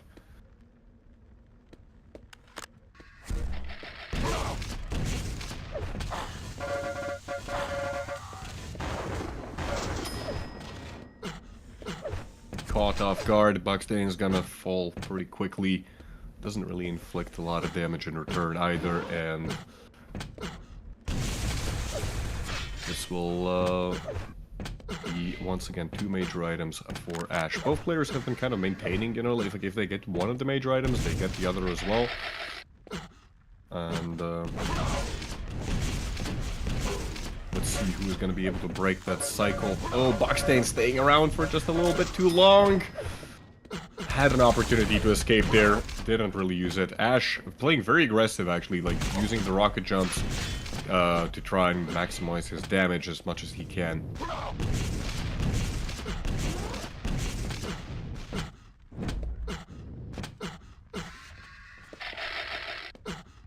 Just a monster stack on the Russian player right now.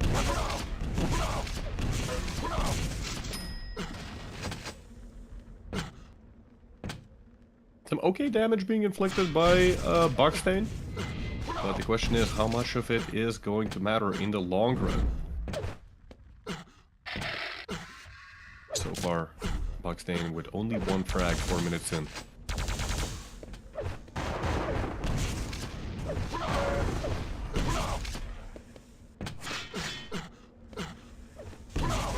Oh, nice.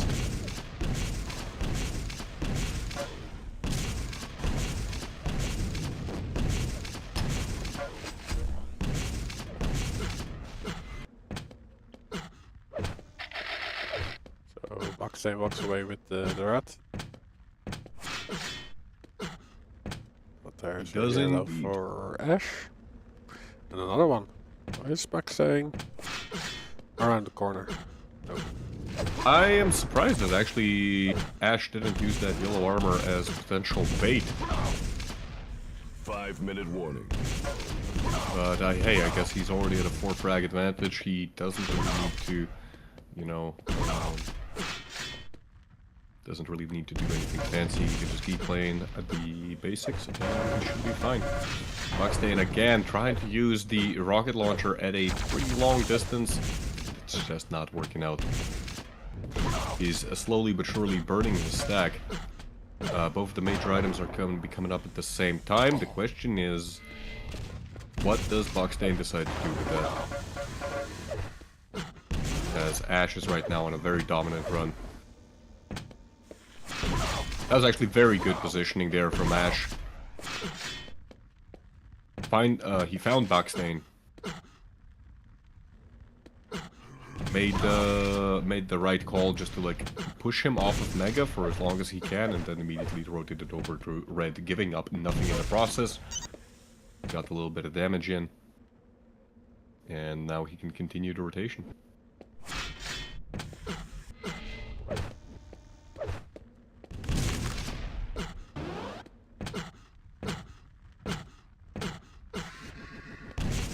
And honestly, at this point, it feels like Boxdane just isn't achieving anything on the map.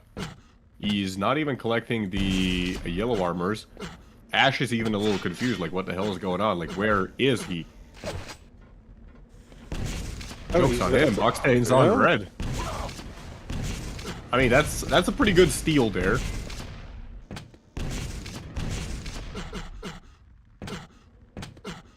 He's got now a decent stack. Ash still outstacks him by a little bit. Oh, in this... No, Boxdane, please. Oh, dear. Like...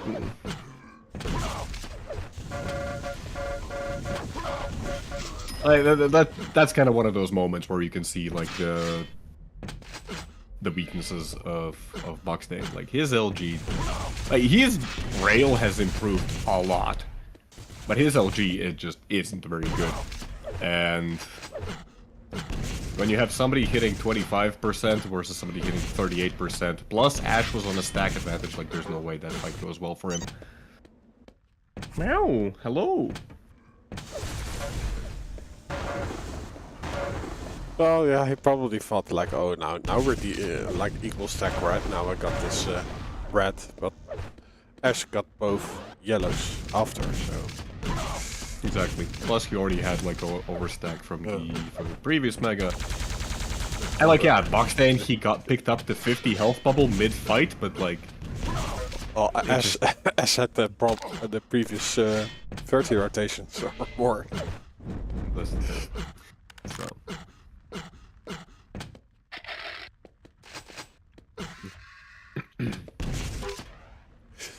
Plus, yeah, you like 10% difference in terms of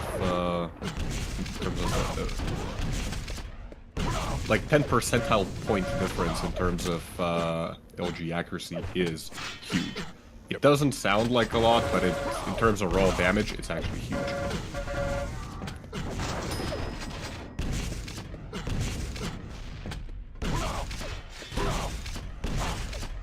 Boxdane loses his only frag. Minute and 15 seconds remaining. This is very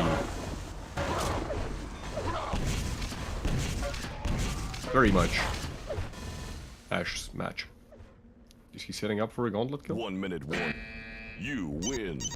Game has been forfeited before the gauntlet kill happens. Yes.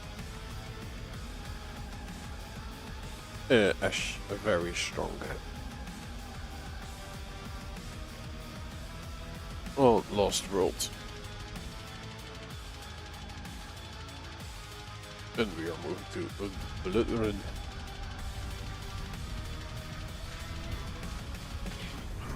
I don't know. It really feels like Boxdane just didn't do a whole lot on Lost World. Prepare to fight. True. 3. He was on the server though. 1. He was on the server, yeah. Not Boxdane's best performance.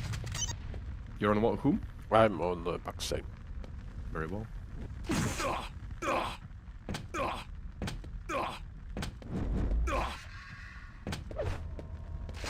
Ash baiting that LG. Boxdane not falling for it.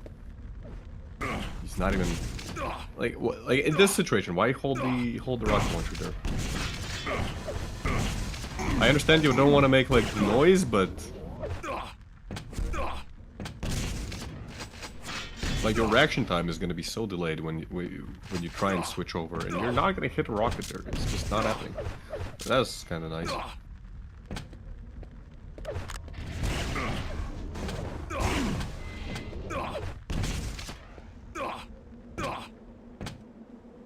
Yeah, I expect Ash just appearing around the corner. Boxstein very weak. He's still railable. Mega's coming up first. Boxstein playing on the high ground. Ash OD setting up for the Mega. Nice positioning by Boxstein. Gets one rail in. Unfortunately for him, like, the Mega was just picked up and so was the yellow armor stolen. Can't really do much from here. Dropping down to the low ground again means that all he's going to be able to get is these light armor shards. Not even the yellows.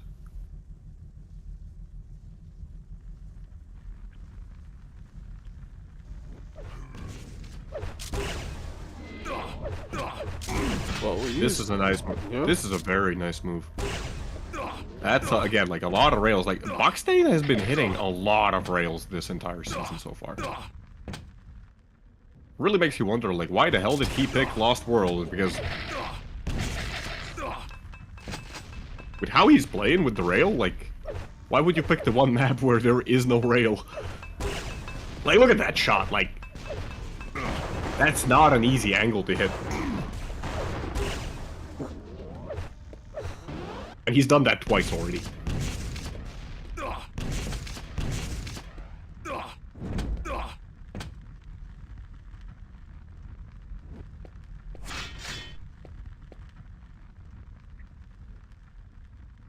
Yeah, he's hitting 66.6%.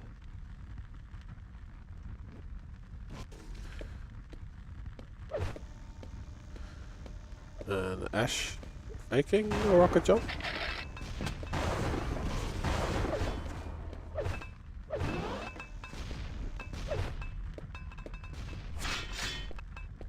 Mega going to Boxstein as well as yellow. 3 minutes in and we have not seen Brock yet.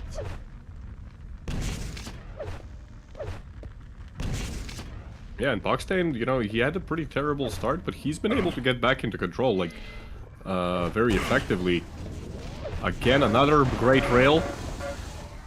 Pretty good LG exchange there. Oh, There's no shot. No, he has shutter. Oh, the rail out. During the reload, he eats a lot of rocket damage.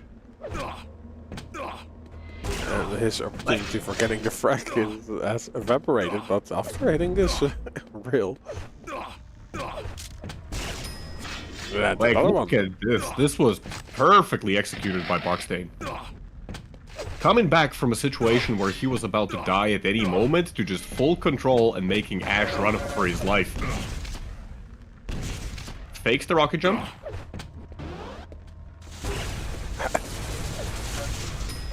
Look at that. Still 2 frags now for Boxstein. 66. And he's in full control. Slight mistake. Actually, no, it works out perfectly as Ash tries to go for the LG. And this should be even more yellow armors denied from Ash.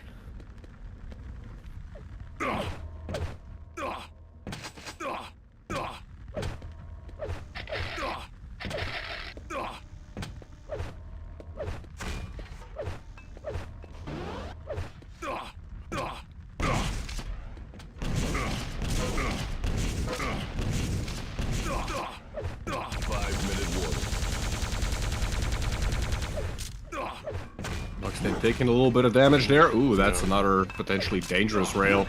Why would you step on your own grenade? That's not what you want to do. Oh, there. That was a bit of a throwaway, I believe.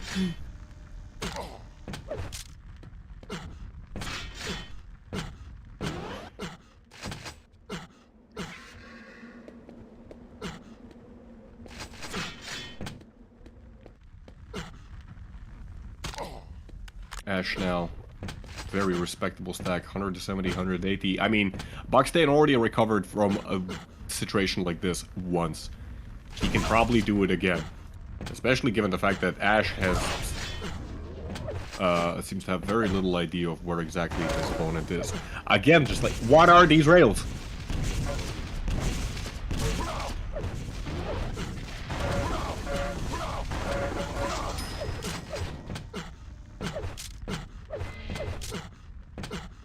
Second frag now for Ash. Ooh, Buckstain very low, caught off guard, dances somehow around.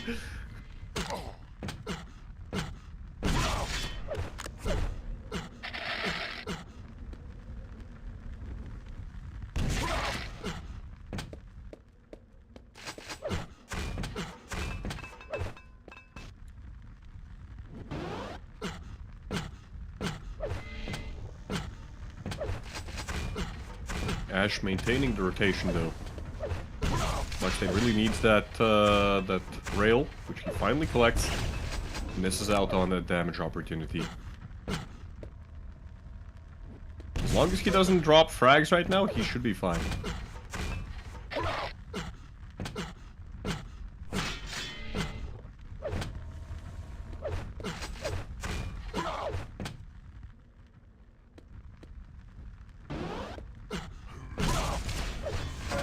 Very nice steal. Now he just needs some damage. Ash, I'm not sure. Is that just a failed rocket jump, or did he just want to fake it? I don't know.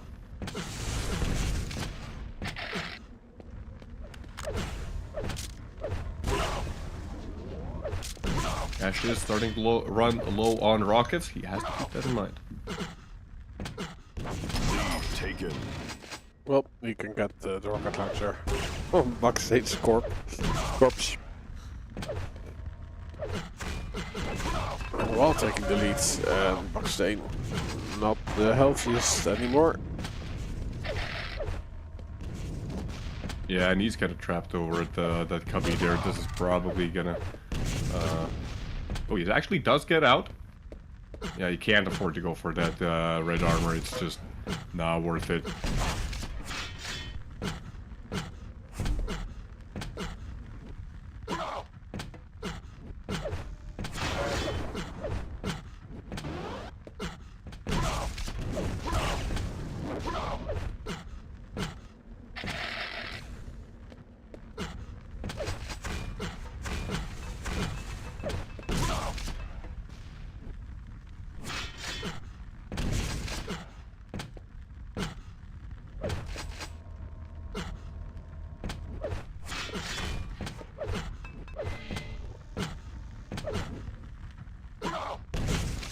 Well, Buckstain seems 1 to minute have disappeared again. Yeah, Let's see. He's playing around the infamous plasma gun room, you know, getting those yellow armors. Ash pushing in. Like, decent rockets by Buckstain, but... yeah, just the insane stack advantage for Ash. I mean, this might actually be an opportunity for a kill if Buckstain pulls some magic off, but... still, even if a kill happens now, there's only gonna be like, what, 15 seconds to get the second one to tie the game up. And, you know, then we're looking at an overtime, so... very unlikely that the comeback's gonna happen. But the start was so good from Buckstain. The start was, like, genuinely impressive as all hell. Yeah, definitely. Like surviving for a very long time on a little to almost no stack. GG indeed. It's so sad to see this, you know, be a 2-0 victory for Ash, because I feel like really the start for Buckstain was so good. It was so good. You can see like why he's, you know, been able to qualify for the 250 FPS Season 4, because he has potential. He has so much potential, but when it comes to, like, you know, He's kind of similar to like Arseny, you know, where is he like the best player ever? No. Like just straight up no. But he has so much potential, and it's never really got to show itself, you know. The win rate is deceptive.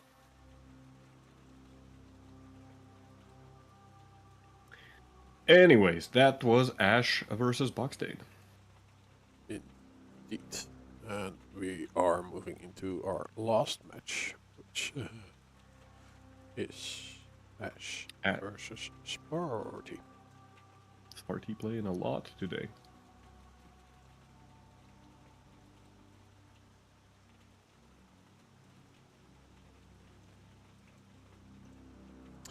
That's our last one for today. I mean, we've had a great opening to Season 4, I believe. Yeah, let's see if they are on this server.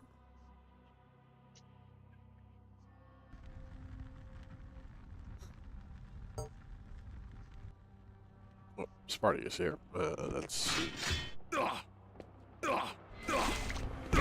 what the picks and bets are.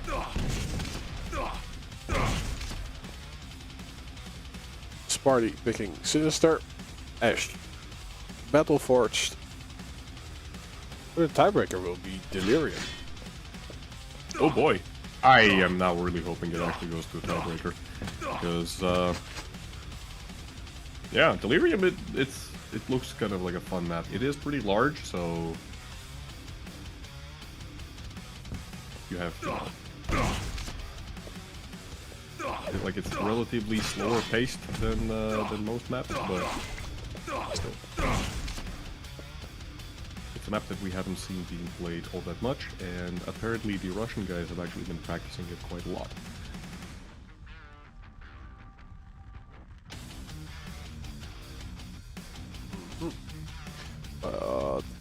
Ash is not here yet. Ah, he's... So, Sinister first.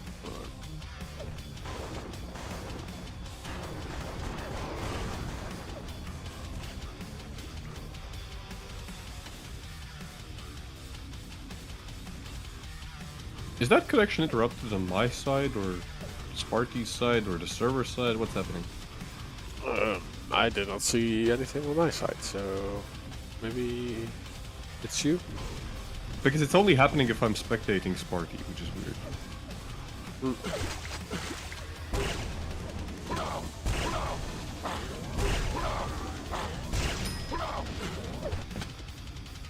Hold up, you know what I'm gonna do?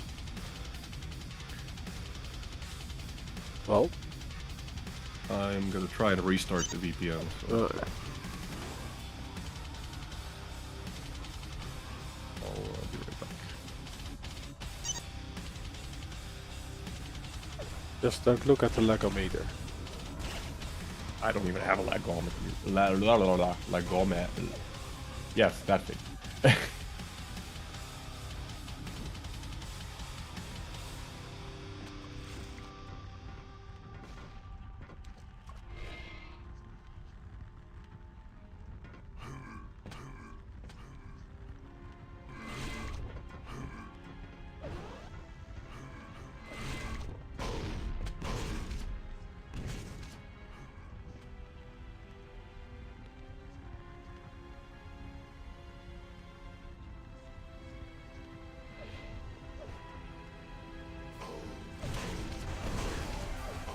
It's kind of fun, like I think it's 15 FPS, the flames.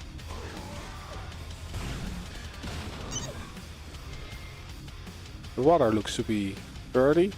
Prepare to fight. The portal is 60.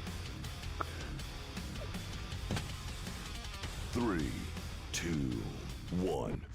Fight. I'm on Sparty.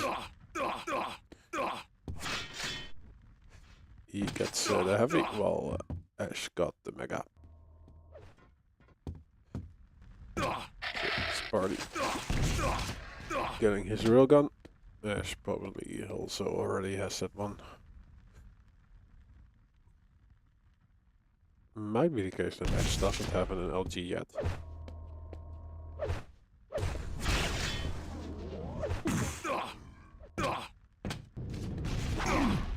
Oh, he does have a rocket launcher.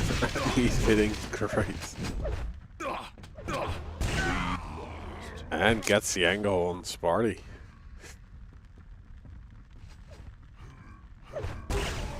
And knowing that Sparty is tempted by that brill that's laying around. Still no LG being picked up by Ash though.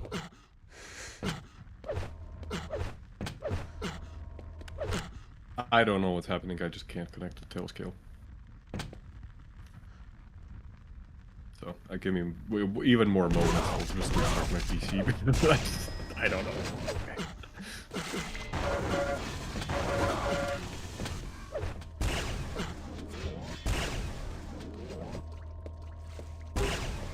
Great start by Ash. Sparty is walking away with some of the items, while Ash is chasing him up. Rough spawn, but Ash does not take the time to line that shot up.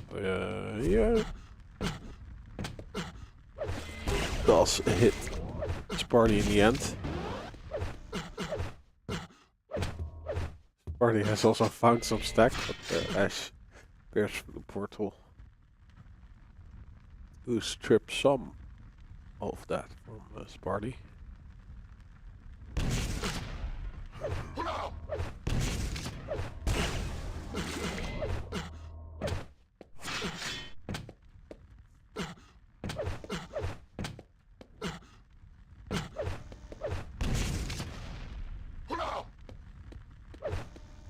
Where did Sparty go?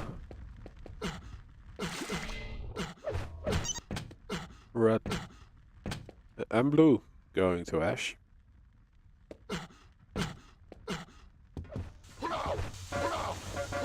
Sparty though waiting on this red, and he steps away from it a moment. I kind of thought like Ash would take that moment to push through.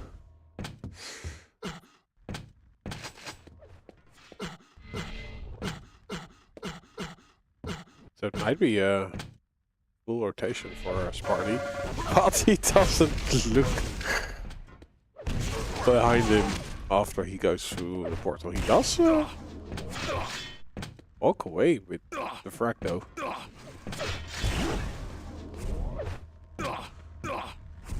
I'm surprised and amazed he's able to do so.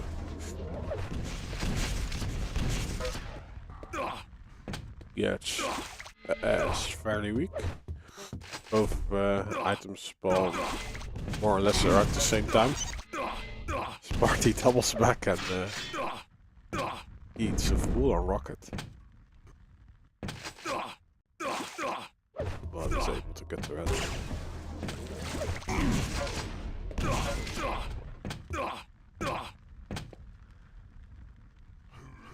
Ash doing some work with the railgun, but it is traded. No, again. Sparty. Oh, Death's Door. Does get the red again, and yeah, Ash circling around. Sparty thinking that it's clear to go to the Mega Health. But it isn't. I was actually watching that, yeah, from Sparty's perspective. It looked like he was just, he was thinking of being able to, like, sneak the Mega Health away. And then just Ash comes in from nowhere, barreling in at full speed.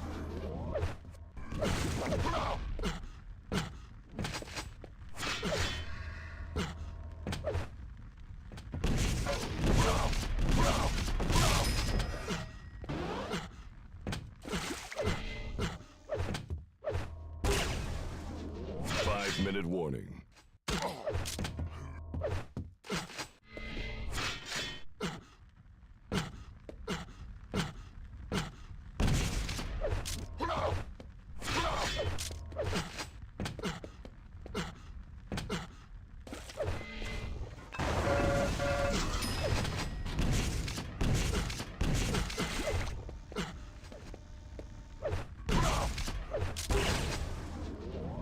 A really nice rocket jump there, actually, by Ash. Love that maneuver.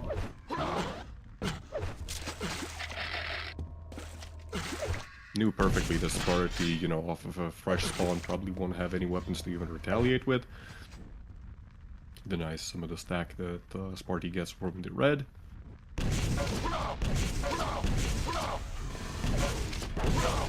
That was a very interesting jump there, and it almost works out, as Ash is right now only on 19 health. Sparty gets the red armor as well. How is Ash still alive? 32 health, 50 armor. And Sparty himself, he's not very healthy. Oh, in fact, I guess it's going to Ash. I mean, I don't blame Sparty for leaving Mega because he just did not have the health to contest it. I'm pretty sure he was still railable. Even with all that armor, he was still railable.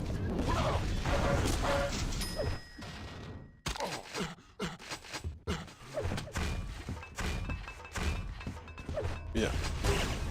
Misfortunate turn of events for Sparty.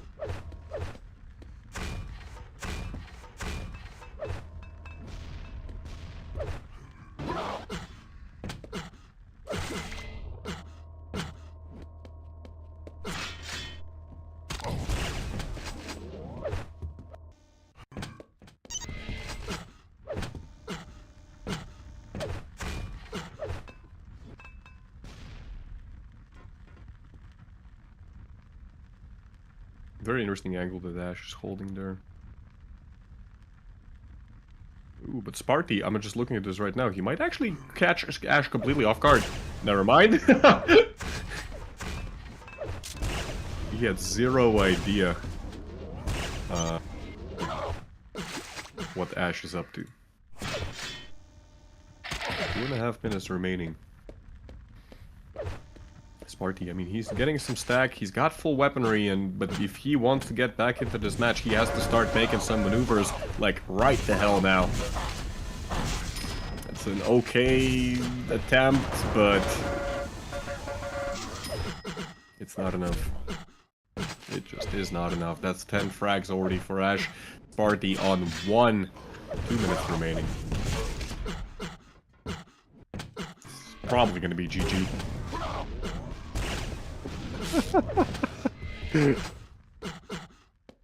That's Sparty. You had 1 frag and you lost it. Is he frustrated or is he just having fun? That's a good question.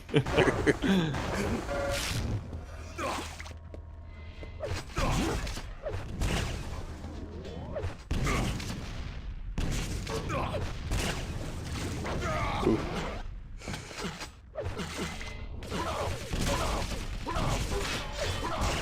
Awesome spawn.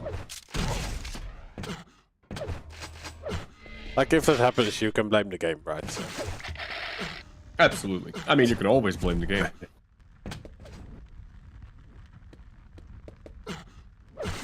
Imagine taking responsibility. Nuts. Actually nuts. 1 minute warning. But I mean, yeah, like when you're so far behind that there's so little time left, you know, it doesn't matter. You know, you might as well just like hold W and keep just shooting just to keep your hands warm. You know, for the next map.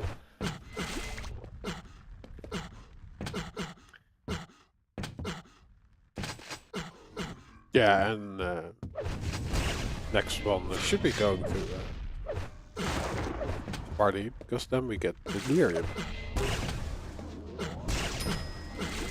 Yeah, that'd be nice. I do want to see Delirium being played.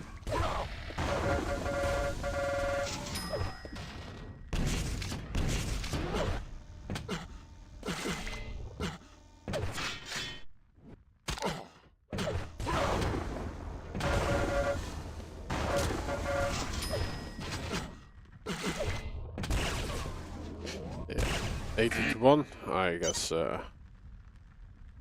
Ash is taking this one. Indeed. The GGs have been called. Sparty even very far behind in terms of damage.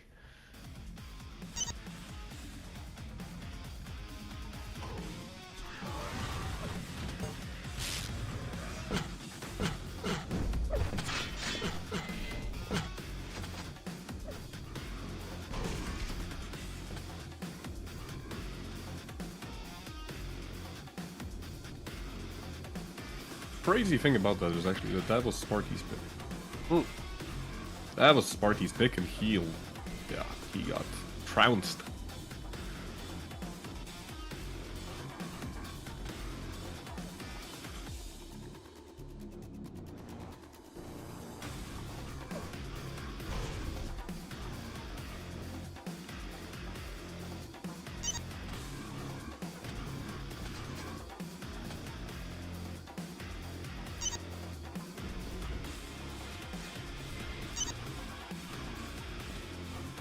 Prepare to fight.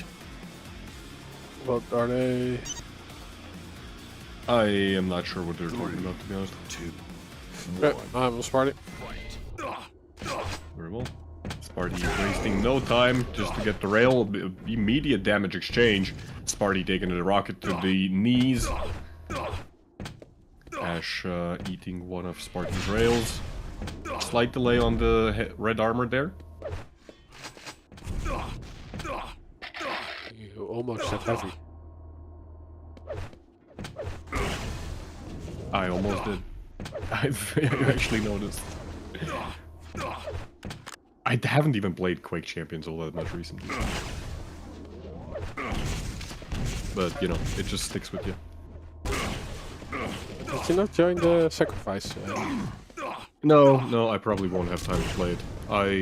I kind of want to play it, but I just physically won't have time to play an entire league.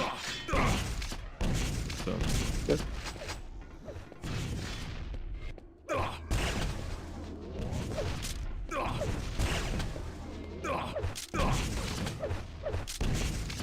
I like the positioning that Sparty is currently taking. He's Wow. just, oh, like, look at this damage output. Awesome.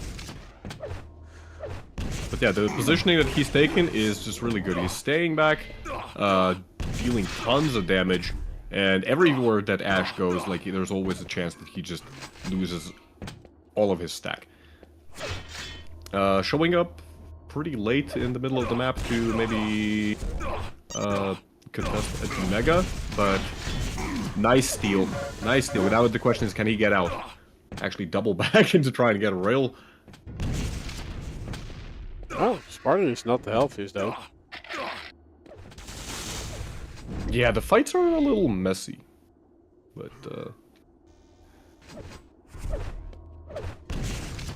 he's also making it pretty hard for Ash to play around. Finally, a clean red pickup for Sparty. Yeah, also clean mega pick up. Oh, the Very nice trap. Ash had no idea where his opponent was. Yeah. How do you get the follow up? Oh, he's sneaking.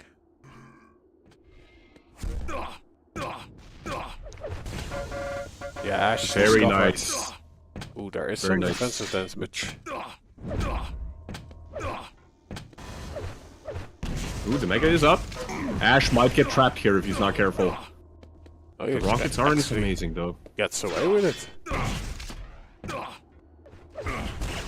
And there is a real hit. Like, Sparty is not able to do anything with the staggered fantasy he had for a long time. Ooh. Sparty's still, like, he's getting all these angles and, like... Kind of surprising that Ash is kind of out of the loop of where his opponent is. Oh, this is dangerous. Yeah, doesn't even get to deny the red armor before going down. 3.5 minutes of effort just to go down like that.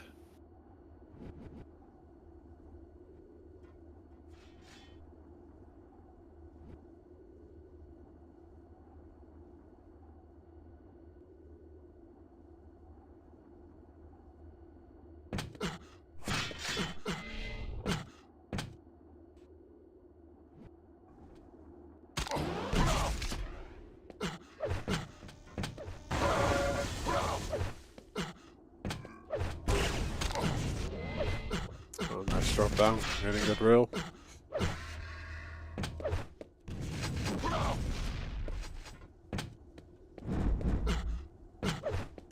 are now able to do decent damage with the rocket, follow it up with a rail, but then Ash trades it out.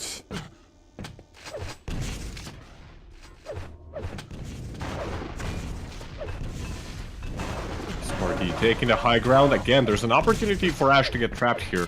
87 health remaining. Just gets in time to the yellow armor and actually deals considerable damage to Sparty. On top of that, already setting up for the red. Sparty does not have to stack to try and contest it. This is going to be yet another rotation just perfectly for Ash. Sparty just can't get a foot in the door. No, and those drive-by rails are frustrating. You get hit and your opponent is already gone before you want to do anything in return. Ooh, this might be an opportunity. Ash on only 33 health. Yellow armor is not coming up for another 5 seconds. The red is like 15 seconds away. Ash playing very defensive position. He does find the 50 health bubble, and that's going to do a lot of work for him. Another rail for Sparty. This must be it, right? Oh, but yeah, it is a must trade it. Sparty doing damage to himself. And the Mega Elf is picked up, but look at the combo. Beautiful execution by Sparty, really just perfectly done. Oh, he might get another one. And Ash didn't do a lot before dying. Yeah, this was basically the best case scenario for Sparty. And he's gonna be on time for red as well. Even if Ash gets it, I don't think he's gonna get away with it for free. He might even die here. Very nice rail.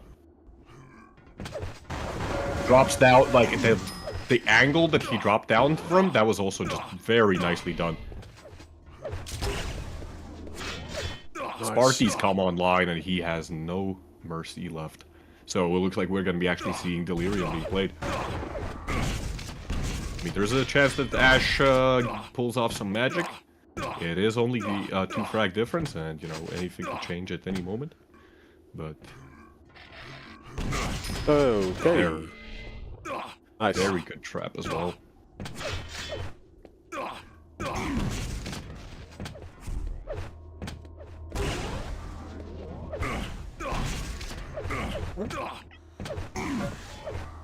Ooh, but Sparty taking rail after rail after rail. That was like, what, 5 rails in a row from Ash?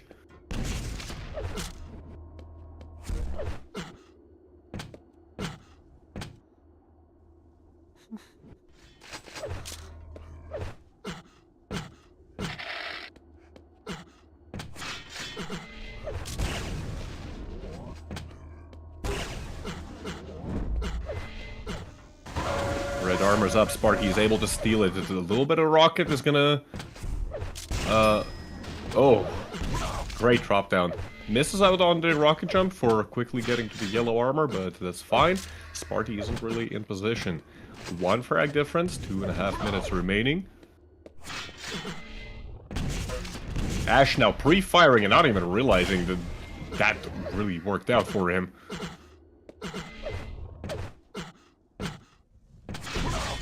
Full rotation for Ash now. You can see just by how quickly he's moving around the map. He smells blood. He wants another kill. Sparty left on like what, 10 health? 16 health. Does find the 50 bubble though. Oh, a potentially amazing angle there for Ash.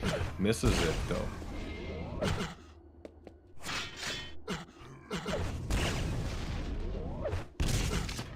Sparty, he did steal the mega health off of that, so he can afford to take 1 or 2 shots. Picks up the yellow armor on top of that as well.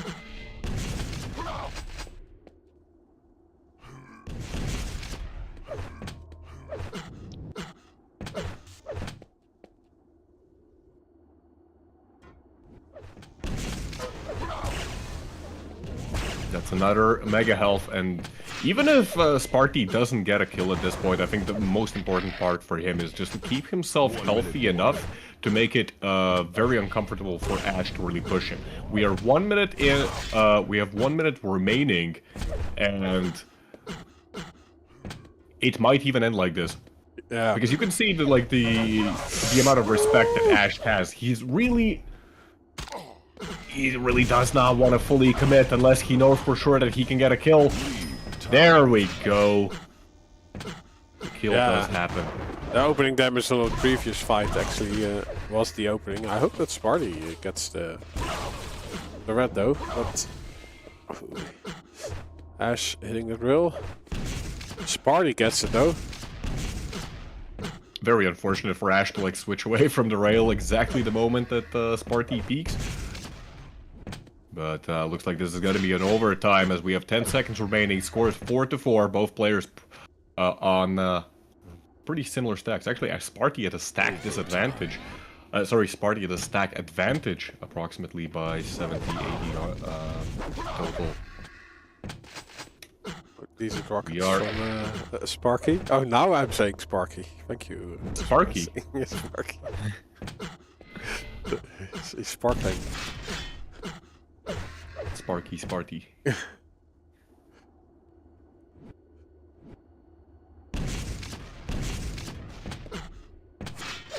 Ash has the health. Sparty has the armor. Ooh, nice catch there. Yeah, also weird, like why is Ash there? But he finds a target and hits it. I believe that was completely deliberate because Ash may have had a suspicion that okay, Sparty's not here, Sparty's not there, probably playing on the low ground, just trying to evade him, you know? Oh, beautiful rockets. direct rocket. 2 beautiful rockets. That's gonna be the 5th frag for Ash. 1 minute remaining. He is in an okay position. Gets the green armor as well. Sparty, what can you do at this point? Can you come back? The major items are going to be traded, and that's it. Sparty, he gets the mega. Oh, he doesn't even get the mega. He's not here. Where is Sparty? Sparty's setting up a trap, but you can't afford to make traps right now. You just gotta get something done. 30 seconds remaining. I'm switching over to Sparty. He's right below the red armor. He hears Ash creeping up, but 30 health remaining. That's gonna be GG's. We do not get to see delirium. That's perfectly timed.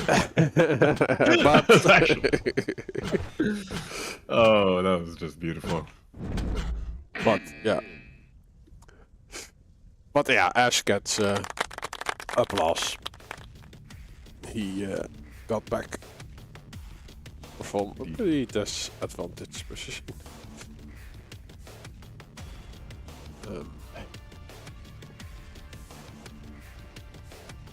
So no delirium just yet. Serious in the chat saying, can this guy not choke for once? Oh my. Oh my. Well, they have that in common. But okay. Oh dear. I'm Hey, stuck, but yeah, you are frozen. it's because maybe I had to reconnect to the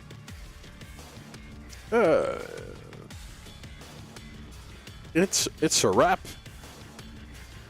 on wrap. the first week. And we managed to get the dual stream working. Yeah. And we got In the the end. chat, and we got everything.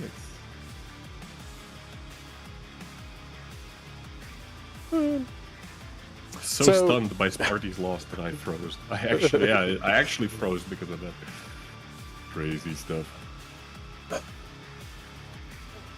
Yeah, so this was the show for today. I think we had a great season opening. Yeah. I'm not logged into my own account, so I can't see who to thank with the rates and the follows and the stuff. I do remember we got rated by Kilson, thanks. And Let me see.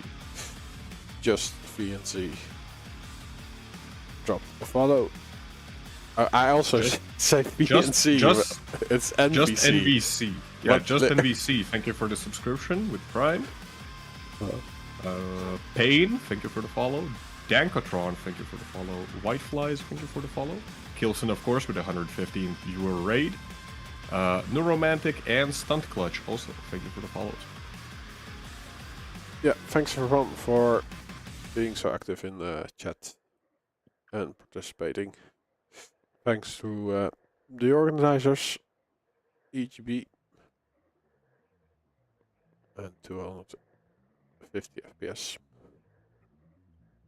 Thanks to the players for giving us the entertainment.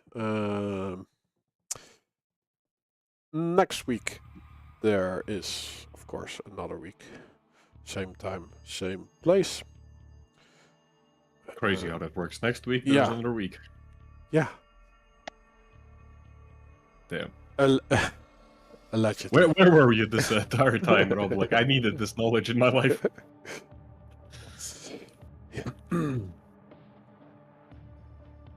But yeah, it was fun. It's great to be back to casting Quake. Yeah, everyone enjoy the rest of your weekend and mesmerize. It's next week, right? Baby mama time. And Daddy Rafa. So good luck, have fun, and see you all next week. Do you have any parting words, Leonard?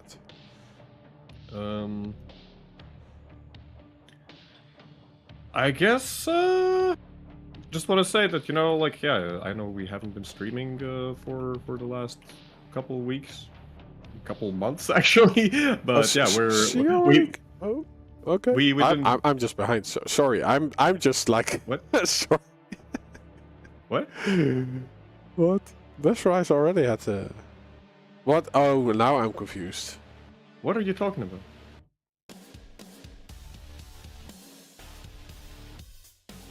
Why are you confused? How dare you be confused? What are you confused about?